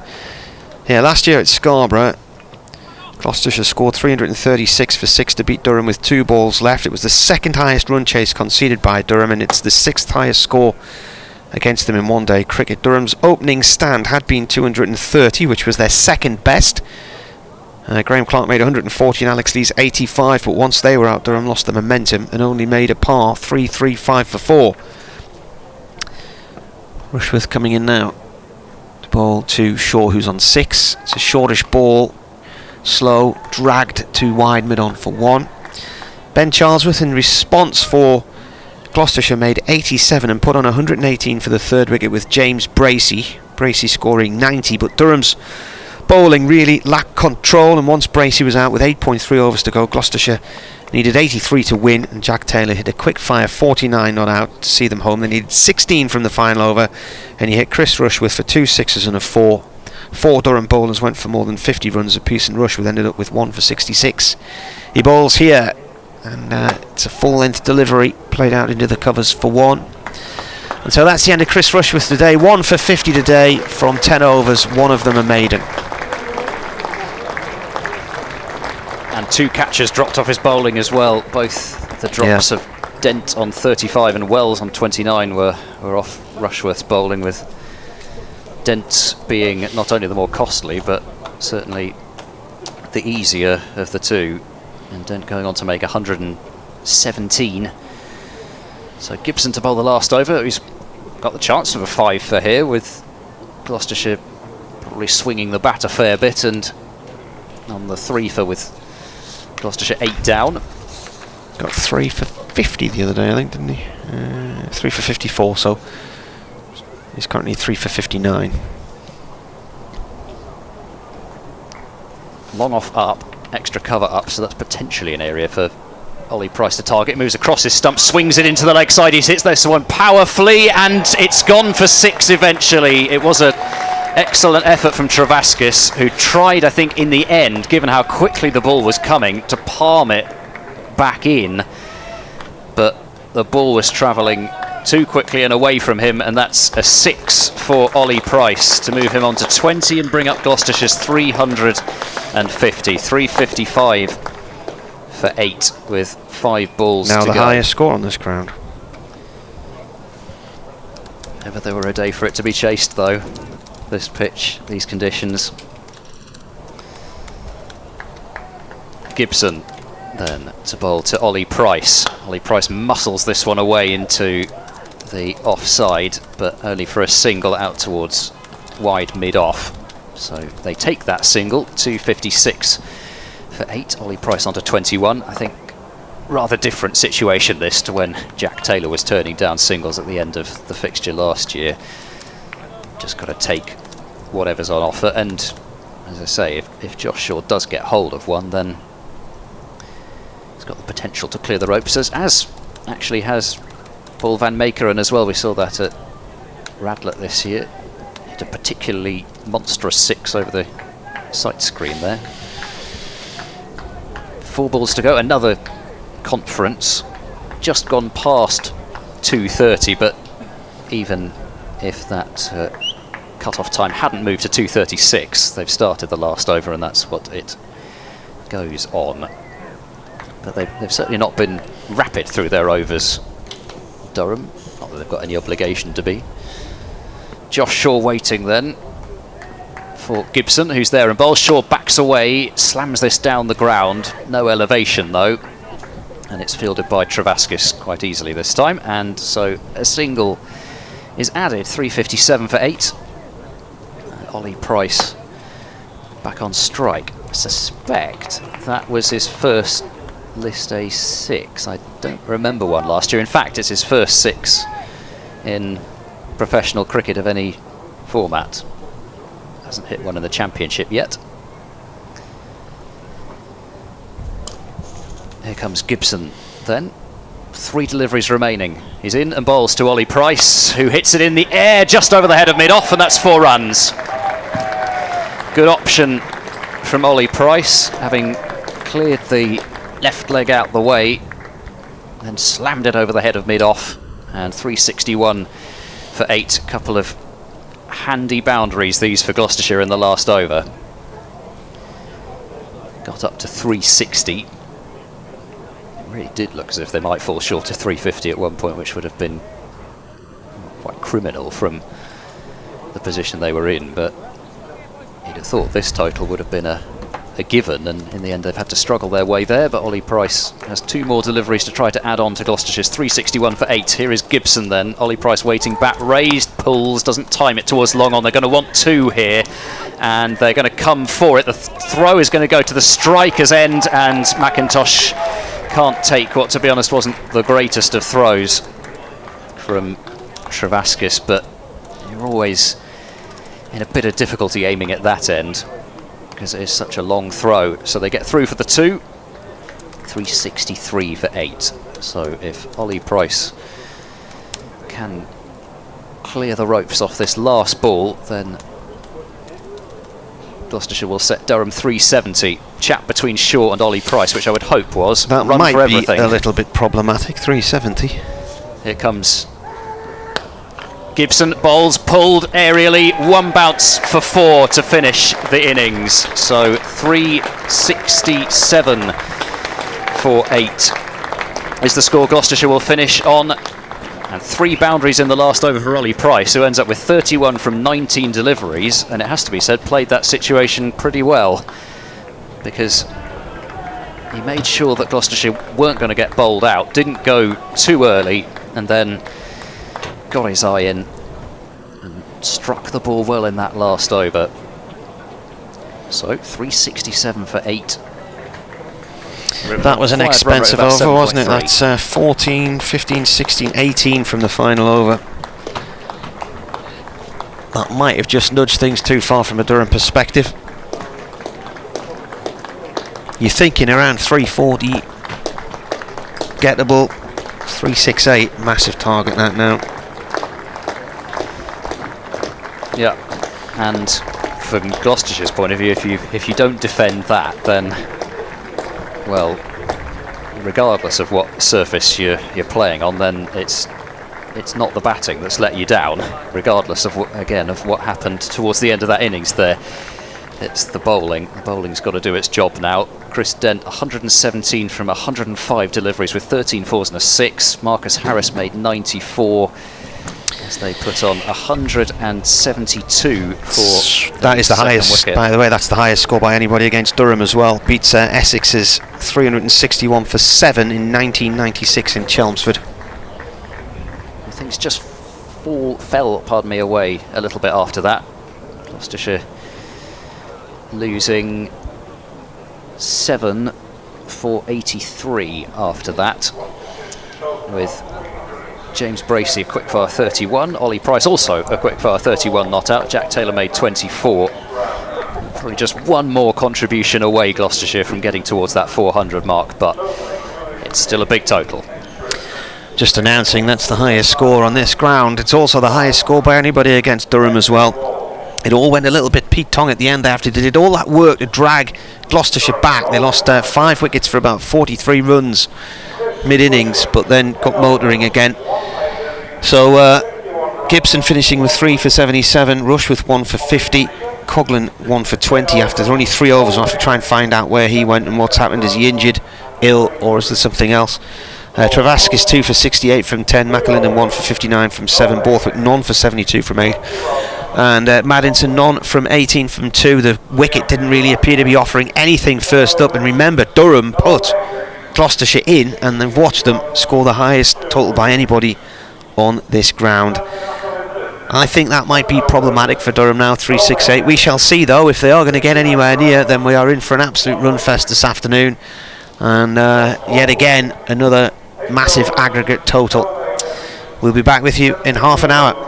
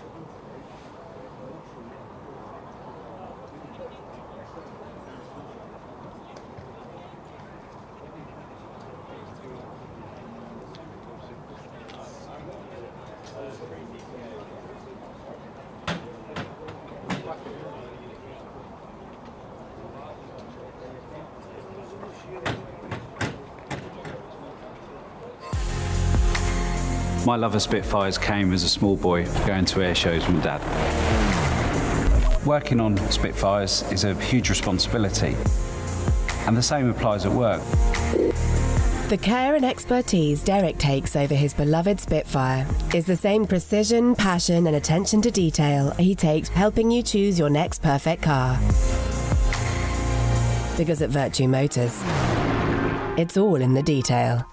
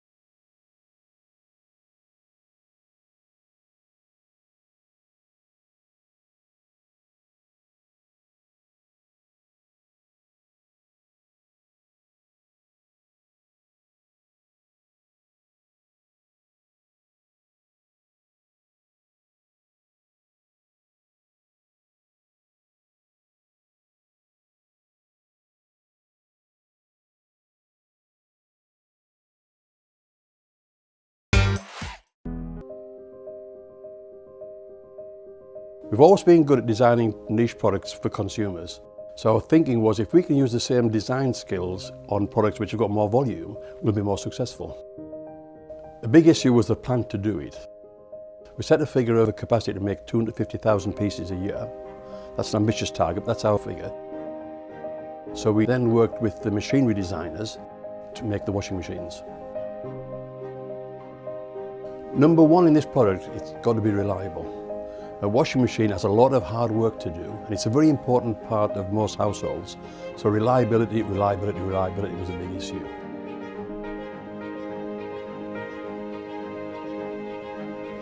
I think any new product, we've got to learn about it, and that's important. We've got to learn about it so we understand it inside out. And that's taken longer than we expected, but we've taken our time to make sure that it's right. There's a big appetite for buying British products, and rightly so, but we can't rely on that. We've got to make a product that competes with all the imports. And of course, remember, we've got our core business here of making domestic dehumidifiers and bottled water coolers and industrial dehumidifiers, so that takes our time, and we don't want to get this wrong.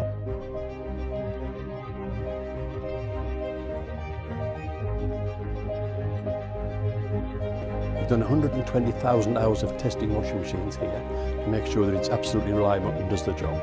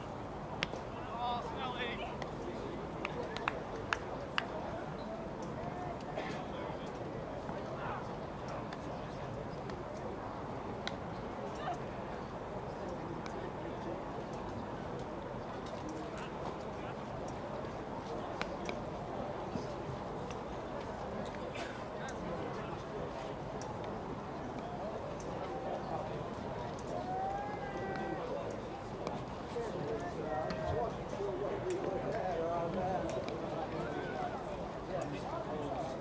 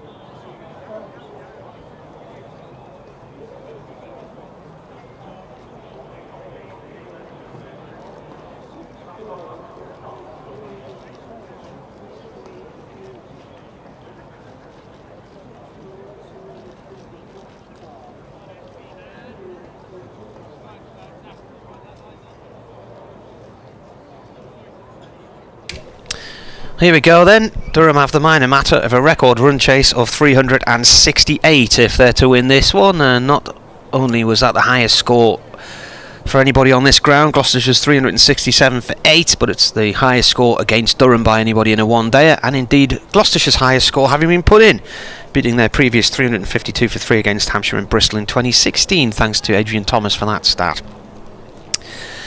Durham have to get off to a good start here, and they need a big opening stand. They need Graham Clark to get lots of runs this afternoon, otherwise this could be over in a flash on what generally looked like an extremely good batting track. I would be rather surprised not to see some big partnerships here. First ball just misses the stumps. You might want to lie down in a darkened room, because Durham put Gloucestershire in earlier and they went on to make 367 for 8 in their 50 overs. Not only is that the highest score on this ground by anybody, it's also the highest score against Durham in a one-dayer. So their target of 368 looks nigh on improbable. Chris Dent was dropped early in his innings and he went on to get 117, and Marcus Harris was caught on the boundary on 94 trying to get to his 106, but he put on 172 for the second wicket with Dent, which was also a record. So Durham have their work cut out. They've just started their innings. They're 4 without loss. Commentary on the BBC website and the Sports app.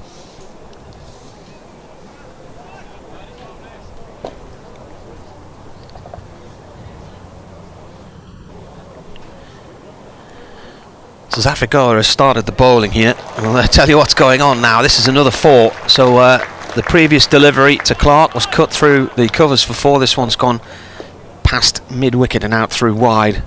Long on for 4. So Clark opening the batting with Johnny Bushnell. You haven't got much margin for error here, have you? It's pretty much, if it's not right on the top of off stump, then it's going to go one side or the other. Pakistani international bowling here. Played 1 test and I think 1 day international. Left on round from the Finkel end. This is turned out through deep mid-wicket. And that is a single, which brings Bushnell on to strike. Clark last year got 141 twice, one of them not out, and 140, and the 140 was against Gloucestershire in Scarborough. 141 in the opening game at Kent, and then 141 not out, I think it was against Middlesex. I will just check that one for you. This is played by Bushnell, short on the leg side. No, Hampshire I think was the last group game. 141 not out here, so got 141 at Beckenham, 140 against Gloucestershire and Scarborough a few days later, and then 141 not out against Hampshire here. Bushnell is on strike though, defends this last delivery from Zafigura, and that is the end of the first over. Durham are 9 without loss, and they're already racing ahead of where Gloucestershire were, because they were 3 on the board. So game's done and dusted already. Indeed, yeah. So there was that game last year, wasn't there? That one at Beckenham where Kent scored about 300 and something and lost by over 100 runs. Yeah, well, Durham got 405, and they hammered Kent that day. But it was such a fast track. It was such a good batting track, and it was hot weather like this. The outfield was just bone dry, and the moment the ball left the bat, it was racing to the boundary. It's not the biggest of grounds either. No, it's historically. Well, I say historically, I mean, when you think of some of the best batting strips in the country, Beckenham's name usually gets mentioned. Josh Shaw will take the new ball then with a slip in place and bowling to Graham Clark, who pushes that one out into the point region. There's no run as it's picked up by Ben Wells. So Shaw, one of the 2 changes in this Gloucestershire lineup from the win against Nottinghamshire. Shaw and Tom Price both playing. No Jared Warner, no Dom Goodman. I just wondered whether Tom Price might get the new ball, but I suppose if Zaffa bowls another couple of expensive overs, then that decision to give him the new ball might be quite a short-lived one. Shaw bowls to Clark, who turns that one to mid-on. There is no run. So Shaw, who so far in his 2 matches that he's played, 0 for 35 against Warwickshire and 0 for 67 from 9 overs against Sussex, but Shaw did have a catch dropped off his bowling, that of Dan Ibrahim, when he was on about 18, and he went on to make 50 from 33 deliveries. Shaw in and bowls, and Clark on the front foot, but not finding a run into the covers, picked up by Zafar Gohar. And Gloucestershire immediately going for the deep square leg back, fine leg up option.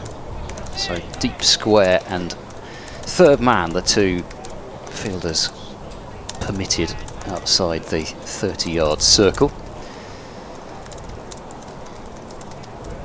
Shaw is in now and bowls, and Clark drives and doesn't get it past cover point, picked up by Chris Dent there, so a few dots building, and certainly won't be an issue at this stage, but you do have the issue of making sure that you keep up with the run rate, even though it's always good to know what you're chasing. But Gloucestershire have got the potential to build up more pressure through dot balls than Durham did in their innings, with the ball is short there now and bowls. That's well down the leg side and a wide signalled.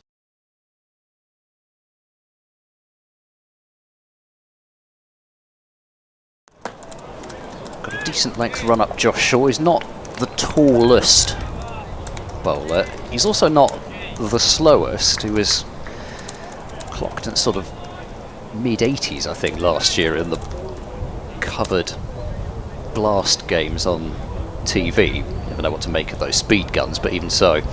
Shaw bowls to Clark. It's full. It's driven through extra cover for 4 by Graham Clark. He's on to 13, 14 without loss. Pretty typical Graham Clark shot, that one. Just easing it through the gap, and now Chris Dent's got to go and fish it out from amongst the covers over there, which he's done quite quickly.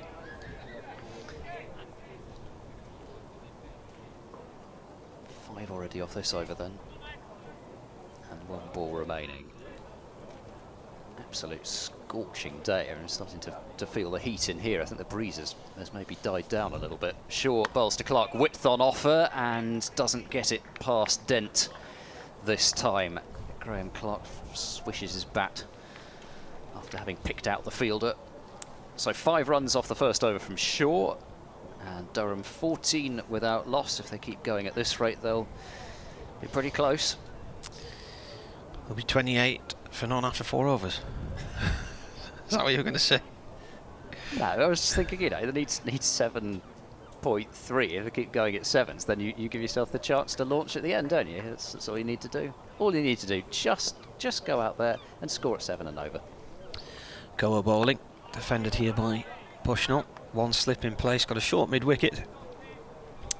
Deep mid-wicket. Fine leg on the discs. Third man on the discs. Point is a sort of wideish point rather than a backward point. Got a extra cover in there as well. This is played out through the middle by Bushnell for 1 on the leg side. And there's a long off. Mid-on is on the discs. Mid-on is Marcus Harris, the Aussie. Wells is at that short mid-wicket position. And Price, Tom Price is down at long off. Keeper standing up with the stumps. Little flick around the leg side by Clark, who comes to the bowler's end, and the ball flies in hard from fine leg on the discs. The throw coming from Josh Shaw. He's quite a big looking lad, isn't he? And now we see him without all his kit on, and I was going to say he's not the tallest, but he's broad. Very much well built. Yeah. Looks a bit Matty Potts-ish. Bowler comes around the wicket again. Dot ball, it's played back to him. So Zafar Gohar, 27 years old, from the Punjab, and his best figures. He's taken 96 wickets, best figures 5 for 56 for Zarai Tarakiati Bank against Sui Northern Gas Pipelines.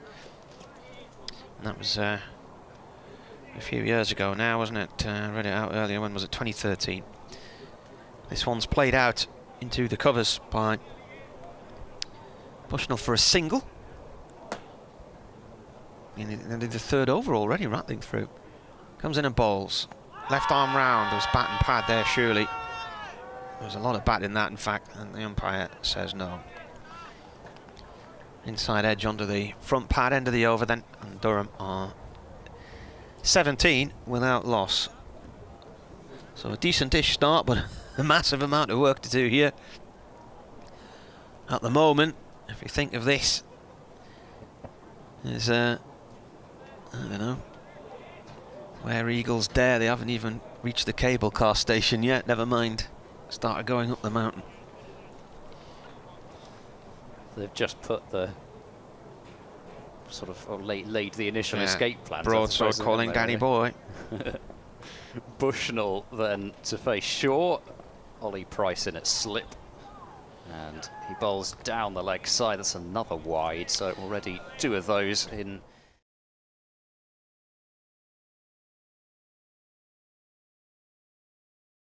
Minutes ago, Damien tweeted, well, we can all see where this is heading. Gloucestershire might not have gotten 400, but arguably should have. Serious questions remain from the club as to what the team actually stands for.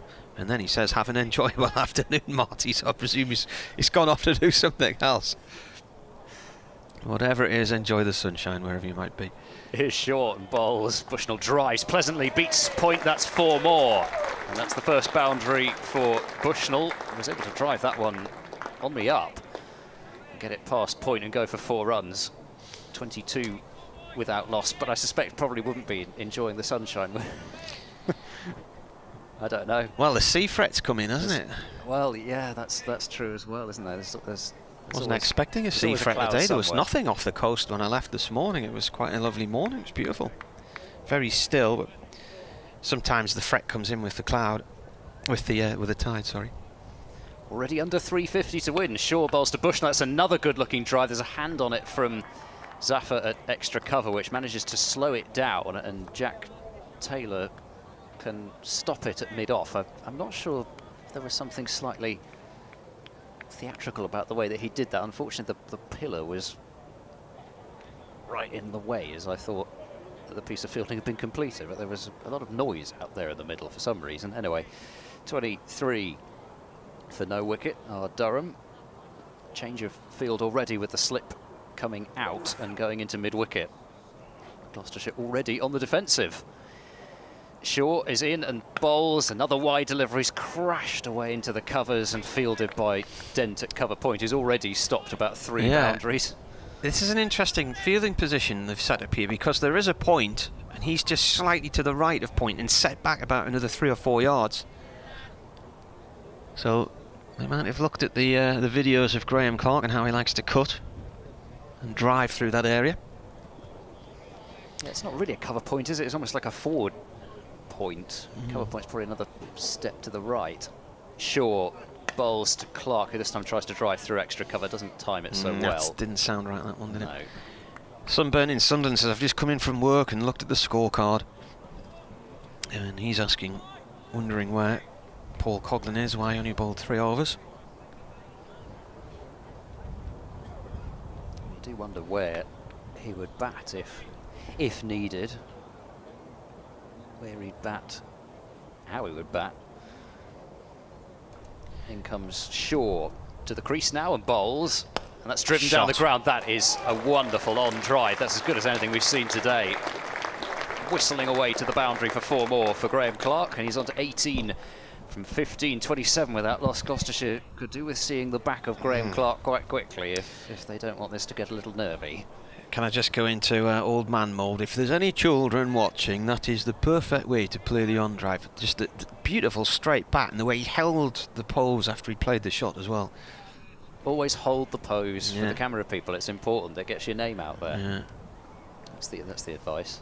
Shaw is there and bowls, and Clark drives through extra cover. It's well fielded by Dent because the ball was bounding away off the square and he got himself in front of it, but that's an expensive over with 10 runs coming from it, and Durham 27 for no wicket after 4 overs. So they haven't quite got to the 28, but they're still going along well at the start here.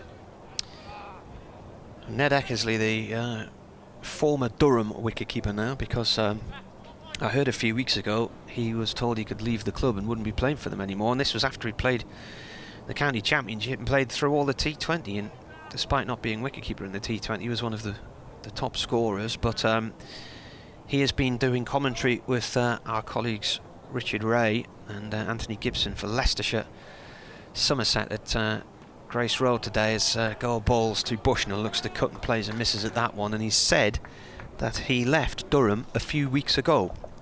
So when the county championship resumed, Durham played Derbyshire and Middlesex after the T20 had finished, he was told he was no longer required and he's gone. This is a leg by, just slightly down the leg side. So I had been told a few weeks ago, and I mentioned this on air, that he was thinking of studying to become a barrister, but now apparently he's looking for another club because he believes he's still got a few years left in him. That's going down the leg side as Clark looks to sweep Slog, and I tell you what, it's probably a good job he did miss that one, because there's a man at deep mid-wicket and it could have been going right down his throat there. Certainly didn't seem to have much going for it, the LBW, from this angle. No. Especially his left arm round as well. That's off the thigh pad. He's going down the leg side all the time here, Goa. That one's thumped off the pad. Whether it's because they really want to make sure there's no width for Graham Clark, or if that's just where it happens to be going. Now that was a better delivery. That was on off stump and Clark had to defend that one. Bit of drift on that delivery.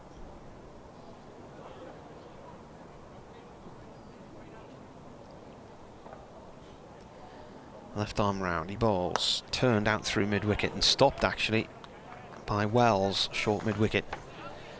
And just the leg by from the over, so maiden as far as the bowler's concerned. 3 overs, none for 12 under maiden. The other bit of news that I read during the interval was that Darren Stevens, whose contract has not been renewed by Kent, says that he's hopeful that he might be able to find another team. He wants to keep playing. Well, he's only 45. There's still years in him yet, isn't there? How old is he now? Yes, I think he is 45. So I guess he'll be 46 when he that new deal is signed. If it is signed, his words were, I've seen talking to Radio Kent, as in comes short and bowls on leg stump. It's clipped away out towards deep mid-wicket. It'll just be a single though for Bushnell to move him on to 8-29 without loss. He says, I know that I can do well with bat, ball and in the field in all forms of cricket, so why not keep doing it? There might be a few doors that open, there might not. We'll see what happens. We will. If anybody would have him on as a sort of a player consultant coach sort of arrangement where he plays a few games and helps out coaching wise, goodness knows he'd bring enough expertise. Short bowls to Clark on the pads and flicked away. Van Meekeren has signalled to the fielder in the deep that it's his ball to chase, and in the end it is. But they're going to come through for 3 runs. The relay fielding done between Tom Price, who came all the way round from sort of deep mid-wicket really out towards long leg to field the ball, and then Van Meekeren, who got the throw in.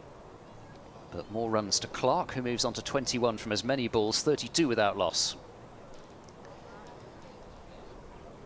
Pretty serene progress for Graham Clark so far. Bushnell on 8, facing Shaw, who's there now and bowls. And a better delivery from Shaw on the money and pushed into the offside, picked up at mid-off, and there's no run. Tom Smith already loosening at third man. Spin's going to be a key part of Gloucestershire's defence here. We've already seen Zafar opening the bowling for the...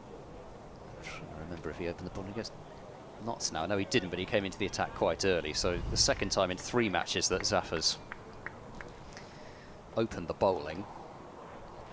And Smith, Jack Taylor play a part. Shaw bowls a short ball, which is miscued, but fairly safely in the end. And they're going to come through for 2 runs as Van Meekeren almost has the ball get away from him as he reached down to pick the ball up.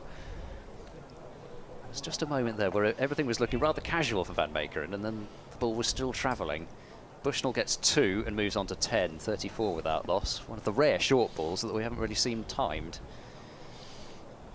One of the other ones being that pull shot, which Wells played and was put down at mid-wicket on 29, although probably hit that one hard. Well, certainly hit that one harder than that one. Shaw, bustling action, comes in and bowls. Bushnell drives beautifully through extra cover, and it's running out towards the boundary, and it will make it for 4 more. He did well there. There's 4 men on that side, and he pierced the ball. 10 runs off 5 balls this over. Gloucestershire Durham 38 without loss, and they can't wait to get out of these first 10 overs. But as we saw Notts do in the last match, you can kind of be ticking along at around about a run a ball, and you think, well, it's not great, but they've got everything under control. But it only takes a couple of big overs towards the end of the power play, and things are not looking so great. Shaw tries a Yorker, that's a good ball. Maybe it'd take a bit of pace off that as well. Bushnell digs it out into the leg side for no run. But still, those 10 runs from the over. 38 without loss Durham after 6 overs. And in fact, Tom Smith looks as if he's going to replace Zafar Gohar, so one left-arm spinner replacing another. Assume they just don't want to use up too many overs of any one spinner. I mentioned Jack Taylor, who took that career best 4 for 31 with the ball against Somerset a couple of matches ago. Ollie Price could bowl some off-spin as well, hasn't been called upon too much in the competition so far, but there's spin options aplenty, and they'll be hoping that that's what works to defend this target, I think. Another lefty. Tom Smith. Bit of a sort of square-armed action there, wasn't it? Yeah, pushing it through. He'll vary that arm angle a lot, and it can be, you know, sort of flat to flatter. Very different left-arm spinner from Zafar. 38 for non-Durham after 6 overs.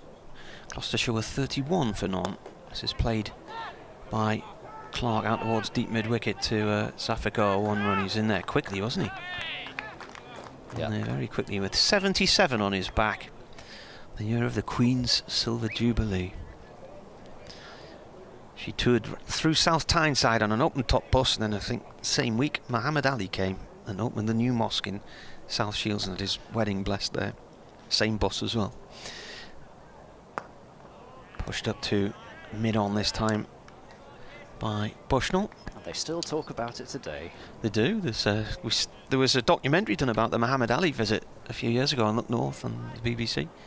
I was looking through some of the archive footage a few years back. Very interesting.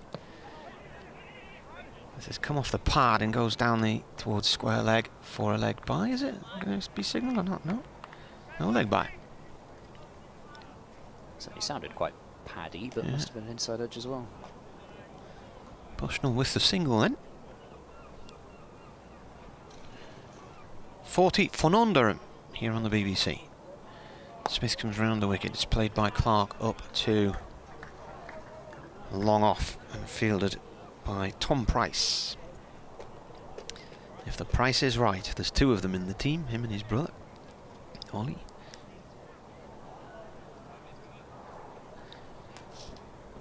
Tom got a duck earlier and Ollie finished 31 not out. Smith again, bowls. Dives to try and stop it, and he's gone through a right pile of dust on an adjacent wicket there, and there's loads of it coming up into the air now. 1 run for Bushnell. He will keep strike. 4 from the over. Durham are 42 for non after 7. And they just bowled a maiden, Durham, so Gloucestershire were 31 for non then. 6 wickets in the comp so far for Tom Smith in his 4 matches. Average of 27 and a third, but as usual with Tom Smith, the thing that tends to stand out with him is the economy rate, which is well under 5, 4.8 and over. Last year he finished with an economy rate of 4.16 in his 9 games. This year became the 3rd all-time leading wicket-taker in the history of the Blast as well, Tom Smith, behind Danny Briggs and Samit Patel, so slow left-arm spinners very much ruling the Blast in terms of the historical stats. Tom Price is into the attack, replacing Shaw from the Lumley end. Shaw bowled 3 overs for 25. Tom Price, who's probably fair to say his strength would be more up front at the moment, more than towards the back end of the innings, is coming in and bowling and is flicked away down towards fine leg for 4 runs by Bushnell. And that will move him on to 20 with his 3rd boundary, 46 without loss. Speared it down the leg side, and with fine leg up, can't afford to do that.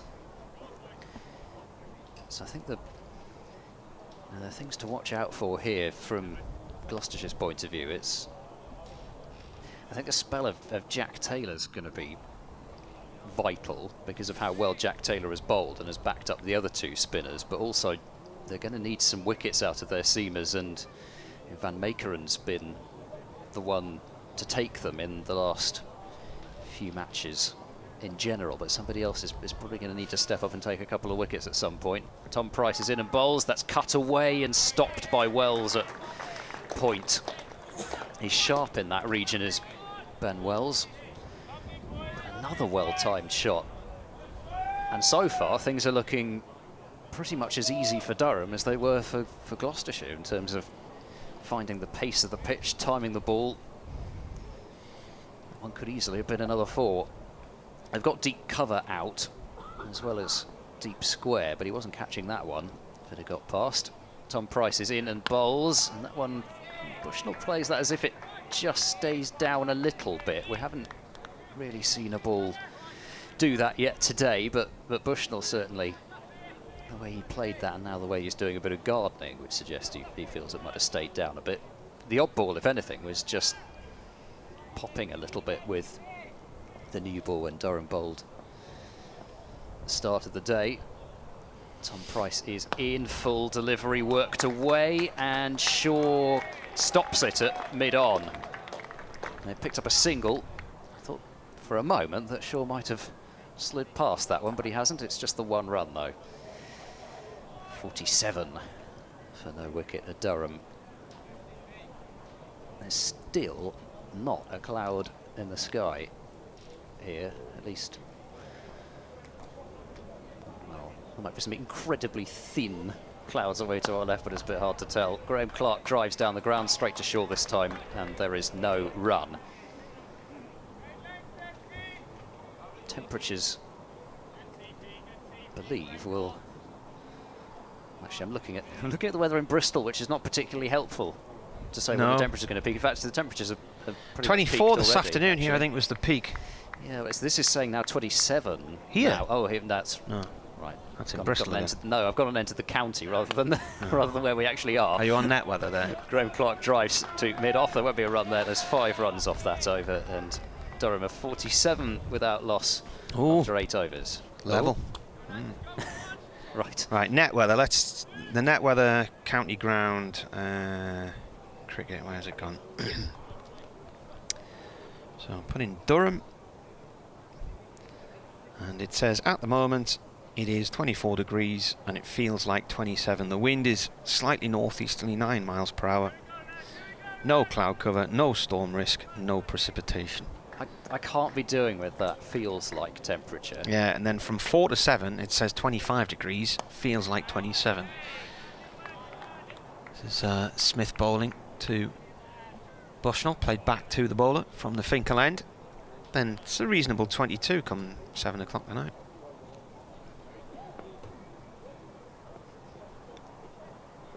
It's going to be hot in Grantham on Sunday by the looks of things. 2 runs here from a leading edge from Bushnell out towards deep square leg. Good throw back in from Cohrs. Panme as well, as he more or less hit the stumps direct side on from nearly the boundary on the castle side of the ground.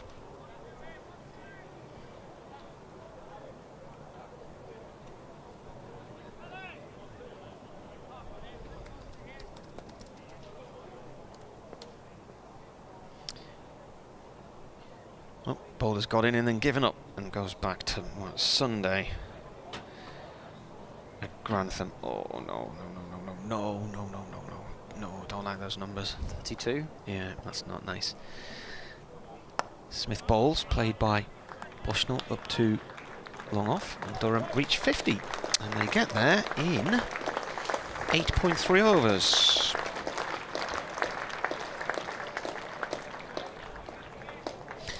And Gloucestershire got there in 8.2 overs, so 50 plays 53.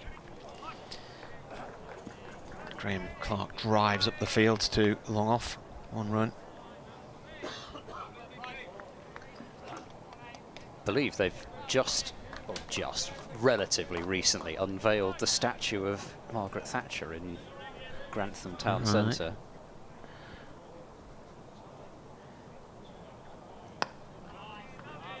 Ball then played upfield to long off again. 1 more for Bushnell there.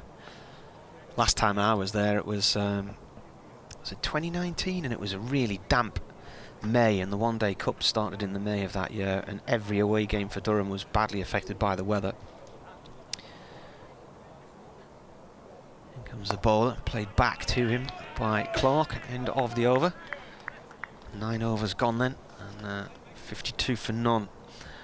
And I remember from my hotel walking down into town, or I think I might have got a taxi down into town because it was chucking it down, and then when I got out into the town centre Wednesday night, rattling around on a May evening in Grantham in the pouring rain, found a nice little pizzeria, and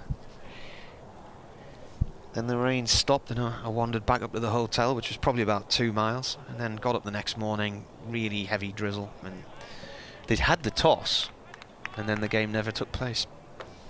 Yeah, one of those ones. Well, Gloucestershire had one of those this year at Bristol, a game which, according to the forecast, there was no way it was ever going to be played. Tom Price in and bowling. That's driven neatly down the ground to mid-off, but for no run by Bushnell.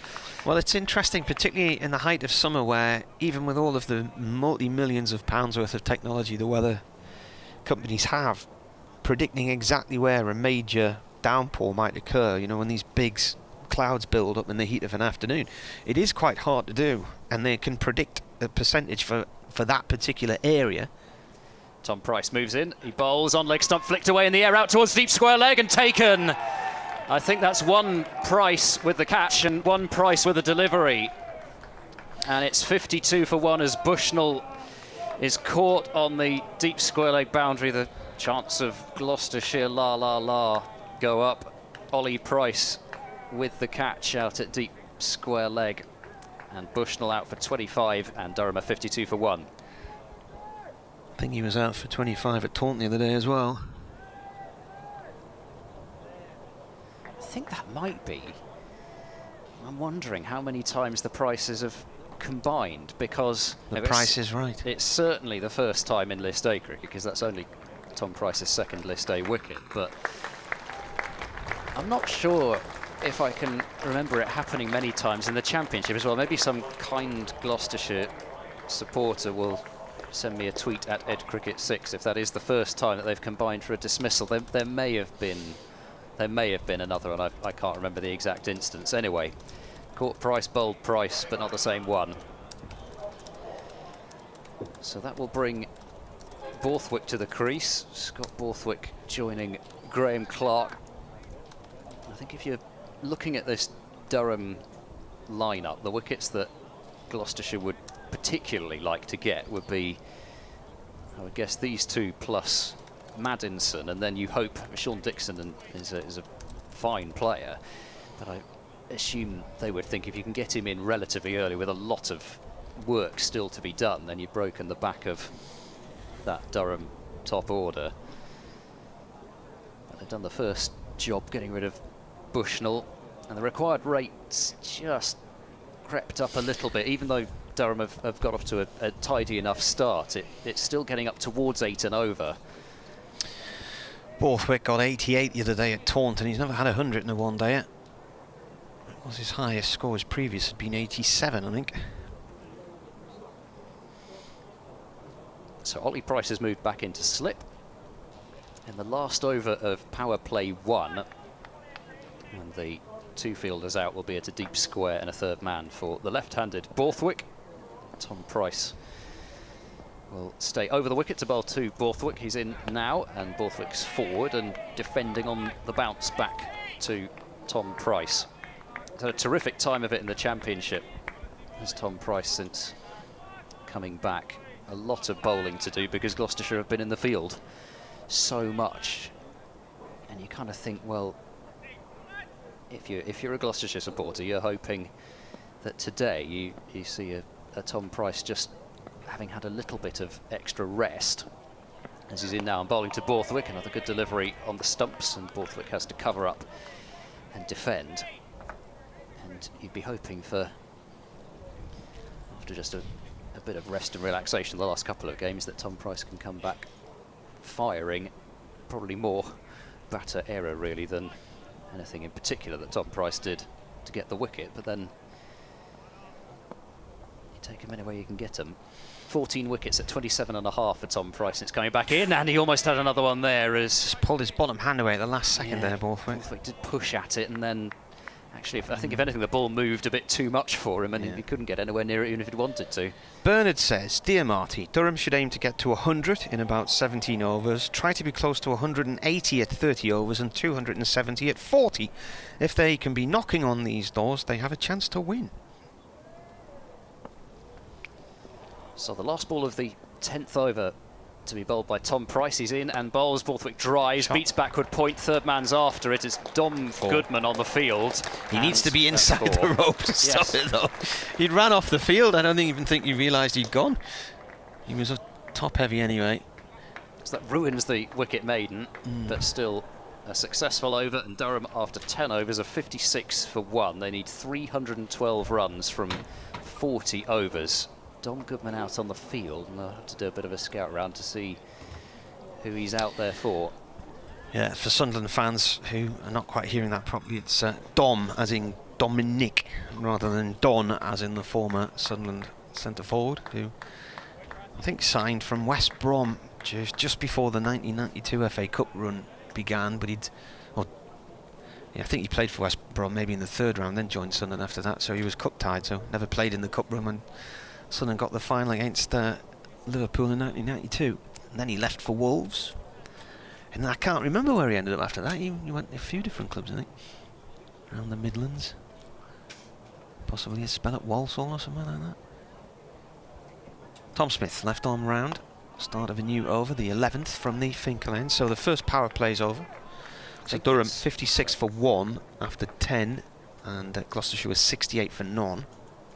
They didn't lose their first wicket until they were 83. That was in the 14th over. Smith bowls, driven by Clark up to long on. One run there as it's fielded down below us by Marcus Harris, the Australian. I think it's Van Makeren who's off the field at the moment. So Paul Van Mechelen. He's got a really deep Dutch accent as well. It's quite. Yes, he's from Amsterdam. Amsterdam. Yeah. You been to Amsterdam? A few times, yeah. We were there with the kids about 3 years ago. God, it was expensive. Ended up in the cheapest hostel we could possibly stay in. Smith left arm over, bowls cut by Borthwick off towards the Castle stand for 1. Goes out there. Yeah, it was. We got the ship over and we had a few days at a theme park in the sand dunes down near The Hague called Doonrel. Beautiful place. Glamped there for a few days and then went back up to Amsterdam and stayed in this sort of backpackers hostel, and the rooms were literally, there was nothing in them, it was like a prison cell. But the bar area and the restaurant downstairs was lovely. The staff were really nice. Smith bowls. Ball goes long up to Harris again. Off Clark at long on. But yeah, I've been there a few times with my wife over the years, quite a few years ago, and it always felt, I mean, as a capital city, or it's not the capital, but you know, big tourist hotspot, if you keep out of the main square up the top where all the touristy bits are, where people get their eyes taken out, go down towards the flower market and round the bars around that area, it's really nice. And the university. Borthwick with a shot up towards long on for 1. But one year we stayed on a floating hotel just in the bay, in the sort of harbour next to the next to the main central station. And then another time we stayed in what was a former prison. That was quite interesting. Smith bowls. It's gone off towards mid-wicket. No run. That's the end of the over. 60 for 1. The place we stayed the next time was it was along the river out of town, sort of going east. Probably about 2 or 3 tram stops, and it was a hotel which had been a prison. Fabulous views looking over the harbour and all the boats coming past and everything. And it depended on what floor you were in the hotel as to what star you were. So we were on the 3rd floor, so we were on a 3-star room, obviously floors on the top. Was this just by accident? Or was it I think we found it on, yeah, I mean, I don't know what was behind it, but we found it online, and it was a really nice hotel. But the weird thing was, the shower was just in the middle of the room. It wasn't in the bathroom. So you went and stood and showered in the middle of the room, and it had this sort of waterproof floor with a little drain, and then a little sort of squeegee mop to dry the floor after you'd had a shower in the middle of the room. I'm not sure I really want to know the reason for that. Tom Price bowling to Borthwick, who's forward and defending up to mid-off. Possibly where the plumbing was, I don't know, from the prison days. Yeah, that's... wow. I mean, I've heard, you sort of look at those some of those French houses with the toilet in the bedroom, but no kind of partition or anything. Yeah. That's just, that's just considered quite normal. In fact, we ended up staying in a B&B like that in Ypres in Belgium a few years ago. Tom Price moves in, bowls to Borthwick, who drives pleasantly through the covers. Goodman after it on the deep cover boundary, and will launch the throw in and keep it down to a single. 61 for 1. Yeah, it was a twin room, but I was there with my sister, and I said to the guy, "Where's the bathroom wall?" And he's like, "Well, this is how." And I said, "Oh, I can't stay here," so we booked out and went to a hotel around the corner instead. On a school trip to Ypres. I think our dwellings are probably better off than that. We were in porter cabins. Oh. Porter cabins at the back of the hotel. Tom Price bowls a short ball pulled in the air down towards fine leg, and it's going to be parried by Josh Shaw. They're thinking about coming back for a second run as he's almost knocked it right back into the 30-yard circle. He's done... Heart and mouth moment there for Clark on 25. He's done well to not to dive past that, Josh Shaw. He committed himself to the catch as much as he could. And was just able to get hands on the ball. Ypres was nice. Some lovely bars and restaurants there, and obviously all the First World War battlefields. The museum in the centre is a fascinating visit. Tom Price moves in, bowls to Borthwick, who forces that one away off the back foot straight to Wells at backward point, and there's no runs. Just the 2 off the over so far. When did you go to Ypres? Would have been 2007, I think. Oh, we were there in 2016, so it was the 100th anniversary of the first Battle of Ypres. And I don't know if the museum had all of this in when you were there, but they had this huge computerized table, but it was a map of the region where all the battles were. Tom Price in, that's cut by Borthwick, beats backward point, but will just be the 1 run out to Goodman on the offside rope. 63 for 1. But you're looking down at this big table, this interactive table, and it would start off with how the town looked and how the countryside was and all the farm buildings and everything at the start of the war, and then the colours of the table would change depending on where the front line was, which it didn't move much over 4 years, but as each month went by, there were fewer things to see because all the buildings vanished. They all got destroyed. Tom Price is in. Good delivery, which Graham Clark tries to drive down the ground, but doesn't time at all. Goes back to the bowler, and that's a good over from Tom Price. 3 overs, 1 for 12. His figures so far. 63 for 1, Durham, at the end of over number 12, and the required run rate is basically 8 and over now. That was incredible to see how little the front line moved in 4 years, and then finally they overlaid all the motorway network and all the road network at the end, so you could see where if you're driving down the motorway there, what battlefields you were driving through. Went up to Tynecott Cemetery, which was where the Northumberland Fusiliers had been based. Went to the Canadian Cemetery, and they were defending the high ground. I was like, what high ground? It's hardly even a discernible ridge, this. It was maybe about a 3-foot high bank or something like that. Yeah, it bore the full brunt of mustard gas, wasn't it, I think? Well, they got surrounded on 3 sides by the Germans as well. Tom Smith, left arm over, Finkel end, bowling to Borthwick, played out into the covers, no run there. But what was fascinating, there was the farmer just up the road from there had found, while he was in his fields one day, he came across some trenches and he started to dig and unearthed the whole trench system that was still there. So that was a private museum, but that was interesting. Smith in, Borthwick again finds the covers, no run. Might have been the one that we went to, certainly somewhere near there. Just incredible to see the earth still, these huge mounds still left over from that long ago. Smith bowls. Borthwick pulls it up to long on for 1. The little museum we went, which had been on a farm, wasn't far out of Ypres, on the road going out of town, slightly up the hill, and then on the top of the big ridge behind, I think that was where one of the major explosions had taken place, where they'd tunnelled under the German lines and blew them up. Smith round the wicket now, and Clark plays the ball downfield for 1 to long on to Harris, and then that, like a number of these huge explosion sites where they'd mined underneath the German lines a few hundred metres down, they all just became huge lakes. And even then, all that work, months and months of mining and all the charges they put in place, and then hardly did anything with the land when they captured it. It didn't really give them any advantage at all. Smith bowls. Ball's played back to him via, through the legs of Clark at the non-striker's end. Just 2 runs from this over so far. Required rate is 8.2. Gloucestershire were going along for a long part of their innings, 7.2. This is played away for a single at the end of the over, so just 3 off it. Durham 66 for 1 after 13 overs. Their current run rate is 5.1, so they need to be scoring 3 and over more than they are now. Trying to see whether, I think Van Meekeren is back on the field now. I think that's him. What would be towards us?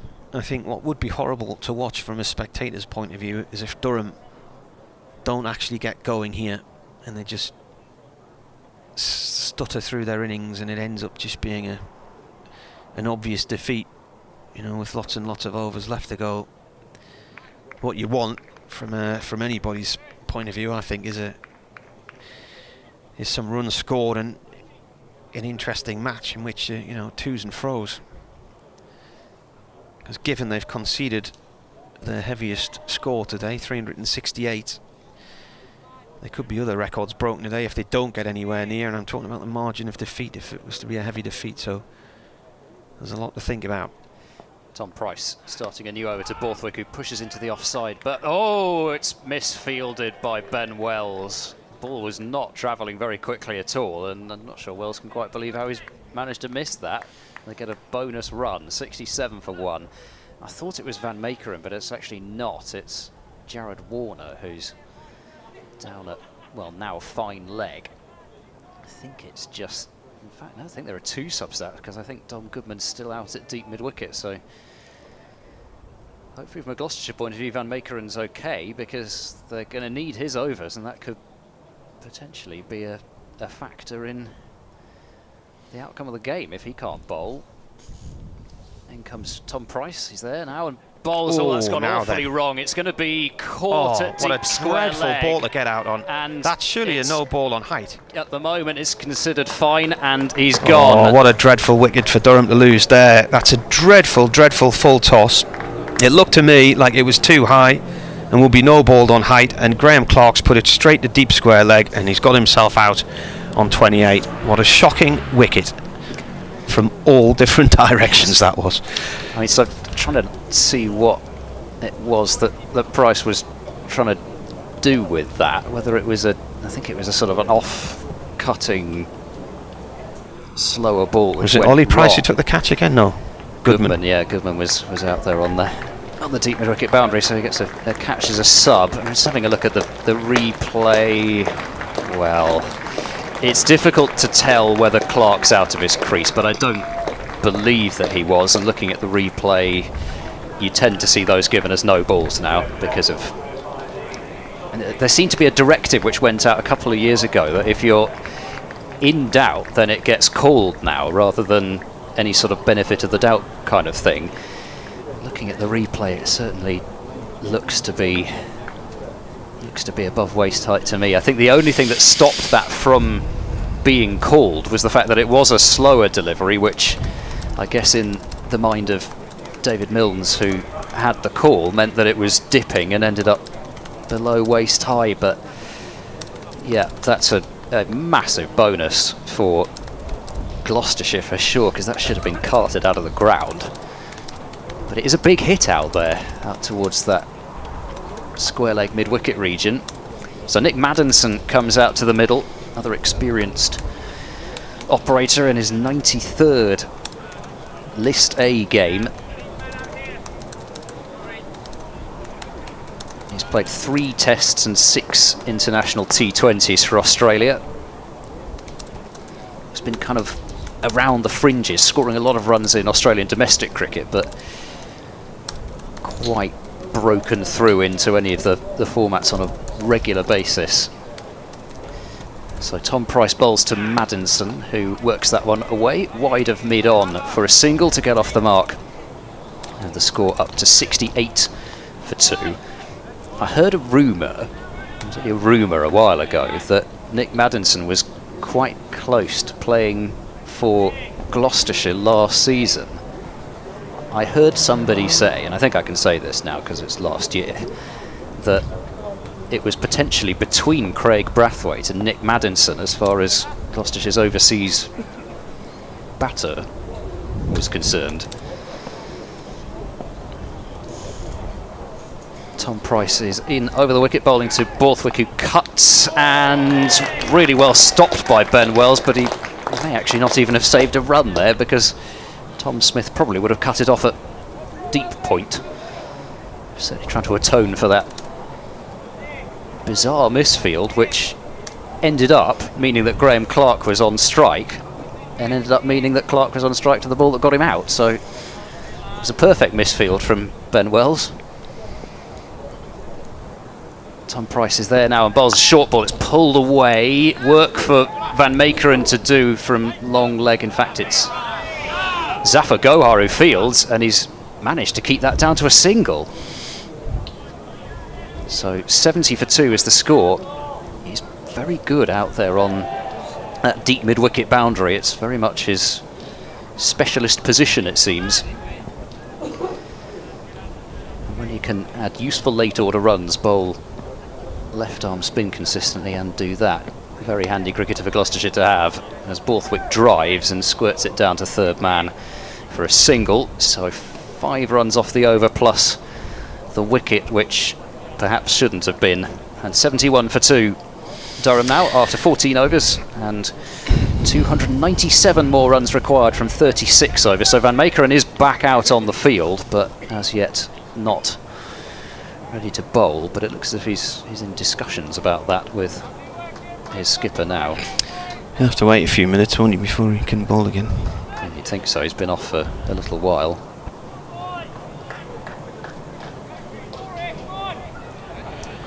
Right, Durham need a big partnership. I was hoping it was going to involve Graham Clark, but it's not, because they were 67 for 2 when he went. 301 still needed at that point. It's now 297. Borthwick and Maddinson need to knuckle down here, do a job for Durham. Smith bowls. It's played by Borthwick towards short mid-wicket, no run. Cut off by Dent. Borthwick, of course, it was who dropped Dent this morning when he was on 35. It was an absolute sitter of a catch to put down from the top edge, and he went on to get 117. This is played out through deep mid-wicket, so will there be redemption with the bat this afternoon for Scott Borthwick and for Durham? They put 5 catches down last week against Surrey at South Northumberland. 3 of those were straightforward. 2 of them, I think, Liam Travaskis made them into chances because of his athleticism. Smith left arm over to Maddinson. Maddinson down the field to this one, and Dent's in there. He's sort of loitering between short mid-wicket and short mid-on. And he's busy in that position. Smith in, bowls. Defended. What was the score at the end of the 14th, was it? Did you write it down? 71 for 2. Right. 84 for 1. Gloucestershire were, but then they went and put on a record 172 for the second wicket. Played away, short on the leg side here by Maddinson, no run. And there's still plenty of time left in this game. There's 35 overs to go after this next delivery. So it's a big chunk of the innings. Madison flicks the ball off to long leg for 1. End of the over then. So 15 gone, 73 for 2. And Durham now needing 295 to win. The other games in this group, Somerset are 43 for 2 after 14 overs in reply to Leicestershire's 269. Leicestershire, who are played 3-1-2 at the moment, but with a dreadful net run rate after their last match. So both these sides would be quite happy if Somerset went on to win that one, but it's not looking easy for them at the moment. Notts 76 for 2 in reply to Middlesex's 355, 76 for 2 in the 13th over. Some of the parallels between this match and that one kind of continued. Very similar scores there as here, just a few more overs batted by Durham, as Tom Price is going to continue into his 5th over now, and Maddinson drives into the covers for no run, fielded by Dent. He's not somebody, as I said, to think when he first came on to bowl, Tom Price, who you're kind of thinking, well, got to save overs of Tom Price at the death, and I reckon if he can keep going for another over after this or 2, they might well just let him run. He's in now and bowls. That's dabbed away. Thought about a single, but it's not there. Ben Wells does the fielding from backward point. So a couple of dots to start this over. Warwickshire made 310 for 6 from their 50 overs against Sussex. Sussex in reply 82 for 1. Warwickshire, who've I think recently lost Craig Miles to the 100. He played in the opening game for Warwickshire against his former county. Slower ball, which is hit into the ground and fielded by Tom Price off his own bowling. Bringing out that slower ball a bit, Tom Price. 4 o'clock already. The news has just begun on Radio Newcastle.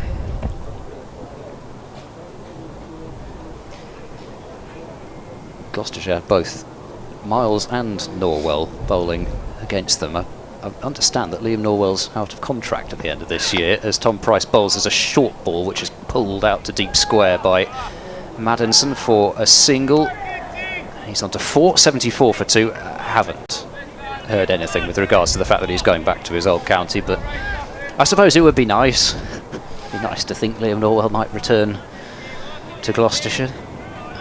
Say that again, 'cause I'm listening to the news. Sorry, what was that? No, I was just talking about Liam Norwell. I believe. I don't think Warwickshire are going to renew his contract, from what I hear. As there's a delivery which is driven up to mid-off. There's going to be a shot at the stumps here. Who was the other player who went to Warwickshire with him? There was 2 of them went up there, wasn't there? Craig Miles, as well as Liam Norwell went up from Gloucestershire.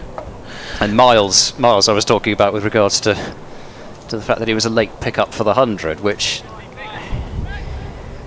you know, if you're Warwickshire, you're thinking you've got a experienced attack there in Norwell, Miles, Hannon Dolby, and suddenly you take one of them out and bang goes some of your plans, really. Tom Price in, turned away into the leg side. There'll be a couple of runs at least here. It runs out towards the deep mid-wicket boundary. Won't get there. Zafar Gohar does the fielding and 2 runs are taken. 77 for 2 then at the end of that over. Tom Price 5 overs, 2 for 21. 291 more runs needed from 34 overs by Durham.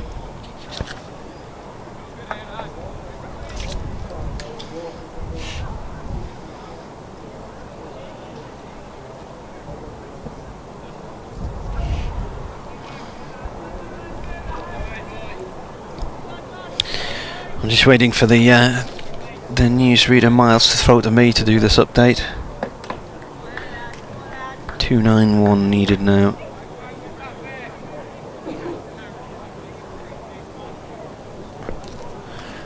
Tom Smith bowling his 6th over.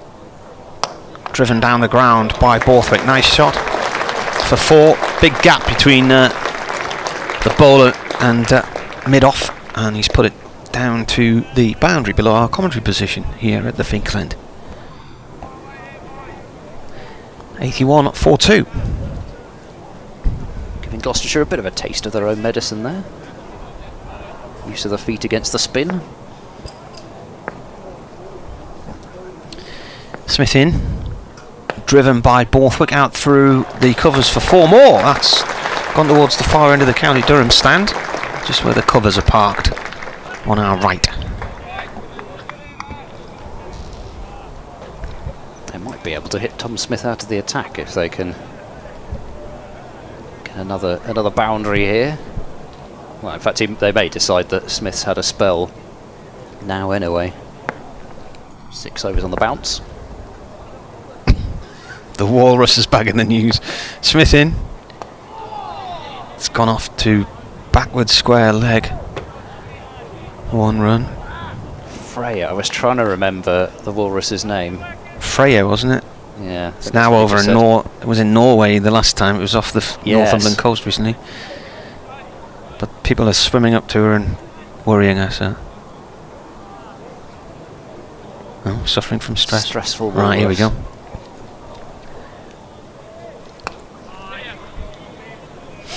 Yeah, well, the Durham team could be suffering from stress later on because they conceded 367 runs earlier in the 50 overs. That's Gloucestershire's highest score against Durham. In fact, it's anybody's highest score against Durham, and it's also the highest score on this ground by anybody as well. It included 117 from Chris Dent, who was dropped on 35 by the Durham skipper Scott Borthwick. He's currently batting now. Borthwick's on 24. At the other end, Nick Maddinson is on 7. But having conceded 367, Durham then lost their first wicket when Bushnell was out for 25, followed by Graham Clark, caught at deep mid-wicket off a full toss off by substitute fielder Dom Goodman off the bowling of Tom Price. Durham currently 87 for 2.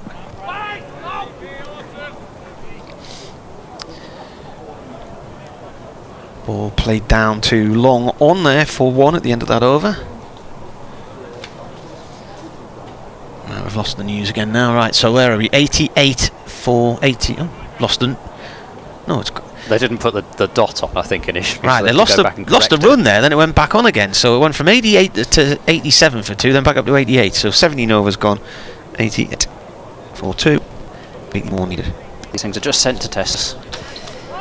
Tom Price will come out of the attack from the Lumley end, and it will be Van Meekeren for the first time today. Jack Taylor also loosening up at mid-on, so may well be the choice to come on from the Finkel end. There's leg breaks. You know, you were talking about the player at Kent, Darren Stevens. What is he, 45 did we say? Yeah, I think so, yes. Here's Van Meekeren bowling to Borthwick, full and straight. Borthwick defends away for no run.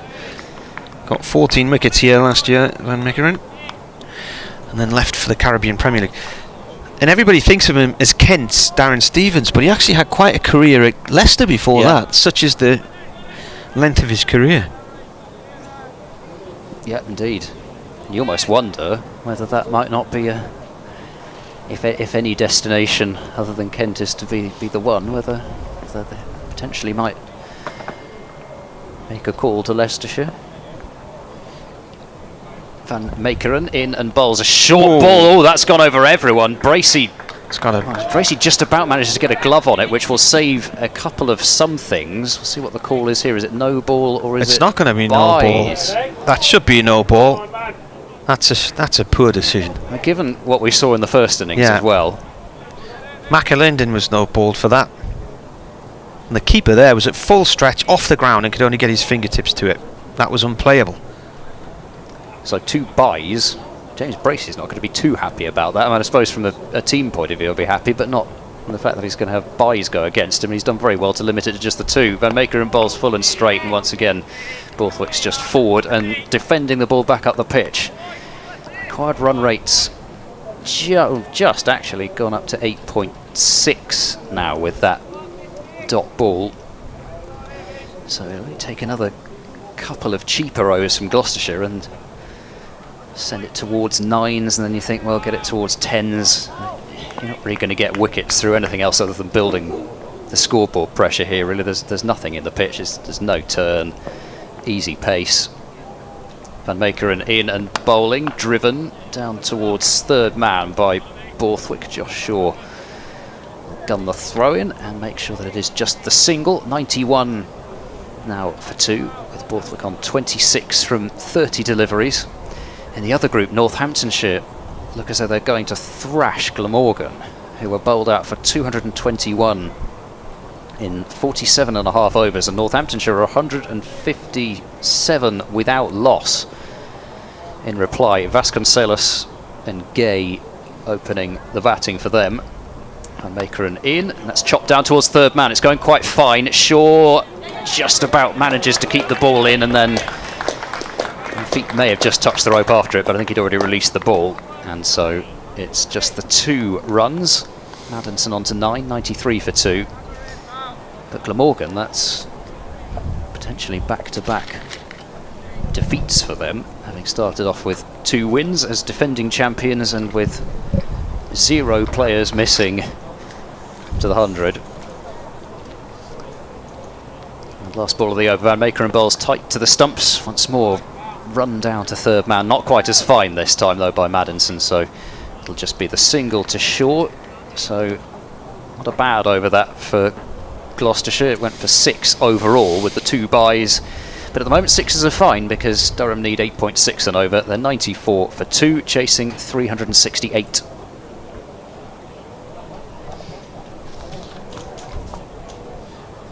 Other score, Hampshire are 65 for 4, chasing Derbyshire's 247.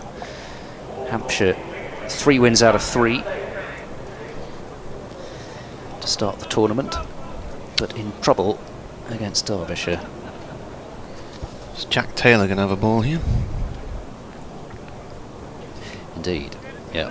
So probably the last time he played against Durham before last year, he would have been an off spinner, and here he is as a leg spinner, and he's been quite prolific in this competition so far.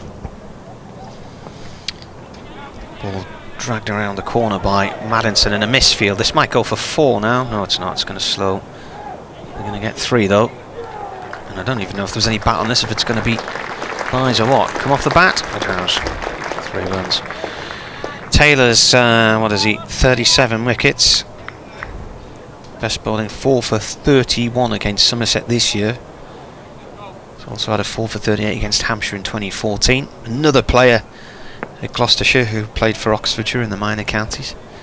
He bowls right arm over. He's played up to mid-off, no run there. He's still listed as an offie on the cricket websites. But he can't bowl them anymore. Yeah, that's out the back of the hand, isn't it? It's gone down towards long leg for 1. You can't bowl them anymore, why? Well, it was rule. It went through 2 separate periods of being banned, and has managed to reinvent himself really over the last couple of years, but this year he's very much come into his own in the One Day Cup. 8 wickets so far in 4 games. That's driven through the covers for 4. That was a half volley outside of off stump and there to be dispatched, and it was. I think he's mixing it up a bit here, because there's been a couple out the back of the hand. That looked like it was out the front of the hand. 100 runs for Durham. 18.4 overs, 2 down. It's not quite Sunil Narain levels in terms of seemingly completely redoing your action and then managing to be better than you were before, but Gloucestershire were 100 for 1 in 17.1 overs, Durham 100 for 2 in 18.4. So the wicket is the difference, really. Not much in it deliveries-wise. Maddinson plays this out through deep mid-wicket for 1. It is ridiculous what Narain is doing at the moment. He's just unhittable. Bowler comes in again. Little flick through the mid-wicket area by Borthwick, no run. End of the over, so the first over there goes for 9 from Taylor, and we have a drinks break. The drinks trolley is coming back on. 12 minutes past 4. Durham 103 for 2. Wheeled on in rather tired fashion over there, I think, Ben Charlesworth, and now he's just dropped it. So that's where the drinks are going to be taken. It doesn't matter where he's playing in the world, Narain. I don't know. It's amazing that somebody can do that. Just start bowling in a completely different way. And I suppose if you've got the ability in terms of what happens out of the hand, then got a double jointed wrist. Wasn't there an Afghan international bowler who could bowl right hand and left hand? Yeah, that's right. I forget his name now. That's bad. There was a cricketer in South African domestic cricket who did that as well. Switch bowler, whatever you want to call it. Only going to become more popular, I suspect, with the likes of Liam Livingstone already bowling both leg break and off break at the same time. Yeah, I can picture the bowler, but I can't remember the name. That's frustrating. I'm sure the internet will provide. Sussex in Birmingham are 112 for 1 now in the 22nd over, chasing 311 to beat Warwickshire. Derbyshire made 246 for 9 in Derby. Hampshire are in their 17th over there and struggling badly. They're 68 for 5. I'm just wondering who's done the damage there. Lewis Rees has got 1 wicket. Where are we? Ben Aitchison 4 for 23. Good afternoon for him. Leicestershire in this group made 269. Somerset are 52 for 3 in the 18th there. That is at Grace Road. Said earlier in commentary, Ned Eckersley, the Durham wicketkeeper, was on commentary duty with Richard Ray, our colleague from BBC Radio Leicester, and told listeners there earlier today that he left Durham a few weeks ago and is now looking for another club. So incredible that a player leaves a club mid-season when that club is so fraught with injuries and call-ups and whatnot, and down to the bone on numbers. Nothing official from Durham though. Glamorgan 221 all out against Northampton. Northants flying along there, 177 for none. They're 27 overs into that innings, and the runs there, Ricardo Vasconcelos has got 98, Emilio Gay 79, so they're rattling along. We're about to have a new over here. And it's Van Meekeren to bowl it. In now to Maddinson, who tries to cut. Got down quite low to try to force it away through the offside and can't beat Wells at backward point. No run. Middlesex made 355 at Grant. Nottinghamshire 99 for 2. Durham there on Sunday. It is quite a big ground. There's a lot of land there. So it's quite a big ground even by club standards. It's Van Meekeren over the wicket, charges in and bowls, and Maddinson works this one up to mid-on, and there is no run to be had there. Stevie Eskenazi made 135, and that's his 3rd century in a row, I think, in the tournament this year. He got 146 here the other day, and Sam Robson made 103 there. Second wicket stand was 234. Big numbers. Indeed, yeah. Dwarfs the one that we had here. Didn't apply themselves enough. In comes Van Meekeren and bowls down the leg side. Gloucestershire going up, and Jack Chantry says it wasn't a wide, and yeah, Nick Maddinson is showing to James Brace that it just flicked his pocket, or his hip area anyway. But mostly really appealing, I think, to make sure that Jack Chantry knew there was something on that. The England Lions have wrapped up an innings and 56-run victory over South Africa in their tour match at Canterbury, with Ollie Robinson 11 overs 1 maiden, 3 for 29 in the second innings of South Africa, where they were bowled out for 183. Oh, that's caught the shoulder of the bat from Maddinson, and that shows you how lively Van Meekeren can be. The fact that Maddinson, who's more than used to facing quick bowling like that, was made to look a little like a lower order player, but he played it as well as he could. Got big on him, And he dropped it away out into the point region, and there's no run, so 4 dots to start this over. Sam Connors, the Derbyshire seamer, having bowled 17 overs 0 for 90 in the first innings. Come back to that as Van Meekeren is in and bowling. Dabbed into the offside quick single, which is well taken. Dent fielding at extra cover, just a little bit deep, having to protect slightly, and so 104 for 2 is the score. So having bowled 17 overs 0 for 90 in the first innings, Sam Connors has come back and bowled 9.4 overs, 4 maidens, 4 for 25. He did remove the South Africa tail, but somebody's got to do it. Dan Lawrence picked up a wicket in that second innings. Van Meekeren moves in and bowls. It's cut. We'll get past backward point. Work to do for Shaw on the third man boundary. They're going to come back for a second run. Josh Shaw has thrown that one to the moon. Oh, in fact, he's managed to hit Nick Maddinson at the non-striker's end, who had no idea where the throw was coming in. And it landed right at his feet. What did you say about the moon there? Well, I said the throw went to the moon. I mean, big, wasn't it? Well, last night that wouldn't have been too far. It was a super moon. No, exactly. Spectacular driving back up from Taunton the other night. Just got round Bromsgrove and the moon was just sitting on the hill above on the Lickey Hills. But we're now not going to see another supermoon until July next year, I don't think. I heard and somebody that say... one last night was called the Sturgeon yes, moon. that's where I was going to go with that next. Yeah, so there you are. Liz Truss and the Hustings saying she's just going to ignore Sturgeon, and then Sturgeon's hovering above Britain. It's supersized last night. 106 for 2 at the start of the new over. And Taylor starts his second over. 1 run there by Maddinson out towards deep mid-wicket.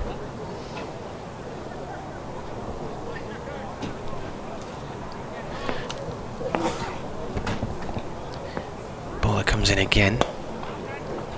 Oh, good diving stop there at short mid-wicket from Dent, I think. It is. You've got to watch Dent in that region. He is so sharp. Not sure why it was called the Sturgeon Moon. I wonder if it's maybe it benefited late night fishermen in the summer or something. I didn't look it up exactly why, but I'd heard that as well. Ball played out through deep mid-wicket for 1 run. Up to, in fact, it rolls actually eventually up towards that long on for Borthwick.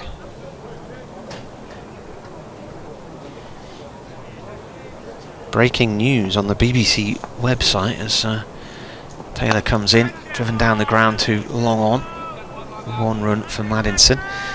Author Salman Rushdie, who suffered years of death threats after writing the satanic verses, has been attacked on stage in New York State. A breaking story there. See how that develops as the afternoon goes on. Driven ball here from Borthwick, and an attempted one-handed diving stop. Come catch in the covers. Throws come all the way back down to the keeper's end. There's all kinds going on here now. Maddison's doing roly-polies across the field. Who was that diving in there close? I think he might have got a finger end on it. Well, I think it's Wells. Is it Wells? Yeah, it is. It's Ben Wells. Diving high to his left.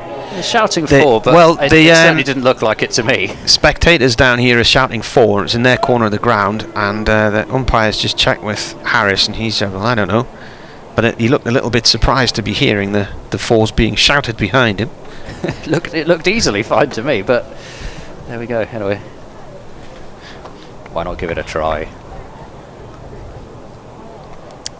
To be honest with you, I wasn't really looking where the ball had gone, because I was looking to see who the fielder was who nearly caught it one-handed. Maddinson plays this short on the leg side, end of the over. So then, where are we?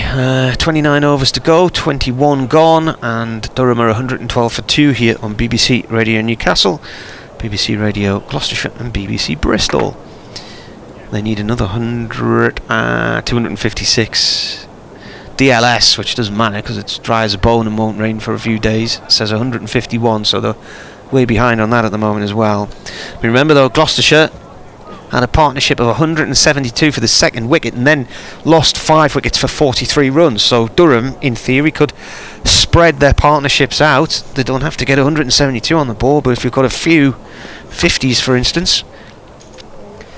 Van Meekeren ball short, pulled in the air. That's going to be Oh, dropped in the end, but he's done quite well to make sure that it stayed in the field of play. But I think it's just that corner of the boundary there, that kink in the rope, which has meant that Zaffer didn't take the catch, because the boundary rope just goes kind of parallel to the pitch, and then there's this kind of, well, I mean, what would that be? Kind of 100 and...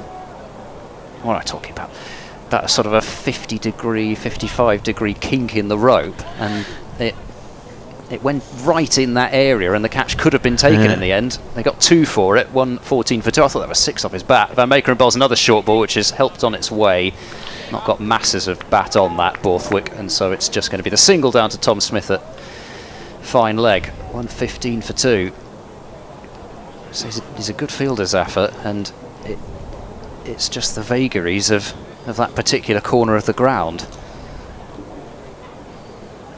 I thought he'd hit it better than he had, and then I thought all he's going to be able to do is parry that back in, and he actually had a foot or 2 to spare inside the rope, diving to try to take the catch. Van Meekeren in and bowls, cut and really mistimed by Borthwick out into the covers for no run. He's looking about as happy as he did when he was bowling there after that one.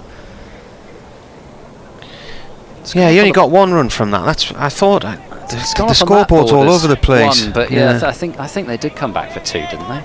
Well, no, because they've now given him only 1 run there, and because you had Maddinson on strike, and then it's back to Borthwick being on strike. So it is. Okay. I think Borthwick was too busy watching the catch. To be running.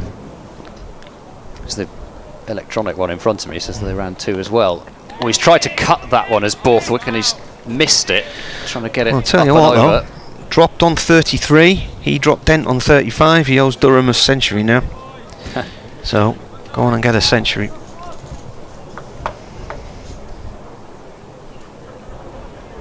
Van Meekeren in his 3rd over. He's just gone for 9 so far. If there were any worries about potential injury, certainly at the moment it looks as if Van Meekeren is fine, and he's getting it up there in terms of speed. He moves in once more and bowls. It's dug out into the offside quick single, which I think is a well taken one, mid-off, having to come in several steps. So 115 for 2 is the score now. 253 more runs required to win. Van Meekeren, 1 ball left in this 3rd over. Kind of seen probably all of Gloucestershire's likely bowling options now, or at least the ones that they'd be especially happy to use if they could use them all the way through, as that's chopped away wide of the keeper. Bracey will whip the glove off and then motion as if to throw, but he's got no chance at either end. So a single to finish the over. 116 for 2 Durham. Another cheap over that though, just 4 from it. Zaffer has only bowled 3 overs, so he potentially could come back into the attack fairly soon. Josh Shaw also only the 3 overs. Jack Taylor about to start his 3rd over as well. Smith's bowled 6, that's the most of anybody so far, and Tom Price got through 5 overs, took both the wickets for 21 runs.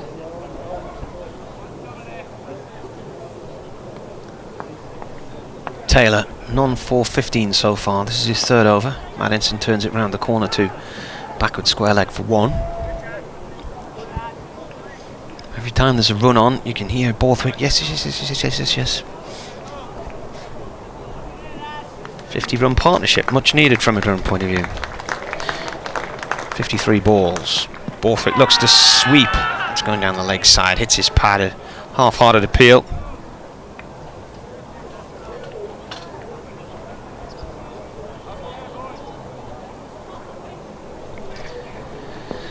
Partnerships come in 53 balls.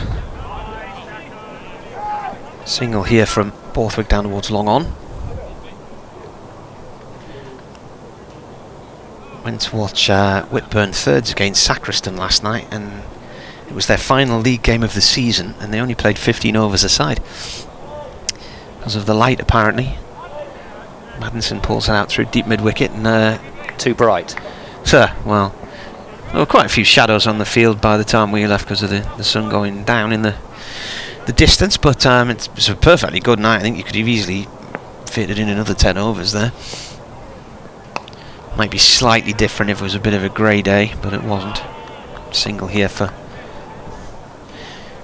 Borthwick off towards backward point, but the Sacriston opener made a half century and had to retire once he got the 50.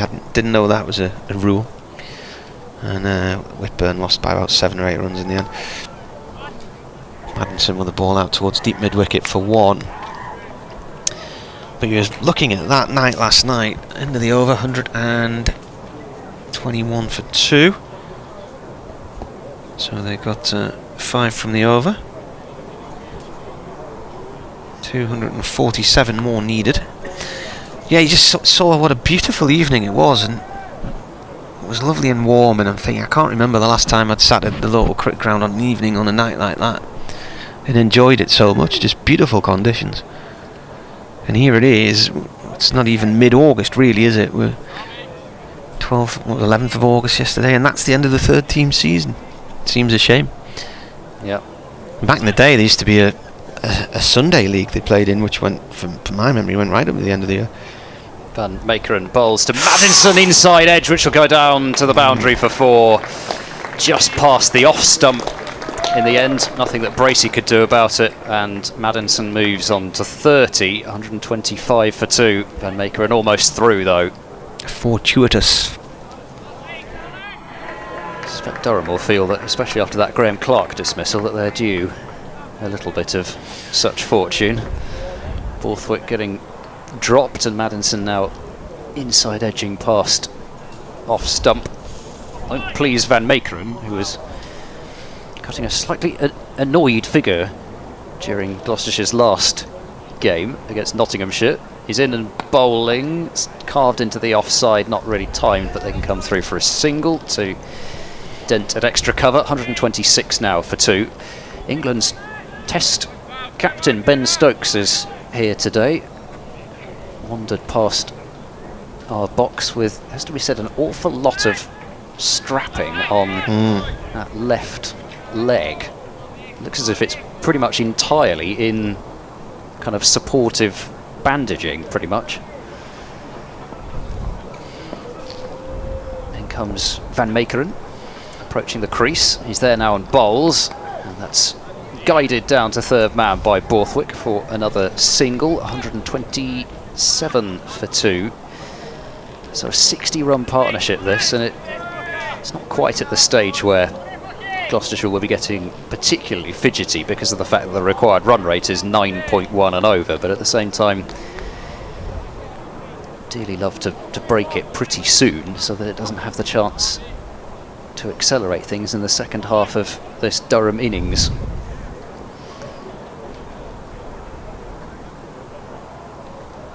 Van Makeren in once more, bowling, tries a Yorker, and it's been dealt with nicely down there. to 3rd man for 4 runs by Madison. So the second boundary of the over that's gone quite fine, and 131 for 2 the score. Plenty of pace to use from Van Makeren, walking back to his mark very slowly now. Should use to mop his brow, I think, and possibly disguise 1 or 2 words which rather members of the public didn't hear. Mind you, if he did it in Dutch, I'm not sure anybody would really be able to tell the difference. I think you'd be able to tell.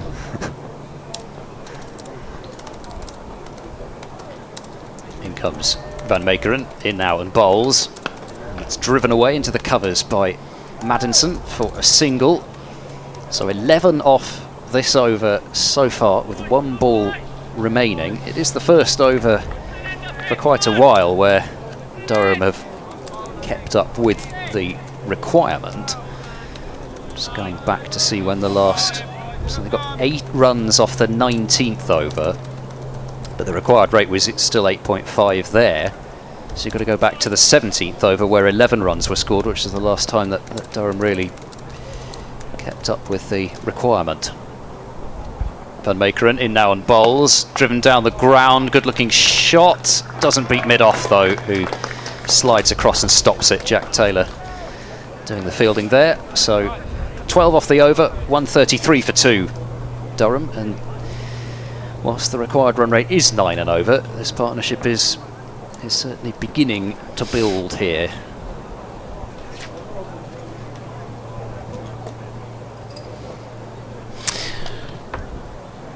Neil's just texted me, says the midweek thirds do have one more game. It's next week at Ashbrook, so that must have been their last home game of the season then. So Ashbrook's cricket ground in the centre of Sunderland, which once hosted, or a number of times hosted, the touring Australians.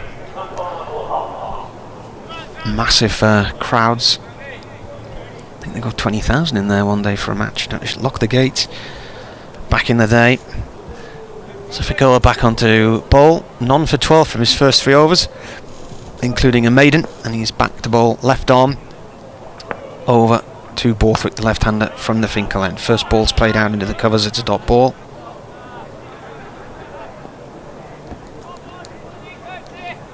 Tended to like to keep Van Meekeren's spells quite short, so it may be a double change. Bowler in again, and that was tracking all the way down the offside for Borthwick, and he tried a reverse sweep and he's missed it. It's gone into the keeper's gloves. All the balls again. This one's played along the floor out through deep mid wicket for 1,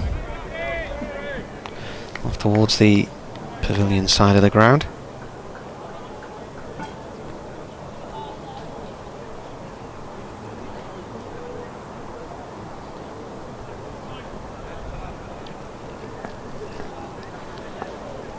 Goer in. Maddinson has bowled. Absolutely, totally played around that one. I think he may have been done by the wrong, and he's completely played it fresh air there. So he's out for 36. Durham are 100 and 34 for 3. Fair to say Zafar enjoyed that one. He is a man who enjoys his wickets, which is always good to see. He must have turned a bit because, again, it's leg stump that's been pegged back. So kind of turned through the gate as he looked to work with the turn. There was just more of it, I guess, than he budgeted for. It had been a really nice over from Zafar. I mean, whilst, I don't know, that second ball maybe you'd say might have been a bit shorter and wider, and he sort of got away with it because of the fact that Borthwick was going for the reverse sweep, but he's really varied his pace in that over, as well as potentially just got one to turn enough through the gate. Just see if I can have a look at replay to see exactly where that pitched. But oh yeah, that has turned, because that's pitched a foot and a half outside off stump, and he's out in front of it as well because of the fact that Zafar's bowled it slower. So it's the change of pace, but then it's also the fact that the change of pace down has presumably meant that the ball's gripped a bit more, and that has turned. So really lovely piece of bowling from Zafar Gohar. And I think that's just his 3rd wicket of the competition. He's been keeping things very tight. He's the most miserly Gloucestershire bowler. He just hasn't yet been taking the wickets, but he's got one here, and with turn like that he'd be hoping for a couple more.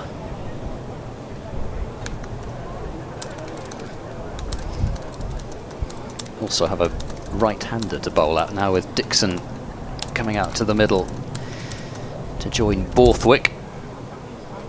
I suspect Gloucestershire will feel if they can get one more quick one here, then that really does leave that middle to lower order an awful lot to do for Durham. Be intrigued to see who does bowl from the Lumley end though. Van Meekeren having bowled 4 overs straight, several choices. Intrigued to see which one they go for. Sean Dixon's in now. Plays this out through the covers for 1. He played in the game against Somerset the other day, and it was his first match since mid-May. He got 11, came in when they were looking to try and push the score along.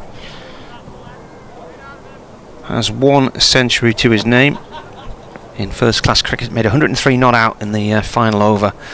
Oh, this could be out. It's a sweep. It's gone for 4, just past deep square leg from Borthwick. There were 2 men out there, but he's got away with it. He's put it between the 2 of them.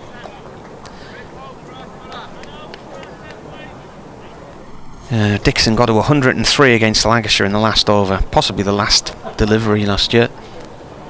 He's only 100, but he's been scoring.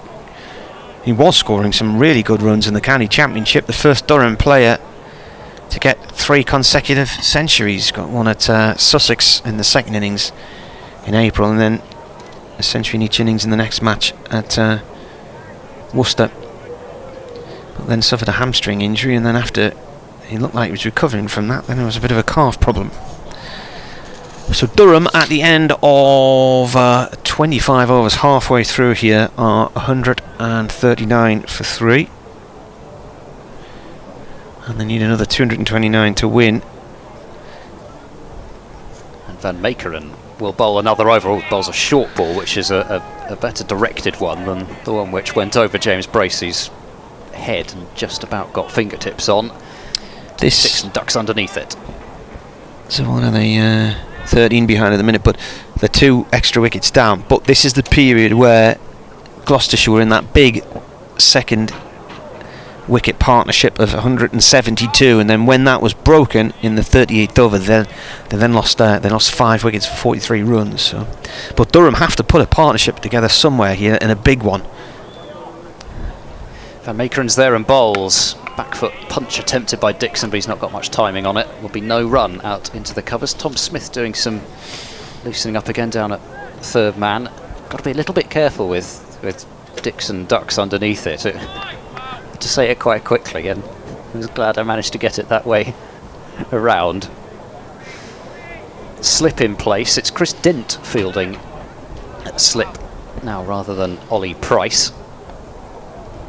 Ollie Price out at deep square leg where he took the catch that was the first wicket for Gloucestershire. Van Meekeren bowling. Dixon works that one away out towards Ollie Price. Will get 1, and that's all they'll get. Ollie Price quick to the ball. It's a good arm, and Dixon will move on to 2, 140. I think it will be for 3 once that goes over. Yep, there we go. Surely Van Meekeren won't have another over here. I think it's got to be the first time he's bowled 5 on the bounce. Can't remember him having done so in any of the previous games. Borthwick on 44, facing up to Van Meekeren, and a slash and a miss. And that one's another one which I think that ball was bouncing more at the start of the day. I think that was carrying through better. I think this pitch has just slowed down a bit for this second innings, which is exactly what Gloucestershire would have hoped it would do. They want the life taken out of the pitch because they can bowl potentially 30 overs of spin and then try to take the pace off the ball a bit with a seam. And Meekeren moves in and bowls on the hip of Borthwick. It's flicked down to Smith. That fine leg. Very easy single. 141 for 3. Borthwick onto 45.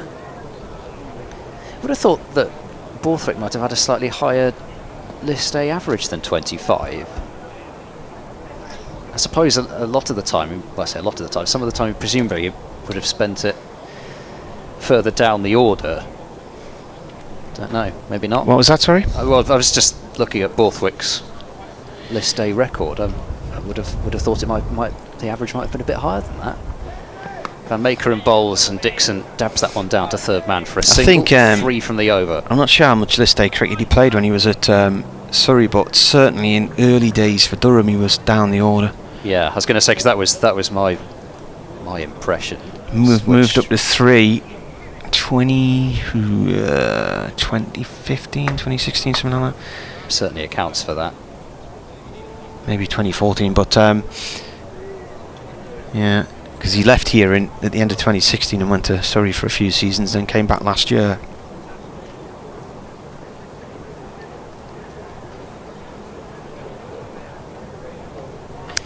a bit warm now, isn't it? It is, yeah. Suddenly the wind's dropped and it seems to have got rather sticky now. Saffigo bowling here too.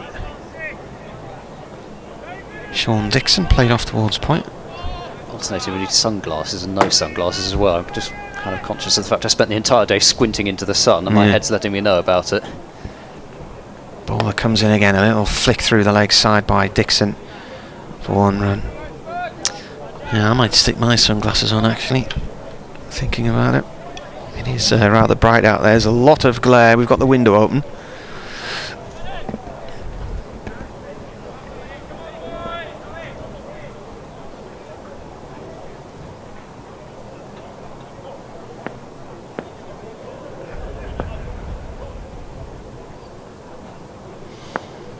Gyron. Ball played back down into the ground and back to him. 225 more needed to win for Durham at this moment in time at 143 for 3 in this 24th over. He bowls. Borthwick's bowled. I'm starting to think Durham might get nowhere near here. Borthwick's just lost his patience, come down the track at him and has totally missed the ball and is out for 45. Another ball which turned a bit, which certainly didn't help Borthwick as he went down the pitch and tried to slam the ball out of the ground. But I think they've worked themselves into a situation where they've kind of got to go at Zafar, and he's found a spot on the pitch and a pace that he can bowl where he can get some turn, and if Zafar's getting some turn then he's a real handful, as we've seen in the Championship over his time with Gloucestershire, and that's a key wicket at that time, especially after having got Maddinson to get Borthwick in quick succession after that. Gloucestershire, you could see how big a wicket that was to them. Both set players gone, and still not particularly close to half the runs knocked off.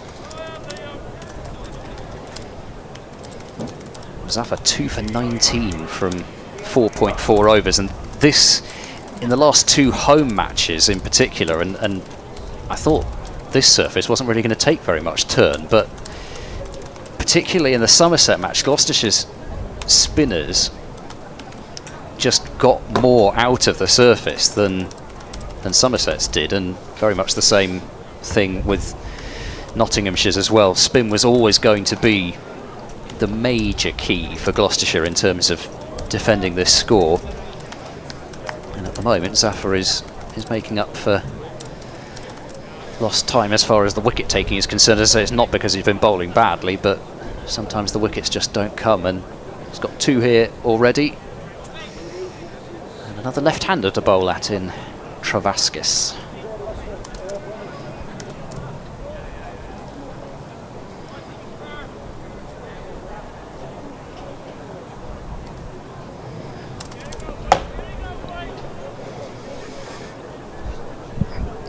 Travaskis, another left-hander then. Zaffigo comes in and bowls, and he looks to cut and then changes his mind sensibly at the last moment and watches go into the keeper's stumps. That almost Into swerved the keeper's away gloves. from him. Yeah. Quicker deliveries just seem to be almost shaping away from the left-hander, and then he's getting the turn into them. Last ball of the over. Travaskis turns it to mid-wicket, no run there. Well, Gloucestershire well on top here, spearheaded by their excellent total of 367. Said initially that I thought it was a fairly par score when they were around about 330-ish, but then they accelerated the last few overs and scored not only the highest score on this ground, but the highest against Durham in a one-dayer. And they look in a very, very comfortable position at the minute. From Durham's point of view now, if they are not going to chase these runs down, and there's no sign of any run chase coming at the moment, it's all about survival. They have to try and bat through the 50 overs to try and think about run rate. If it is going to be a defeat, which at the moment in time looks like it will be, then Gloucestershire another wicket or two and this could end up being over pretty quickly. They have brought Tom Smith back into the attack from the Lumley end. 6 overs for 29. He bowled 6 on the bounce fairly early on, and he's now bowling to Dixon, who drives for a single down to long off. And Dixon moves on to 5, 144 for 4. So Smith might even bowl right through, or it's going to be a short spell. You'd think if he doesn't, because he's got many overs to play with. Potentially a move from Gloucestershire to try to go in for the kill a little bit here. Smith is in and bowling, worked away into the leg side by Travaskis, past the dive of short mid-wicket and down to long on for a run that gets Travaskis off the mark. 145 now for 4. A couple of people leaving over on the far side of the ground. In comes Smith and bowls. Dixon inside edges. Now he doesn't know where the ball's gone, and Travaskis tells him to get back into his ground. The ball went straight to shore on the 45. Where are the people leaving? Well, I don't know. I saw somebody just opened a car boot over there. And there is a gym there though. So. Is that what it is? Yeah. I thought it was a little bit early for that. Smith bowls down the pitch. Comes Dixon and just about manages to get it past Travaskis at the non-striker's end. It was the only thing that was going to stop that from being a single. Could be putting away an empty lunch hamper or something as well. But the health club, the Bannatynes Health Club, there's people in and out of there all day long, and that's their car park at the far end. Smith in and bowling. Turned away to mid-wicket and stopped by Dent there for no run. So in danger of being another over without a boundary. Required run rate has just hit 10 runs per over. Smith in. Pushed into the offside. They decide against the single there, which means it's just 3 runs from the over. And it's a kind of a slow strangulation as far as Tom Smith is concerned. 7 overs for 32, he says, squinting to read the scoreboard. Low economy rate. Hasn't yet picked up a wicket, but doesn't really matter too much if he's only going at that number of runs per over. 146 for 4 then at the end of 28 overs, so Durham need 2-2-2 to win from 22 overs. In fact, they needed 2-2-2 from 22.2 a moment ago, which is rather satisfying.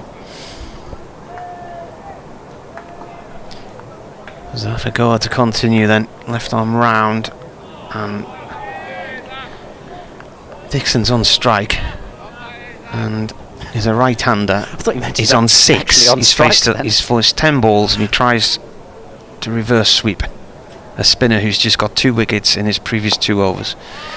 This one's played out through mid-wicket for 1. Oh, Dixon slips. I still think there was only 1 in it rather than 2, but as he was looking to set off for a possible second, he slipped over. There's something there. Somebody's put something in the grass there. Something slippery. We saw Dent and Wells slip in that same spot. Yeah. Just a downslope on the edge of the square, isn't it? Left arm over now to Travaskis, who sweeps straight to fine leg inside the discs, no run. Adrian says, I am Zafagor is world class. If Gloucestershire can put runs on the board, we could well qualify after an extremely poor start against Warwickshire and Sussex. 2 new batters in. I would remove him from the attack now because Durham may block him out. Well, they're not trying to block him out. That's a full toss though, and Travaskis places up to mid-on for 1. They can't block him out though, can they? I mean, he's 10 and over, and he's still got 4 overs left after this. I suppose now they really are in a pretty impossible position, Dixon and Travaskis. Goal left arm round, cut hard out through the covers. And a top spin on that as it goes towards the pavilion, top end of the pavilion for 1. To Dixon. He moves on to 8. Durham are 149 for 4, needing another 219 to win. Travaskis drives the ball underneath the bowler and away for 4. Good shot, losed his feet well there. And Durham end that over. They've gone past the 150 mark. 153 for 4, is it? 153 for 4 in 29 overs.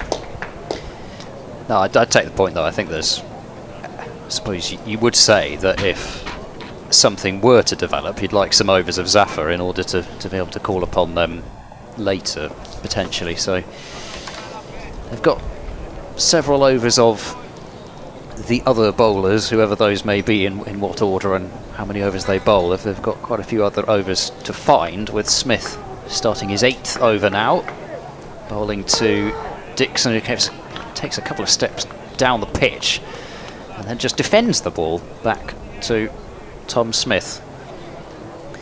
That almost ended up being Cakes a couple of steps down the pitch. Cakes? But, yeah, well, I almost ended up saying that. Oh. It's like a cakewalk, I suppose. Oh. It's anything but at the moment for Durham. Smith in and bowls. Cut shot attempted quite close to him. One-handed pick up and throw from Chris Dent. Ever spectacular in the field, but this time there was an easy single. 154 for 4. Dixon on to 9. But you're kind of darned if you do, darned if you don't if you're these two at the moment, because if you don't try some big shots, the required run rate will get ridiculous, and if you do, then you kind of lose your last hopes. As Travaskis pushes back to Smith, and there's no run there. I suppose the other argument would be that Gloucestershire just keep these on and then build the required run rate up to such an extent that even if they don't take any wickets, that it just becomes ridiculous. That's cut away powerfully through extra cover for 4 by Travaskis. It's a good looking shot. A bit short from Smith, but what Travaskis did well there was slap it in front of square where there isn't a fielder. So Travaskis is on to 10 from 10, 158 now for 4. Just the 3rd boundary that Tom Smith has gone for in this spell of 7.4 overs.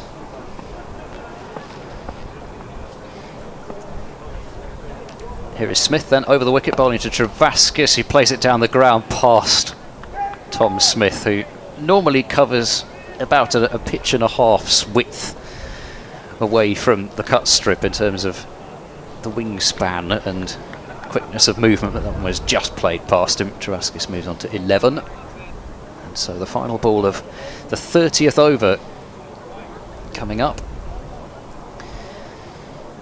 And Smith to bowl round the wicket to the right-handed Dixon. Dixon cuts away, beats backward point. There's a chase on for Zapagoa on the boundary. He's not going to get there, so that's 4 more. And 2 boundaries off the last 3 balls of the over, but it's still Durham needing 205 runs from 20 overs, and they've only got 6 wickets in hand.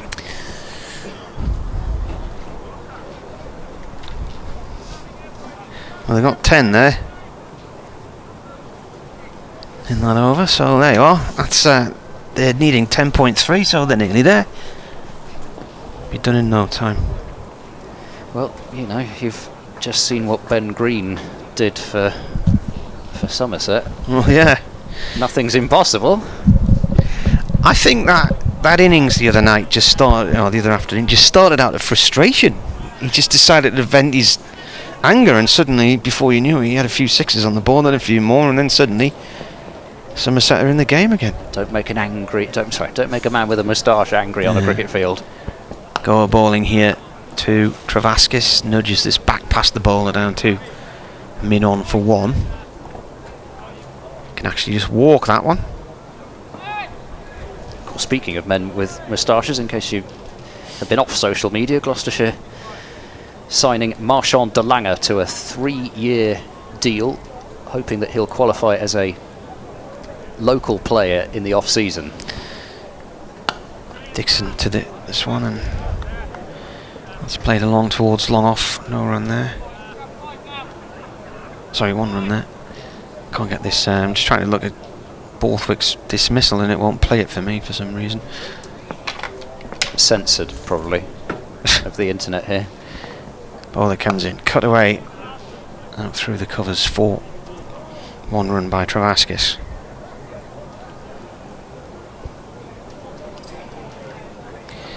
Right. Apparently the midweek thirds have 1 more game next week at Ashbrook. The Sunday thirds and 4th, so the 4th team now, they still have games up until September. Right, it was a midweek league then that we were watching last night. This is a shot from Dixon out through extra cover for 2 off Goa.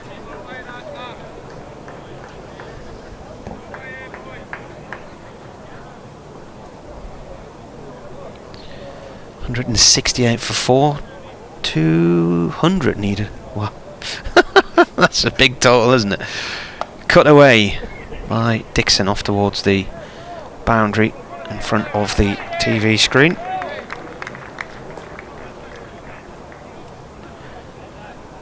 Just do my headmasterly peer over the top of my sunglasses to see who it was who fielded that ball. It was Ollie Price. It was a kind of an all or nothing pick up and throw. If he'd missed it, he might have risked giving up 4, but as it was, it meant there was no chance to come back for 2. Goer. And this is driven out through the covers by Travaskis for 1 towards the castle side of the ground. Royal London have just tweeted Stevie Eskenazi, so got 146 not out for Middlesex here last Sunday, then 186 for Middlesex against Surrey and 135 today against Notts in Grantham. The first man to score 130 plus in 3 consecutive List A innings. Anywhere in the world, I guess that. Well, I take it when it says the first man, that it must be. And it didn't say the first man ever. It didn't say ever, because I might have thrown my phone out the window if it had done. There was certainly potential for it to be there. There was, yeah. Definitely. And I knew that it couldn't be there, because otherwise you would have mentioned it. Yeah, true. Very true. You know me well. Right, change of bowling. And it's 31 gone, 19 to go, 170 for 4.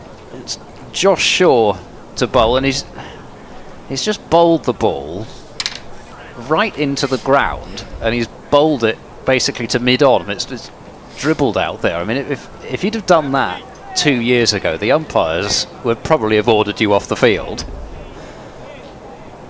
Anyway, they're far less bothered about that kind of stuff now.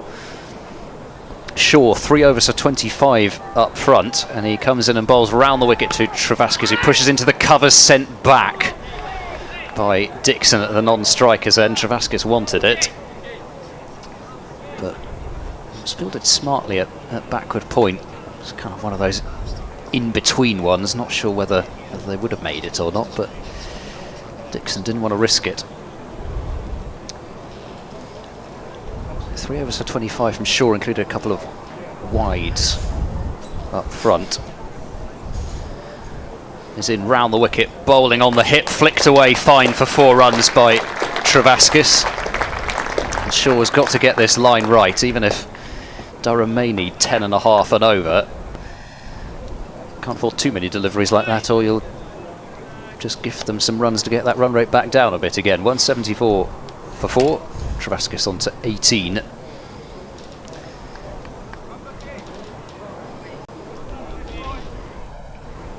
Tom Price has still got 5 overs left. Van Meekeren bowled 5, but probably won't come back for a while, as that's slapped into the covers by Travaskis, but straight to Dent. And there's no run, so a couple of dots as well as the boundary from Shaw so far. After this, Gloucestershire will have a few days rest, which I don't think they've had for a little while. It's been fairly helter-skelter through the Cheltenham Festival, and even before that, pretty much since the end of the T20, as Travaskis drives without timing once again to Wells at backward point this time, and there is no run. So Gloucestershire don't play again until Wednesday, when they welcome the Running Foxes to Seat Unique Stadium. Very much on message there, I think. And then trip to the Oval 2 days later. Shaw bowls booming drive from Travaskis, finds extra cover, so Shaw very much pulling this over back after that stray down the leg side, which went for 4 off the second ball of it. And then, in the blink of an eye, as soon as Gloucestershire have had a bit of a rest, the group stage of the competition for them comes to an end on the 21st of August, 2 days after the game at the Oval, with a fixture against Middlesex at Radlett. Shaw, last ball of the over. Oh, good slower ball there, which bounces over the top of Travaskis' attempted carve through the offside, so it's just the one scoring shot in the over. And 174 for 4 are Durham, and they need 194 runs from 18 overs.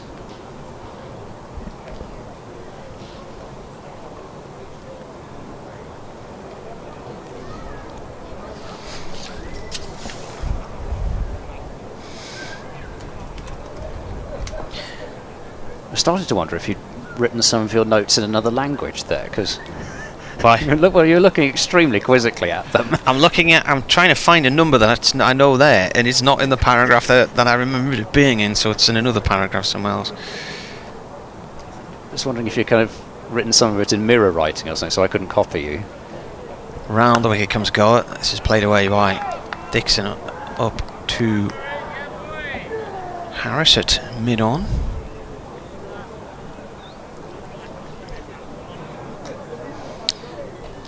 I'm just wondering about something.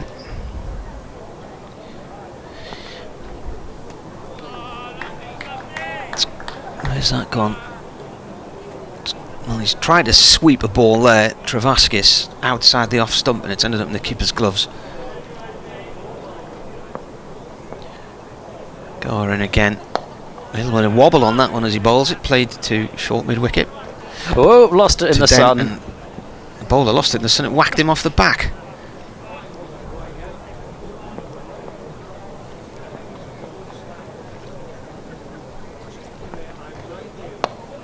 Ball was turned to short mid-wicket, no run there. Well, Durham have avoided at least one thing, their heaviest defeat by margin of runs, because that was 200 by Sussex in 1964 in a cup tie. Update now.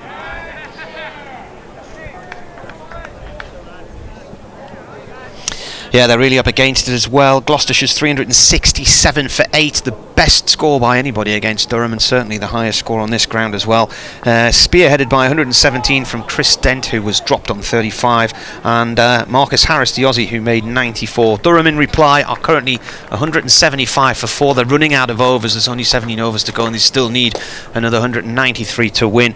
Bushnell, the opener, got 25, Clark 28, Maddinson 36, and Scott Borthwick's just been bowled by Zafar Goa for 45. So it's not looking good for Durham today. 17 overs to go. They're 179 for 4.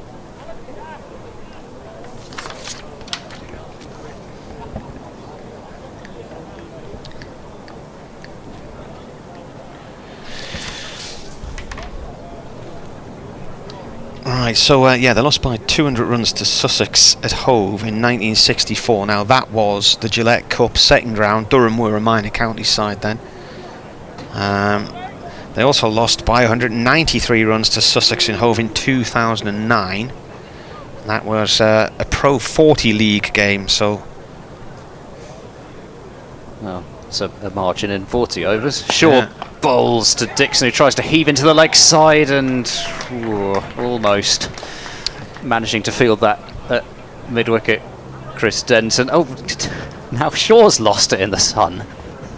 just had no idea where the ball was and was in danger of getting plunked as well. 180 for 4. Sussex made 277 for 6 in that game, and then bowled Durham out for 84 in 24 overs. Here's Shaw round the wicket. Bowls now to Travaskis, who moves across his stumps, flicks it aerially into the leg side, but it is only going to be a single out to Tom Price at deep mid-wicket. Low throw, which squirts underneath the gloves of Bracey, but not to any cost. 181 for 4, so almost at the halfway mark in terms of runs. Durham. And Travaskis, that last ball of the previous over, almost became the third Durham batter to get bowled through the gate by Zafar Gohar, but then the ball went down to the boundary for 4 byes. Unfortunate on Bracey, because the turn and bounce really meant there wasn't much he could do about it. Now, discussion about this Lumley end ball, it seems. At the moment, I think it's just a bit of repair work potentially that's needed. I don't know that Gloucestershire necessarily want it changed. I think they're just trying to get it tidied up a little bit. Shaw looks like he just wants to get on with it, to be honest. The ball is now back in his hand. Couldn't really see whether the umpire had his scissors out or something like that, but seemed to be what was going on. Here is Shaw bowling to Dixon, who tries to thwack that one over mid-wicket and manages to get it down towards long on. And runs all along the ground, so just another single. Dixon certainly looks as if he's decided he's had enough now. He's built a bit of an innings, and it's kind of now or never really if you're Durham. Still a few overs until Gloucestershire can put that extra fielder out. 34th over now. They can't do that until we've had 40. Shaw round the wicket to the left-handed Travaskis. He's in and bowls. Travaskis pulls out towards deep mid-wicket. That will be cut off. It will. Tom Price manages to get there, and it's gone out towards another of those long corners of the ground out into the leg side, and it's just the 2 runs. I thought there was probably 4 off the bat. 184 now for 4. Knots are going along quite well in reply to Middlesex's 355. Knots are 189 for 2 in the 31st over, so they need 167 runs to win from 19 overs. Shaw bowls good Yorker, dug out by Travaskis. All he could do was just make sure that he didn't hear the death rattle behind him. Umpire just pawing away at that front foot mark of Shaw where his foot landed. Didn't see him have a word. Shaw to complete the over, bowls to Travaskis, who thrashes at that one, no timing at all into the offside, and it's another dot. So this has been good stuff from Josh Shaw since he's come back into the attack, with 4 runs off his first over and just the 5 runs from this one. 184 runs required from 16 overs by Durham. Somerset are 120 for 4 after 30 overs. They need 150 to win from 20 overs, but they've lost Matt Renshaw, who made 55 off 63. So probably you'd say, given scoring doesn't seem to have been that easy there, you'd say Leicestershire might be favourites for that one now. Durham have just reached the halfway stage in terms of runs scored and needed, and there are only 16 overs to go as well. So that has gone wide. First ball of this new over from Goa. This is his 9th.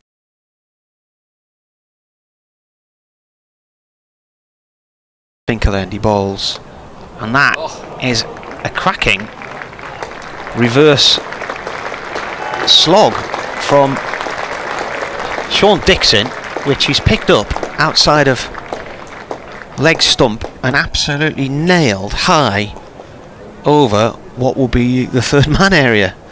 But he's turned third man into long leg, and he's hammered it high for a 6 down towards the Health Club boundary. Quite the shot.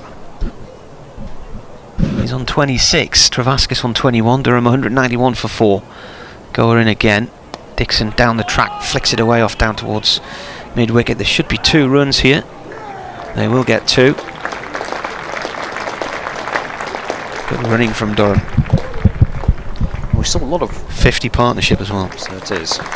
We saw a lot of runs in Gloucestershire's innings, but I don't think we really saw a shot quite as extraordinary as that one from Dixon. Towering 6 over what is a pretty long boundary. Partnership in 46 balls. Next ball's a dot ball, and the live stream's gone off on my feed for some reason.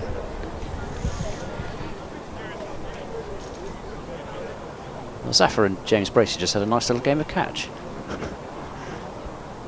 Left arm round again. Dixon plays it towards backward point, and Travaskis is saying yeah, pulling him through, calling him through. And in the end there was no throw back towards the stumps. The fielder at backward point just held onto the ball. 174 more needed for Durham from 15.2 overs. If they're going to get anywhere near from here, it will be rather spectacular. Goa balls. Wait as the shy this time, as the cries, it goes out in towards the cover area. No run there.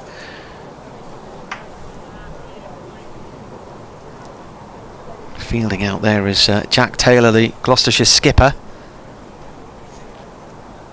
Bowler comes in again, and a little reverse paddle around the corner, almost caught there, but it didn't quite carry to Third man on the discs, it bounced just in front off the bat of Travaskis. He'll get a single and he'll keep strike. So they'll have one. What's the score? 195. So 11 from the over. Marcus Harris was just past a banana by Gloucestershire's physio team. Full of nitrogen bananas.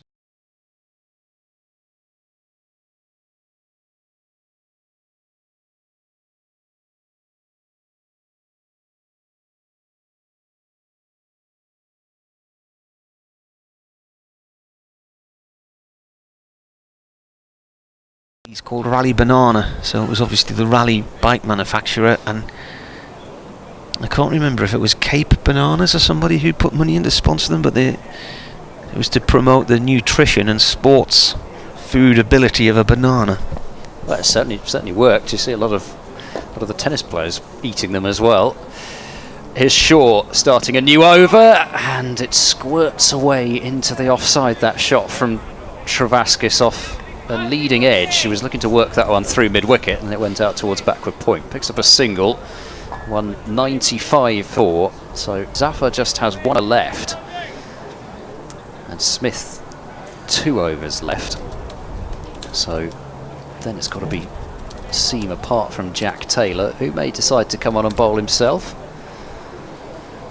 For now though, Shaw bowling to Dixon, who pulls mightily out over mid-wicket for 6 more. That's landed on the top of a cover, parked in front of the northwest terrace, and basically glided across the top of the cover and shot off into the stand, and that's Durham's 200 up as well. 200 for what? 4? Indeed. I mean, that's generally not a bad one-day score, is it? No, 200 for 4. No, exactly. I mean, every chance the way that Dixon's suddenly going that it won't be like this, but as that game I was talking about in terms of Kent at Beckenham, where I think they scored 300 and lost by 100 runs. But it may well not prove to be the case here, and it's anything like that. Shaw bowls to Dixon, wide delivery, which he slashes at and misses, and Bracey can take the ball. Just haven't seen masses of joy with the short ball at all today. There have been so few which haven't been climbed into. As ever, if you're going to bowl the short ball, it's got to get right up to kind of head height. Anything other than that has just been sitting up easily to be hit. Dixon across his stumps and flicks that one away down towards long leg. I don't think it's got the legs to go to the boundary. They'll get 2, think about 3. The crowd wanted them to go for it, but I think a decent decision not to, because whilst maybe not the quickest across the turf, it's I think it's Van Meeker at a short, fine leg. Yep. He's got a strong arm, as most fast bowlers do. So 204 for 4. Dixon on to 37 with that 2. Very much beginning to accelerate things here. Although having said that, now he's making Josh Shaw wait, but didn't really mean in those terms. Shaw in, bowls Dixon, backs away to the leg side this time and drives to mid-off. Jack Taylor elects just to hold on to the ball. Didn't really have any chance of running anybody out. So that's 10 off the over with 1 ball remaining. Still just shows you, even now, how tricky it is to pick up wickets on this surface.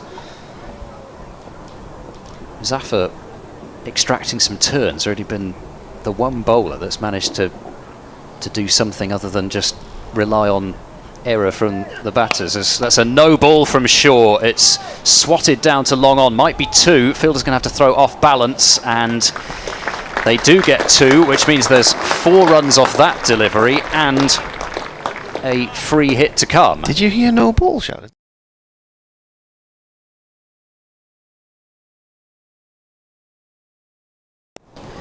Actually, maybe.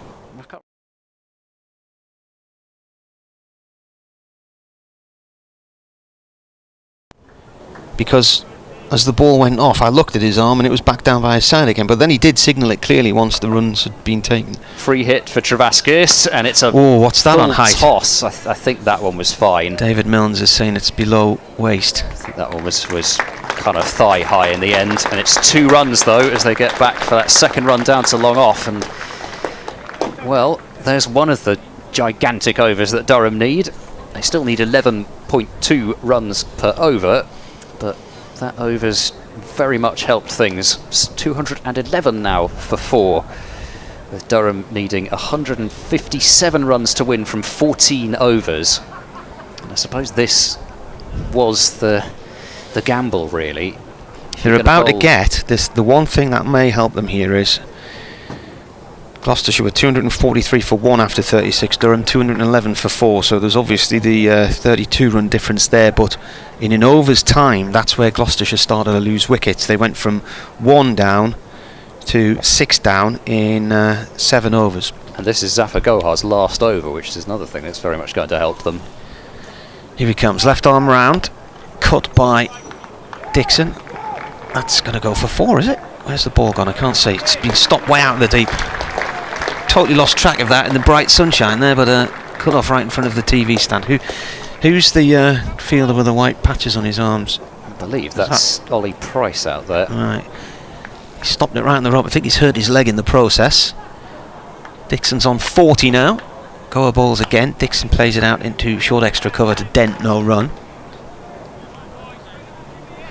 Goa's taken 2 for 47 from 9.2. 1 maiden from him.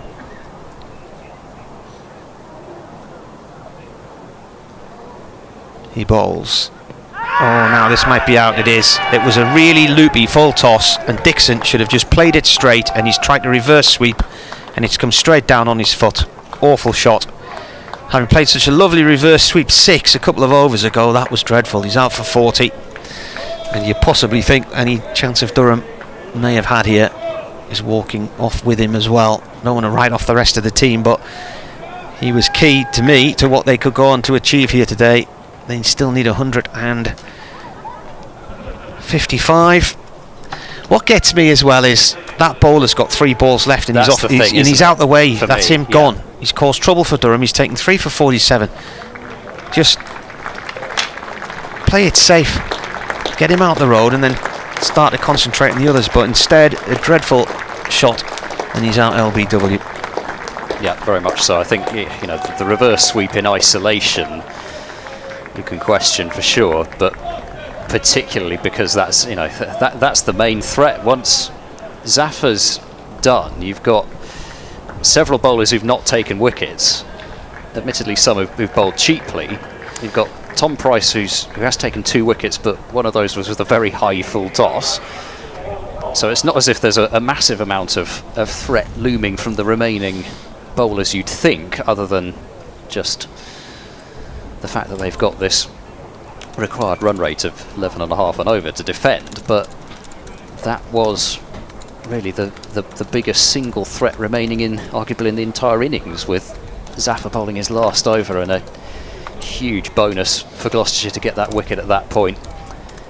And it brings Paul Coghlan out to the middle, who only bowled 3 overs, and I don't know that he was out in the field for, I'm not quite sure how much of the innings he was out on the field for in the end, but we'll see what he's got. He may just decide that, especially if he's injured, do you think he might just decide to swing for everything and beware the injured player, if indeed he is injured.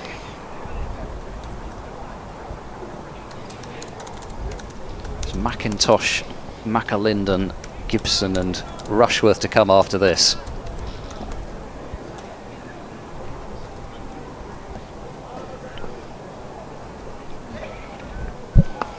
First ball's played away by Coghlan, so he only bowled 3 overs, but he's out batting.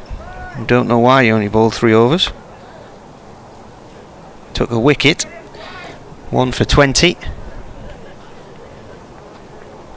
Don't know if he was injured or ill, or there was something else, not sure.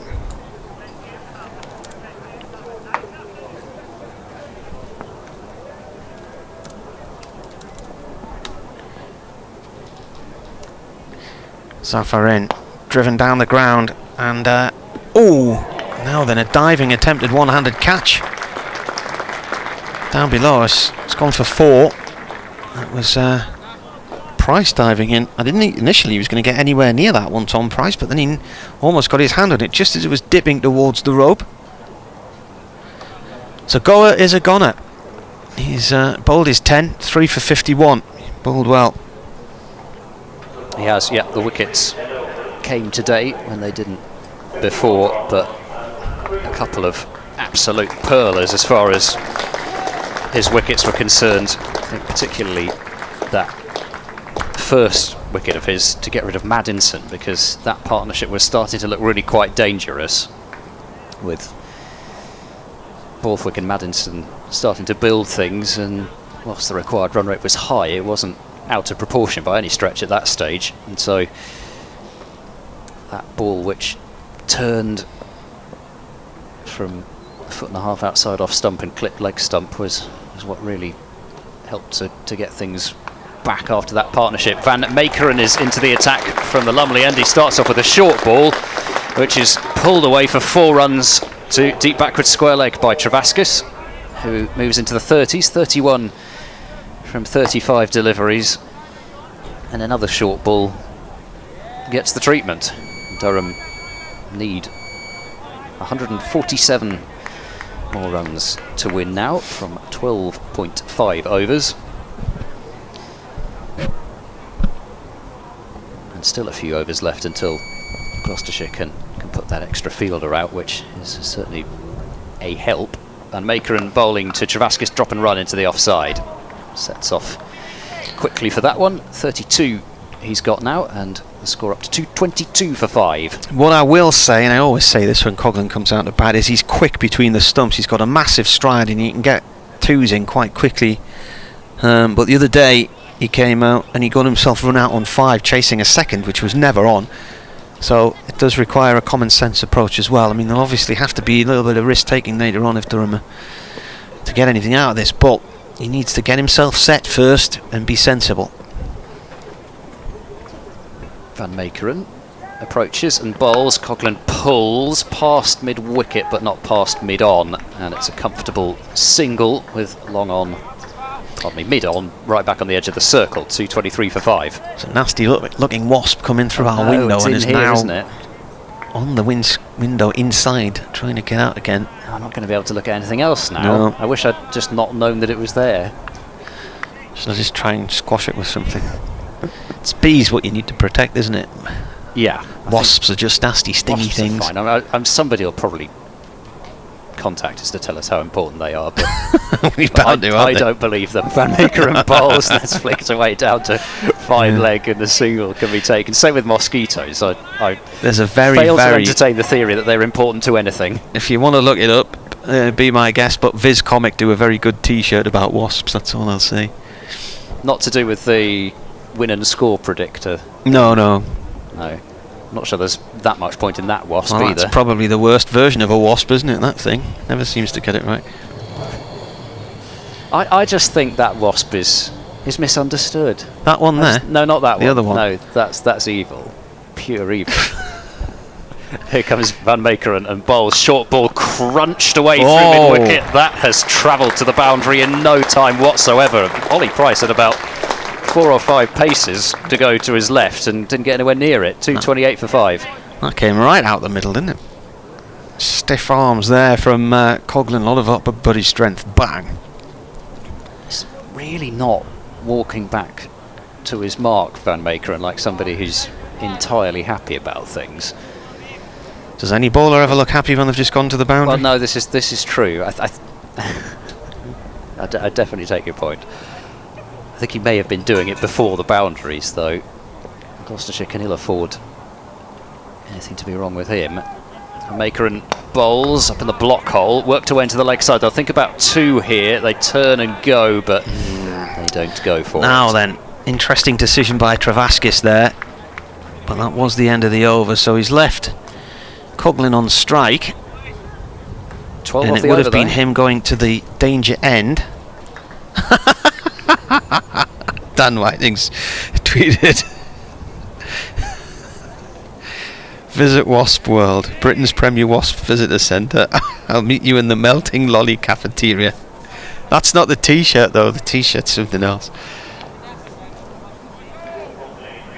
Britain's Premier Wasp Visitor Centre. Where is it? Well, I just hope it's a long way away from where I live. It's in Cornwall. Okay, yes. Supposedly, yes. Yeah. I have seen that one before.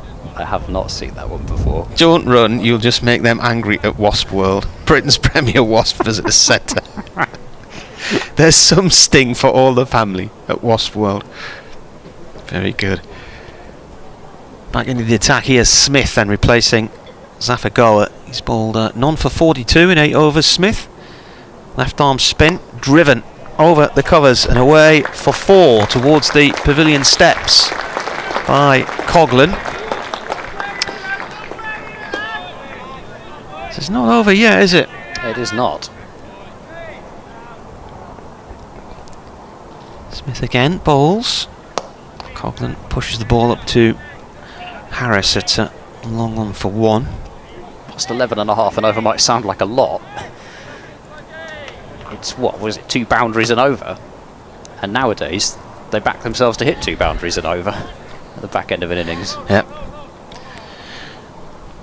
Harris is coming in from long off to mid off. Why not spend the day with these vicious little spiteful insects? Marvel as they buzz around one of our 40 observation bins. Travaskis plays this one up to long on this time. To like Price. It's too quiet now. I can't. Watch as they get increasingly frustrated, banging against the glass. Feel their wrath as you accidentally disturb one of their nests.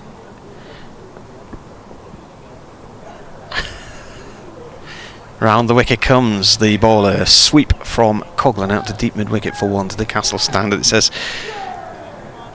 disturb one of their paper nests, and when you're hungry you can enjoy a troubled lunch at the Melting Lolly Cafe.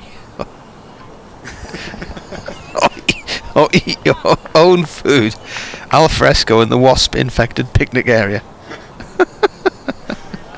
Oh, gosh. Visit its finest. It really does encourage so many painful memories.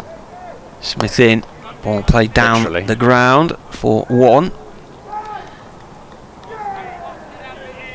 I remember being stung as a little kid sitting on a monument, might have been like memorial steps around a little statue in Richmond Town Centre in North Yorkshire. First time I got stung, I never saw the thing. No. It was a stealth stung by a ghost wasp. Stealth sting a ghost wasp. That sounds some like German heavy metal band, doesn't it? Going to go for a quick single here. The throw back from mid-wicket to the keeper's end. And Coghlan keeps strike again. So not a bad over there. That's 4, 5, 6, 7, 8, 11 off that, is it? Is that right? Yeah. 9, I think, isn't it? 9, was it? How many ones did I count there?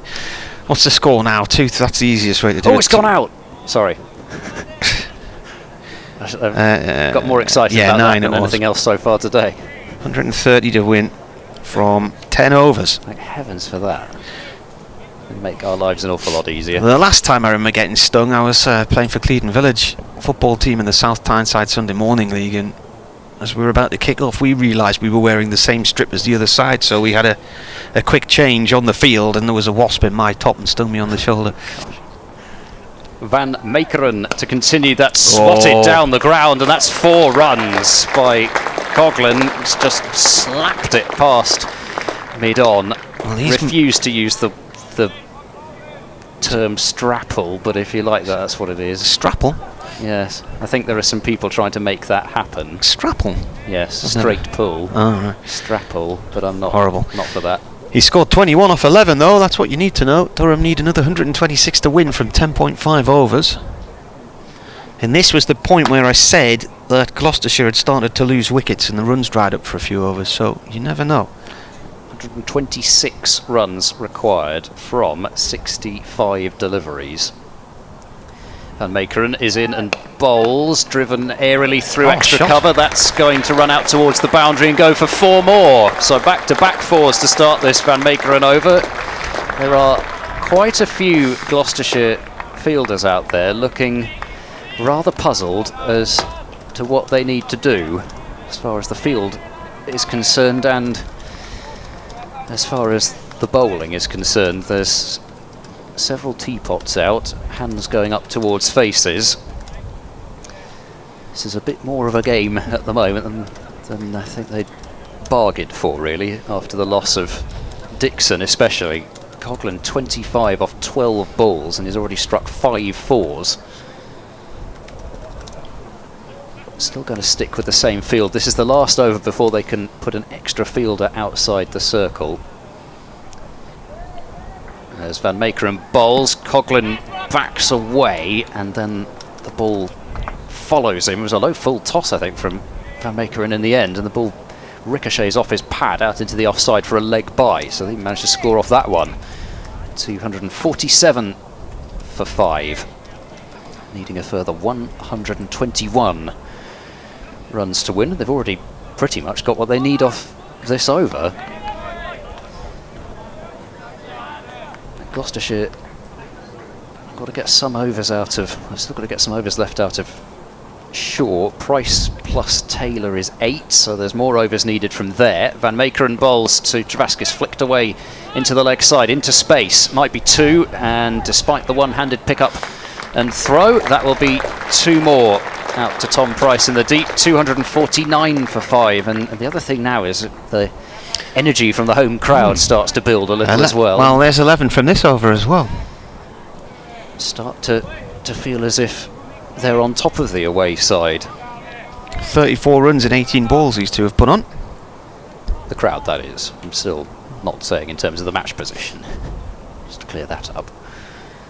119 more needed to win. Van Meekeren bowls to Travaskis. Full delivery in the block hole. Turn into the leg side. That's surely going to be 2 more. Should be pretty comfortable in the end. The ball just about makes it outside the 30-yard circle, but there's 2s aplenty everywhere, really. And that's the 250 up for Durham. 13 off the over, still with 1 ball remaining. Van Meekeren, the walk gets, the speed of the walk back to the mark gets ever more funereal in its pace. Suspect they may have to look to a change.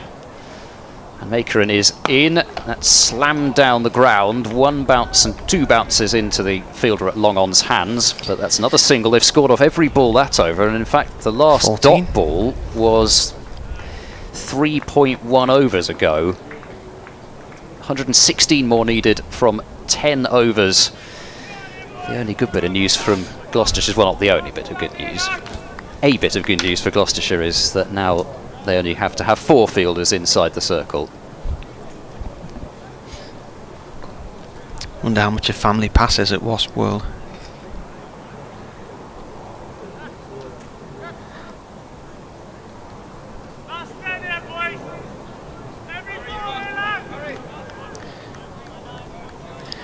Viz Comic, founded by the Donald brothers in Newcastle. And, Simon Donald used to do a late night show on Radio Newcastle on an evening on the weekend. Oh, bit of a leading edge from Travaskis. Throw going down towards the wicket keeper's end, but Travaskis is going to get there and come back for 2 from Harris at long off to the left-hander, just down below our commentary position.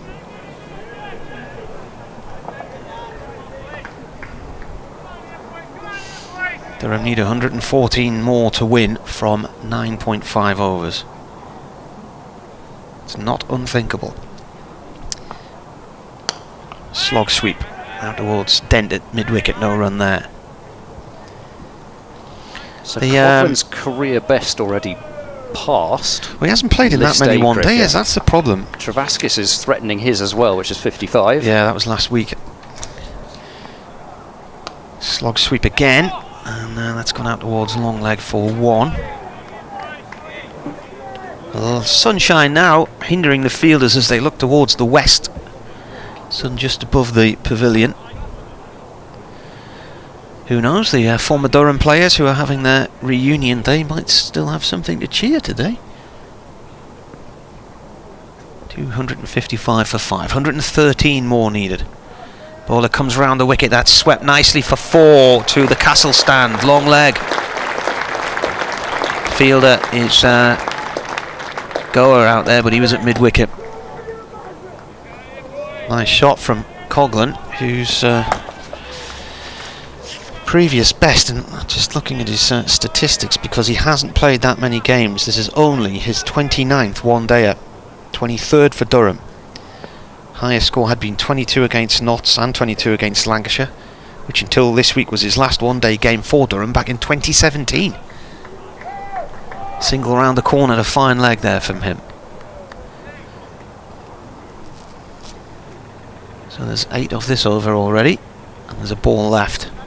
And the last ball of Smith's spell. None for 59 from the spinner. Travaskis on 43.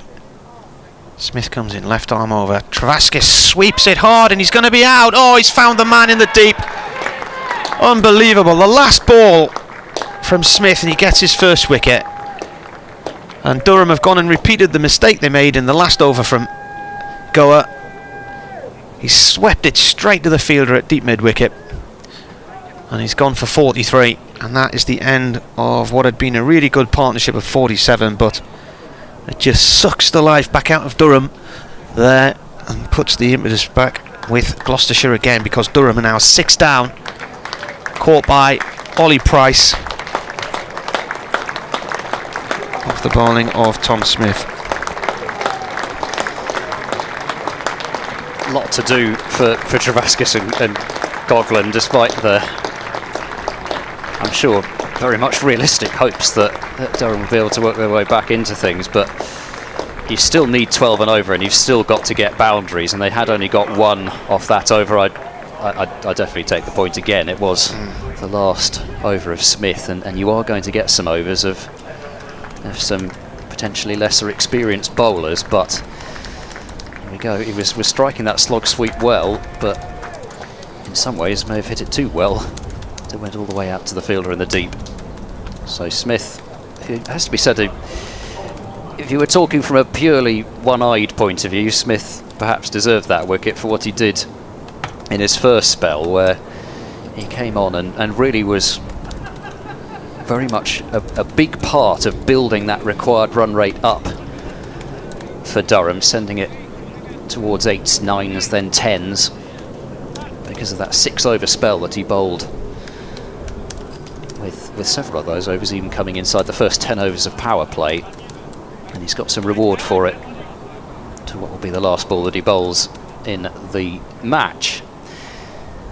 Tom Price, I think, is going to come on from the Lumley end, having bowled 5 overs, 2 for 21 up front, claimed the wickets of Bushnell, who clipped a ball out to deep square and was caught by Tom's brother Ollie, and then Graham Clark, who was also caught on the leg side boundary off a high full toss. Coghlan on strike, and he skews that one away into the point area and manages to come through for a single. Exactly sure where he was looking to hit that one, but I think again that slower ball of Tom Price managing to just fox Coghlan there a little. 31 off 16 balls. He's not hit a 6, it's 6 fours. So it'll be Tom McIntosh to face his first ball. Third man and fine leg have gone back. Mid-off up inside the ring. Price bowls another slower delivery, which is pushed away to mid-off, and there is no run. Just looking at that partnership there, 47 in 4.5 overs. They'd given a bit of momentum, hadn't they? Matt's asking, how much do they sting you for admission to Wasp World?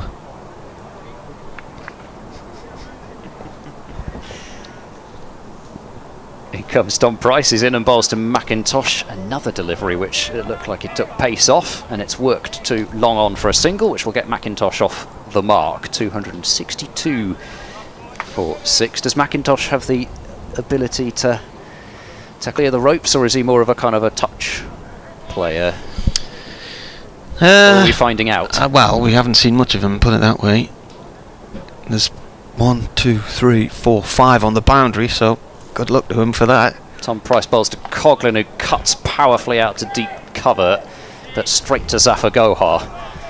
And just the single, so Good start to the over this from Tom Price. 3 runs from the first 4 deliveries. Required rate just goes over 12.5. You've had Borthwick 45, Dixon 40, Travaskis 43. Nobody's gone on to get that big score for Durham. Been consistent scoring, hasn't it? It's just not enough of it. Yeah. Not even a half century. Tom Price to McIntosh. It's a short ball, which McIntosh, he tried to charge Tom Price, and then Price bowled a short delivery which defeated him, and he just had to duck underneath it. It's intelligent bowling from Tom Price. I do think, and I know this may just be me trying to support my own narrative here, but I do think we've seen an uptick in terms of when Tom Price does bowl that quicker delivery today after just having a few days rest. Tom Price in and bowls that short down the leg side, helped on its way by McIntosh for a single. That's all it's going to be. Did kind of miss out on a chance to help that one round the corner, but that's a fantastic over from Tom Price in his comeback. Just 4 off it.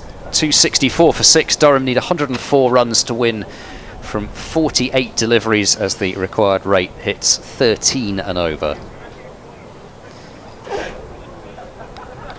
Now Jack Taylor, I think, is going to bowl from the Finkel end.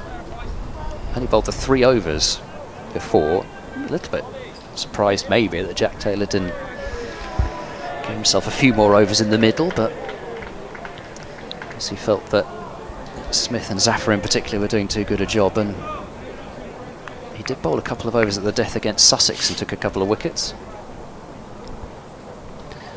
Got a long off, a long on, deep mid wicket, cow corner, all on the boundary. McIntosh plays it back into the ground. 104 needed here now for Durham. Looks to reverse sweep, and it's come off the back of his bat, bounce forward. He manages to dive in as he goes for a quick single.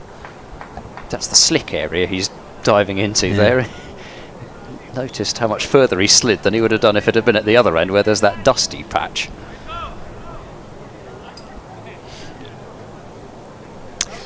Well, if nothing else, Durham are about to disappear off the largest defeat margin chart because they're nearly down below 100.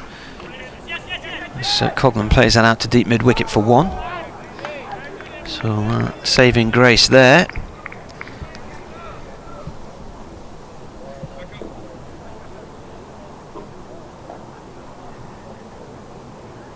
Taylor bowls, and that's gone for 4 or 6. 4. McIntosh with a reverse sweep, launches it high over the discs, past third man, turns the third man into fine leg on the discs and down, just pitches inside the boundary at the Health Club end. He comes down and drives at this, but it's a little bit too high on the bat, and all he can do is play it back to the bowler. 98 to win now. Taylor again bowls. McIntosh launches it in the air, and it's away wide over. Long off. Fielder has to come round to cut it off to get 2 runs. 8 from the over. Scoreboard seems to have stuck. 1, 2, 3, 4, 5. There's only 5 balls on there. I think this time it. Right, no, there was a dot in between. Yeah. There we go.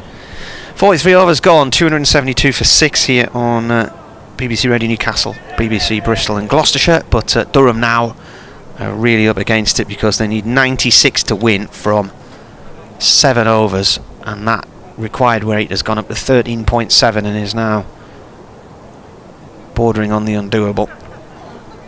Tom Price's slower balls seem to have worked rather well so far. He's bowling to Coghlan, and Coghlan angles that one down past third man. That's really well played by Coghlan, just using the pace on the ball and beating the dive of short third man. So 4 runs to start that over. Coghlan's 7th 4, dealing exclusively in 4s, pretty much. 92 needed from 41. Tom Price may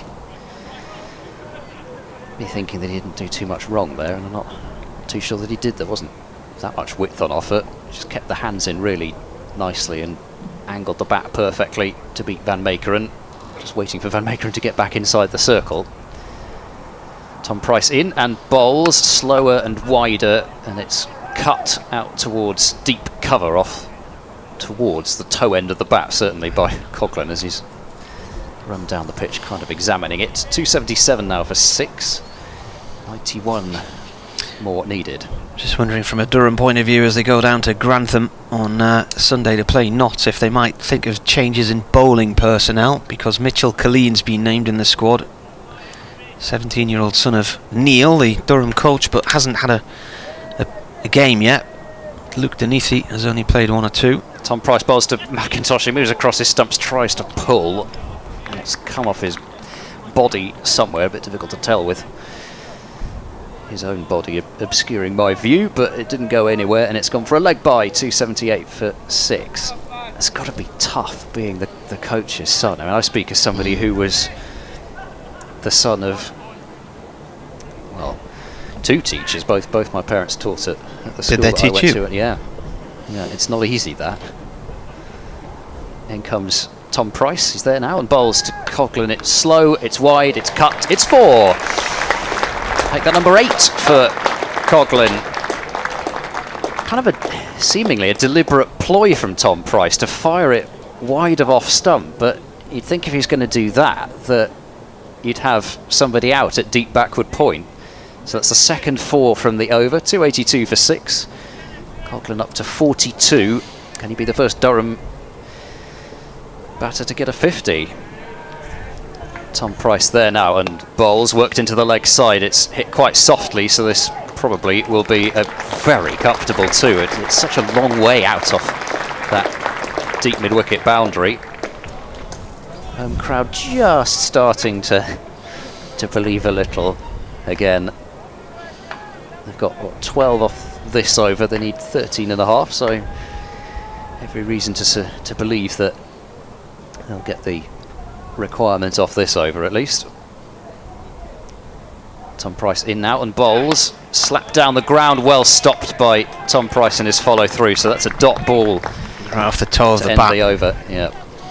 Just for once, it didn't come off the middle of that blade of Coghlan, whose strike rate is basically 2 a ball. 284 for 6 then.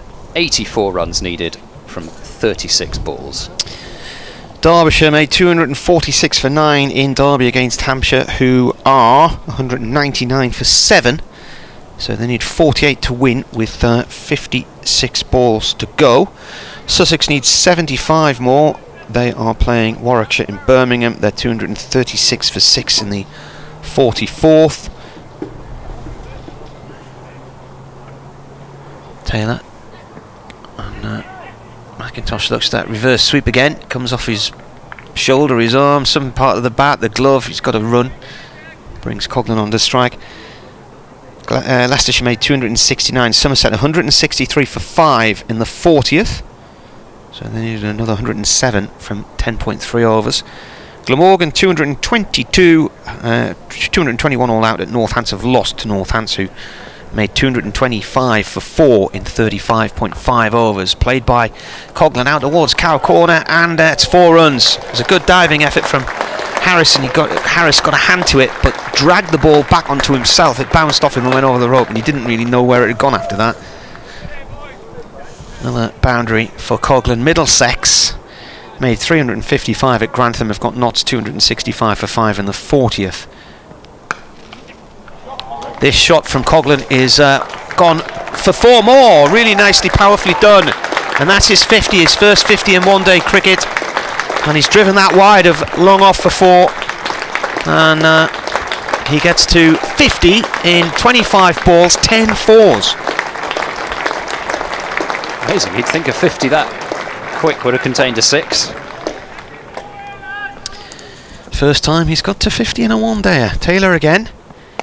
Coghlan with a little flick out through the leg side. Should get 2 here. Oh no, he's changed his mind. Bolo did well there. He chased after his own delivery and crossed towards mid-wicket. There are still problems for Gloucestershire here. Van Meekeren, 3 overs to come back into the attack, but he's been expensive. Shaw's been expensive. That's coming our way. That might also be... Oh, it's gone for 4. Harris couldn't quite get it. McIntosh drives that ball from Taylor down the ground, and he was a slightly wide long on. He's come running across to the left in front of us, trying to grab the ball as it bounces over the line. Couldn't quite get there. 1 ball left. This has been an over, so that's 12, 13, 14 from it. Durham are needing 13.6 and over, so they need 70 to win now from 5.1 overs. And he comes, tries to reverse sweep and misses it entirely. And it's a wide. I was going to say, that was quite a long way out. Yeah, Durham players were wided for similar deliveries when players were attempting reverse sweeps.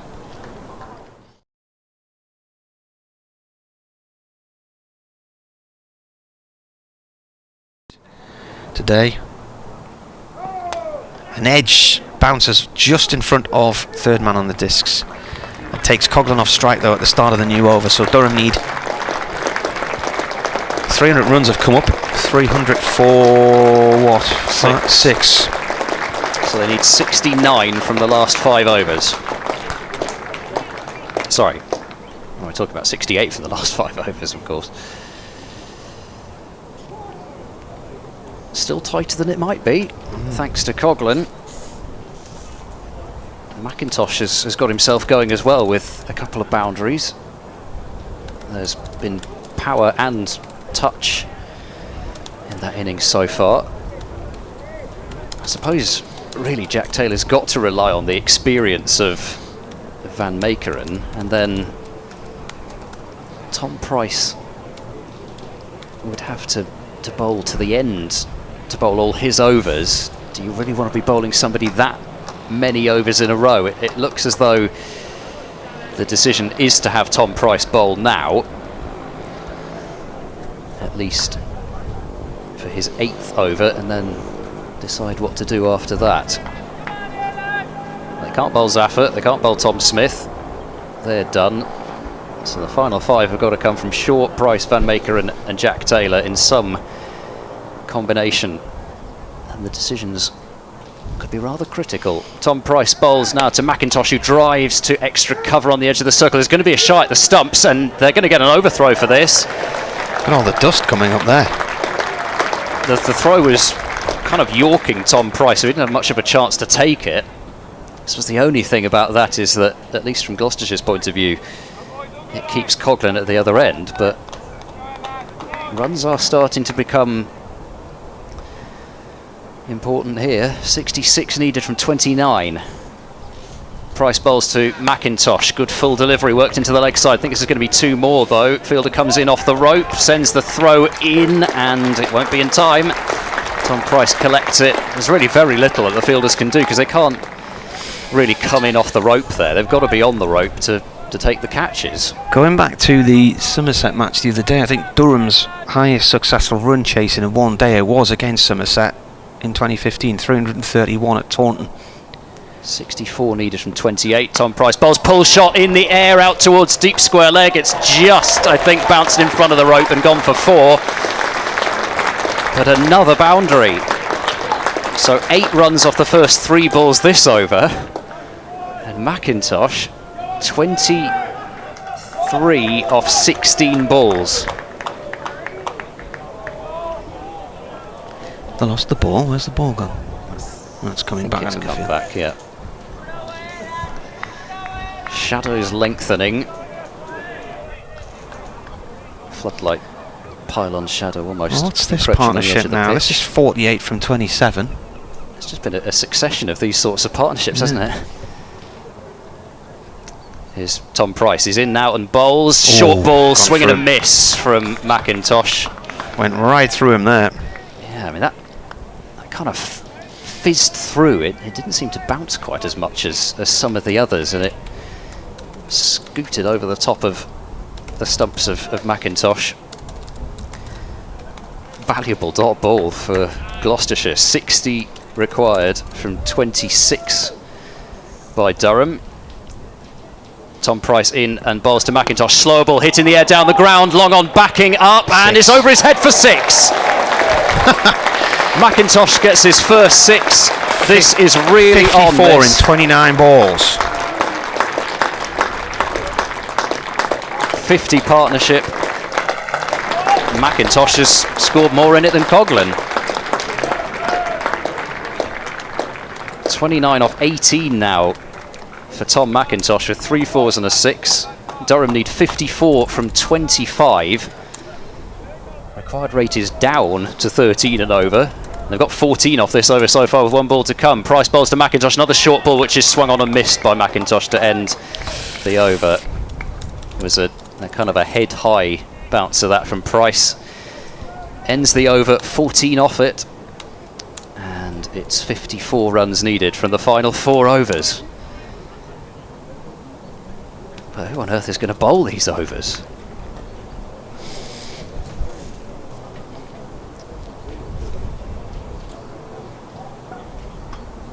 Just looking back in the last few overs, they've been to go back a few overs until the last over where there wasn't multiple boundaries. How many runs was off that over there? 14.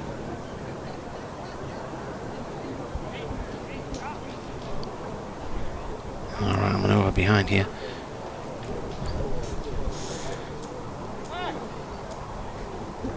Well, I think they kind of had to take Jack Taylor out of the attack. He's got his cap on, but I'm not at the moment entirely sure who's going to bowl. I think it's going to be Van Meekeren from this Finkel end, and I guess he'll bowl the last 2 overs from this end. And this is where you need that international experience, domestic experience of Van Meekeren. He was always likely to be Gloucestershire's go-to option at the death. He's got a situation on his hands here.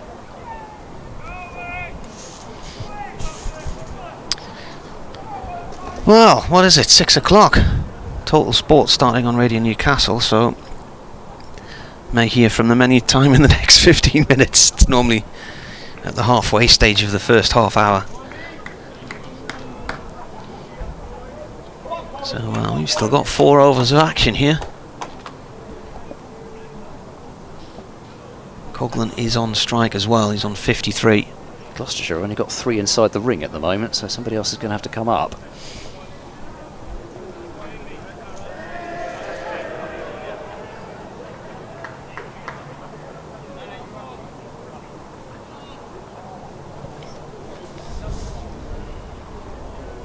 Ollie Price is that man.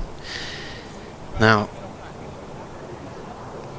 Taylor, now he's dropping back again. They can't work out who they want to bring in. They're now bringing Safrikawa in off the deep square leg boundary to the discs, and they've dropped Taylor and Ollie Price back to long on and long off. Coghlan on strike. Van Meekeren from the Finkel end bowls. Coghlan misses one, which is wide of off stump. He tried to drive straight there, but didn't step towards the ball. It was a wide-ish delivery, enough to get a dot ball. Because really the one thing that Van Meekeren can't do with this field is spear it in on the pads, because it's just a gift boundary, really. You've got square leg on the discs, fine leg on the discs.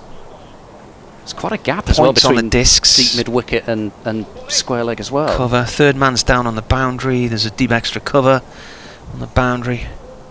Cover on the discs. Cow corners on the ropes. That's coming cow corner way. That is 6. And Taylor was just down below our commentary position, and as soon as that left the bat, he knew he wasn't going to get anywhere near that. It sailed over his head and landed next to the tractor down below us on the right-hand side. So, this is all rather interesting. 48 to win from 3.4 balls. And Coghlan with a big 6 there off Van Meekeren. So that's his second. No, so that's his first 6. He's hit 10 4s as well. He's on 59 from 28 balls. Van Meekeren comes in again and bowls. And he's driven at that, and he's got an inside edge, and it's stopped by the diving fielder at fine leg on the discs. Is that Dent? It does look like Dent, yeah. Which is a strange position. He's a good fielder though, isn't he? Find Dent in, isn't it? No, it's not Dent, it's Harris. I was going to say, Harris, it seemed like a really odd position to have Chris Dent in. Unfortunately, with the shadows, the way they are and the distance away, it's not easy to tell who's who. Yeah, Dent is at extra cover. That's rather where I would expect him to be. Partnership 61 from 33. Durham need 47 to win from 3.3 overs here on the BBC. The Brains Trust is having a meeting down on the pitch. They're going to... Now, Fine Legs just stopped the 4 there, and now they're dropping him down to the boundary. So, and they've dropped Square Leg out on the boundary as well, because McIntosh is on strike. They've decided he's a weaker batsman than Coghlan. They're bringing third man up onto the discs, and long offs come to mid off. The reverse field from what we had almost. And Mikarin, right arm over to McIntosh. McIntosh pulls at it, and it's gone out towards the square leg boundary for 1. Goa is there, he fields. That brings Coghlan back onto strike. Durham need 46 to win from 3.2. What's the cut-off time, by the way? It's next week sometime. Well, well inside that. It's 6:39. It's only 5 past 6. So they really can take absolutely as much time about this as they want, despite the restlessness from the home faithful. Well, Durham are nearly up their record run chase. They're 3.22 for 6 now as Coghlan drives at that one. It's got an inside edge. He's dragged it across towards square leg, just inside the discs. 1 run. He's looking at the bottom corner of the bat. Didn't connect with it well. So they've had a 6 from this over and 3 singles and a dot. There's 1 ball left. So going into it, Durham were needing around about 14.5 and over, and they've only got the 9 from this. So the required rate is currently 14.2. The run rate is 6.9 across their 46.5 overs. Imagine what Coghlan's telling McIntosh there. Presumably, last ball of the over, have a free swing. And Mikarin comes in and bowls. It's a short one, and McIntosh looks to the square leg umpire for height, and he's told no, that's legal. Not gone down well with some of the locals. Well, 45 needed to win from 3 overs now. You're looking at snookers here, really, aren't you? 3-2-3 for 6. The only thing is that 2 overs remain from the Lumley end, and Van Meekeren has just got the 1 over left, and you've got to choose between Tom Price, who's not got much death experience, and Josh Shaw, who's bowled 6 overs for 50 so far, and also in terms of T20 cricket especially would tend to have been used up front. I think Price will bowl, will he not? Looks like it. Shaw's still got his hat on and doesn't look like he's even warming up or anything. So it does look as if it's Price to bowl right through. I mean, this is a really tough ask for the youngster to bowl 5 overs on the trot in the last 10. It's basically what he'll be doing. A drink is being brought out for Coghlan, and possibly a message will be just trying to slog it. McIntosh is having a drink as well. Their partnership's 63 from 36 balls. If you get 1 big over, what's the best over Durham have had? Can you think in this innings? No, I about can't. 16. It must have been. It needs a big over of recently. You know, you need a sort of 16, a 26 sort of run over, don't you? Really. 16 was the 45th over. I think there was 1 other particularly expensive one before that. Scrolling back to try to find it. 14 off a Van Meekeren over. That was the 40th. So yeah, it may be that 16. No, 17. That was the over where Josh Shaw bowled the no ball. Right. So Tom Price, 8 overs, 2 for 50. How are the nerves? 45 off 18, bowling to Coghlan on 61. Tom Price is in now and bowls. Coghlan drives, doesn't get the elevation. It goes to the edge of the circle at extra cover. Jack Taylor will just run the ball in towards Tom Price. No need for any histrionics in terms of throws. Jack Taylor's just got to be that kind of calm, Morgan-like presence on the edge of the circle at extra cover. Seemingly unflappable. 44 needed from 17. Yet again, substantial changes to the field, but understandable really, because Coghlan and McIntosh are rather different players. With this field, Tom Price has really got to be attacking the stumps and bowling to that big leg side boundary, because everybody's up on the offside apart from deep cover. Tom Price is in now, bowls. McIntosh moves across his stumps, pulls that one away. That's 6 over backward square leg.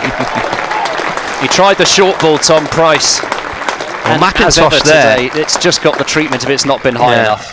What happened was there, McIntosh lured him into that. He stepped across his stumps, and the bowler saw him and tried to bang it in short, but McIntosh was equal to it and just hooked it down past long leg for 6 to the pavilion steps.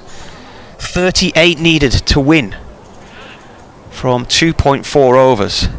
It's really intelligent as well from McIntosh, because if he tries to hit that in front of square, it's a monster hit, but he's targeted behind square. In comes Price, bowls, it's a full toss, hit in the air, and should be taken at extra cover, and that's the end of McIntosh. Tom Price gets his 3rd wicket, Jack Taylor with a comfortable catch, but a terrific hand from McIntosh. It's his highest list A score in his young career. 36 made from 23 balls with 3 4s and 2 6s. And Durham do still have a hope thanks to him and Paul Coghlan, of course. But Jack Taylor taking a comfortable catch. And it's 38 more required from 15 balls by Durham. And they're now 7 wickets down. Well, I think Stanley McAlinden's coming out now. Good effort from Tom McIntosh. Credit to him.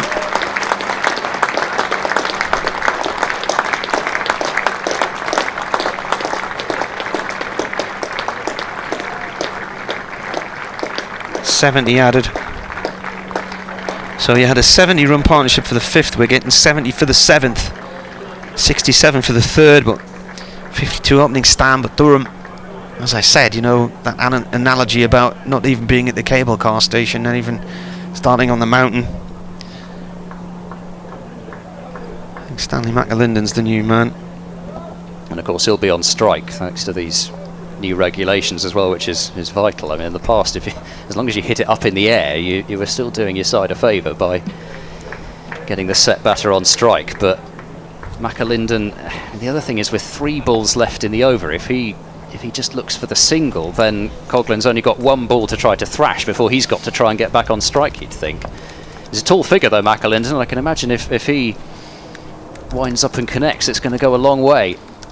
38 needed from 15 balls. McAlinden to face his first ball. Price is in and bowls. It's a full toss. It's carved away out towards deep cover. Will just be the single. Zafar gets the throw in, but it's got past Bracey, and Bracey's throwing his hands up as to say, come on. They're not going to go back for a second run there. Just get the throw right. 331 for 7. 37 needed from 14 deliveries. It's certainly not the calming finish Gloucestershire were after. It's Coghlan on strike on 62. Price is in and bowls. Full toss hit down the ground and just be 1 bounce down to long off. And they take the single. He's going for the Yorker length ball, wasn't he? And it was a low full toss, and Coghlan couldn't get it away. He's put it straight to the fielder at long off in the corner of the ground. Bit finer, and he's got a massive gap to go over the bowler's head and away for 4, but he's pretty knocked with himself that he didn't do that. Yeah, he got a ball to hit, that's for sure. I suppose the only thing is, as they tend to say, it's better to bowl a low full toss than it is to bowl one in the slot. 36 needed from 13. It's McAlinden on strike. Price is in and bowls. McAlinden leaves a wide outside the off stump. Bracey can't believe it, but I don't think Tom Price is too upset by that. 35 needed from 13. McAlinden, if he hits a single, do they take it? Because Coghlan's got to face these remaining balls, doesn't he? But it's a bold move to turn down the single. 35 from 13. Tom Price bowls to McAlinden, swing and a miss, and this time it's within the guidelines, so it's a dot ball. But Coghlan will be on strike. But it's 36 now needed from 12 overs. And in the context of things... 35, I think, isn't it? 35, pardon me, yes, you're right with the wide. I hadn't factored that in. 35 needed from 12. And that over, which went for 10 from Tom Price, is a terrific one at this stage. Well, this is now Durham's highest score, batting second in a one-dayer. But that's going to mean little.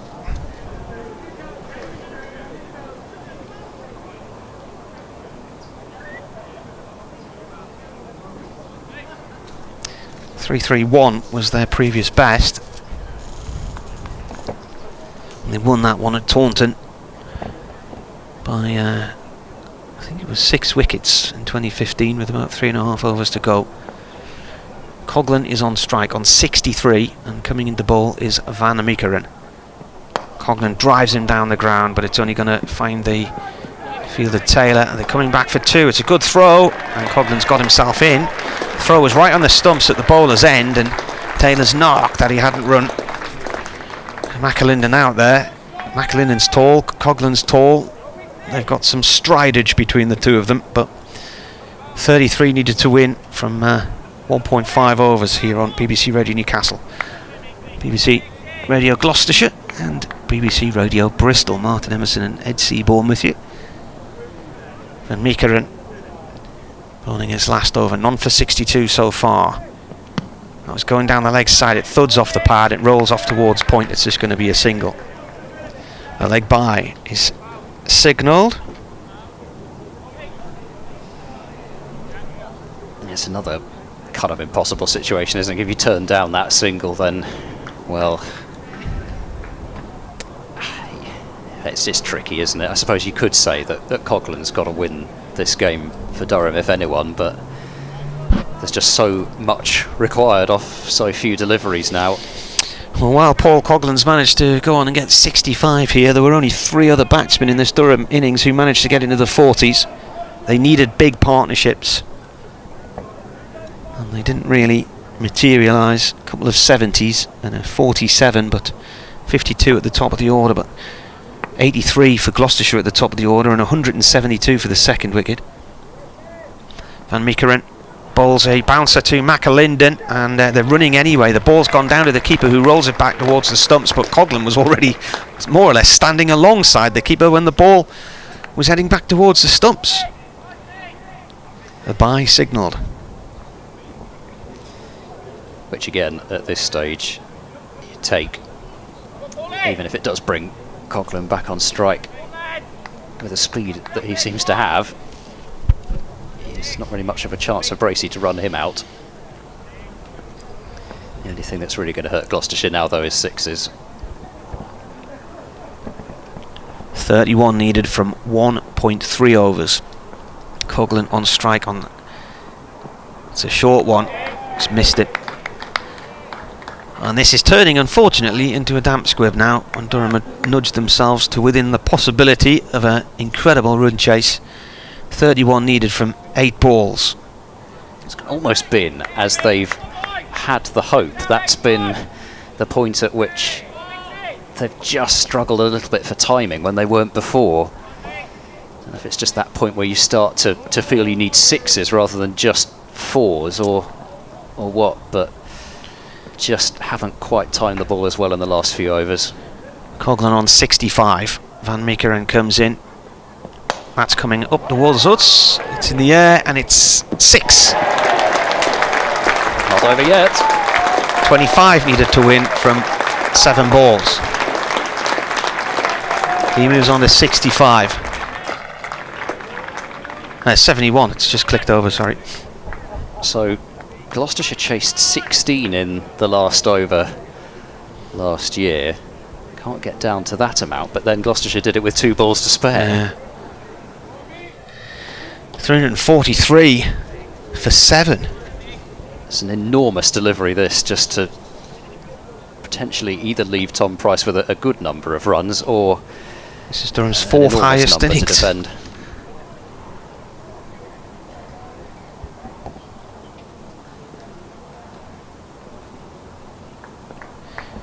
Last ball from Van Meekeren, none for 68. Coghlan on strike. Slower ball, that's massive. That's going to go in the river. Hey, get after that.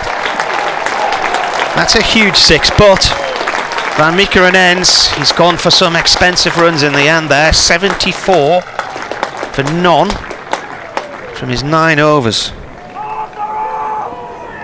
16 off it with the 2 sixes at the end. The only thing is that McAlinden's going to be on strike.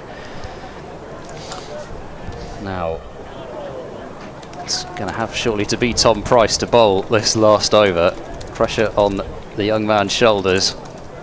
This is a real test for him, even though Coughlin's at the non-striker's end. That was a massive hit for 6. Really, even if it had just been a 4, it would have left Tom Price with more than 20 to defend. 3 swings of Coughlin's bat after a single from McAlinden and it's over. Understandably, Gloucestershire are going to take plenty of time over this. 19 off 6. It's McAlinden on strike with Tom Price now in and bowling. Yorker, they're running through. Bracey misses the stumps and McAlinden's going to make his ground at the non-striker's end as well. Tom Price couldn't leave that, even if it was going to hit the stumps. He couldn't allow that to go through. I thought for a second there, 350 runs up for Durham, 49. How many wickets down? 7. 18 needed from 5 balls. It's only the 3rd time Durham have got the 350 in a one-dayer, so this is now their 3rd best score. Just behind 353 for 8 against Notts in the semi-final in 2014, which was the highest score on this ground until today. 18 from 5, That's wide delivery. That's got to be they've gone out for an appeal. It's caught behind. Tom Price has got a wicket, and it's that of Coughlin. A wide delivery which he thrashed at, and he doesn't look too disappointed with the decision. He's examining the toe of his bat, whether that means that he thinks he toe-ended the ground or toe-ended the ball, but he's been given his marching orders by umpire Chantry. What an innings from Coughlin though. 77 from 38 balls, 10 fours, 3 sixes. And he gave his side hope where there seemed none.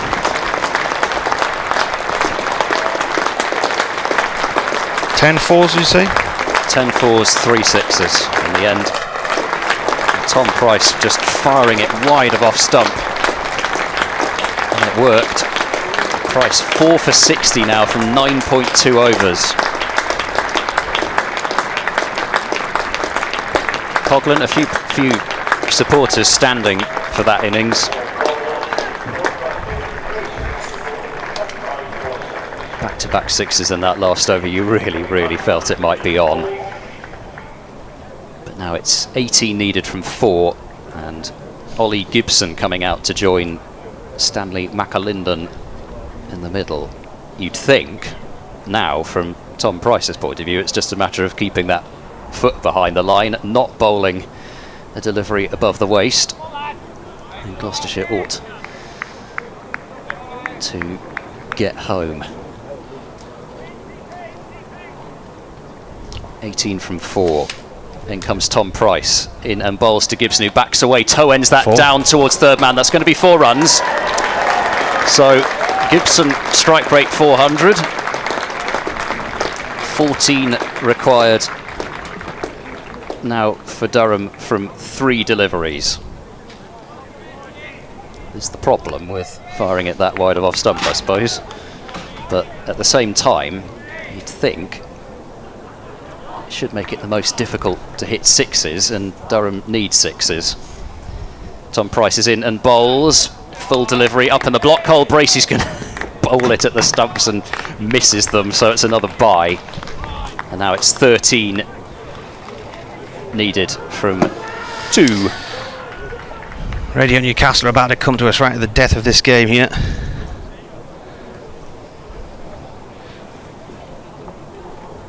So pretty much snookers needed now by Durham. McAlinden then on strike on 1, 13 needed off 2. Tom Price is in and bowls, swings himself off his feet and misses it, and it goes through to James Bracey, and that should be that now.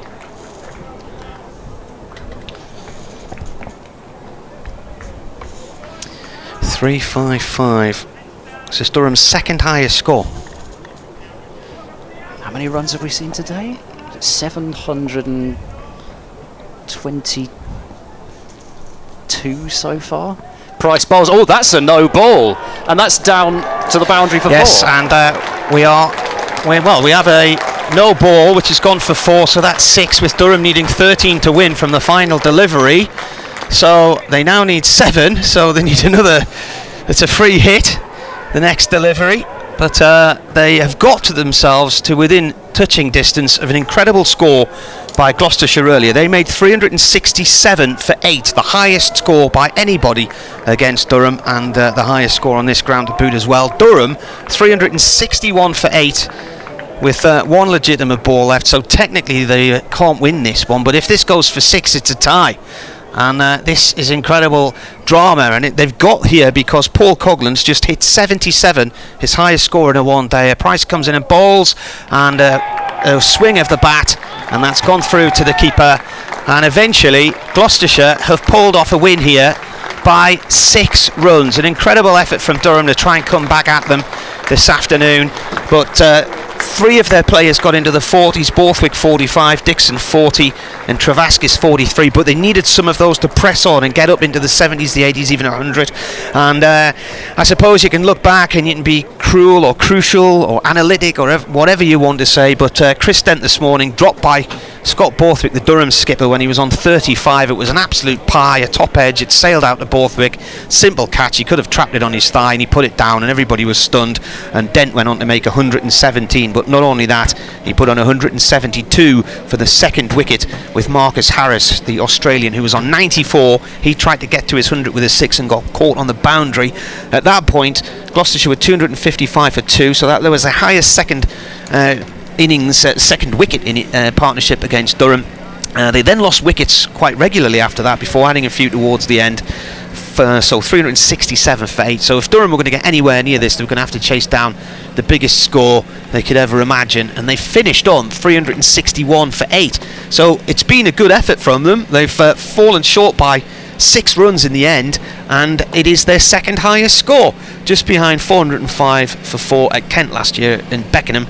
And so really not a bad effort, but just some of the bowling was a little bit loose from Durham earlier on. Interestingly, Coghlan, despite coming out and hitting 77, he hit 10 fours and a few sixes as well, I think, in that innings. I'm just looking back through his scorecard.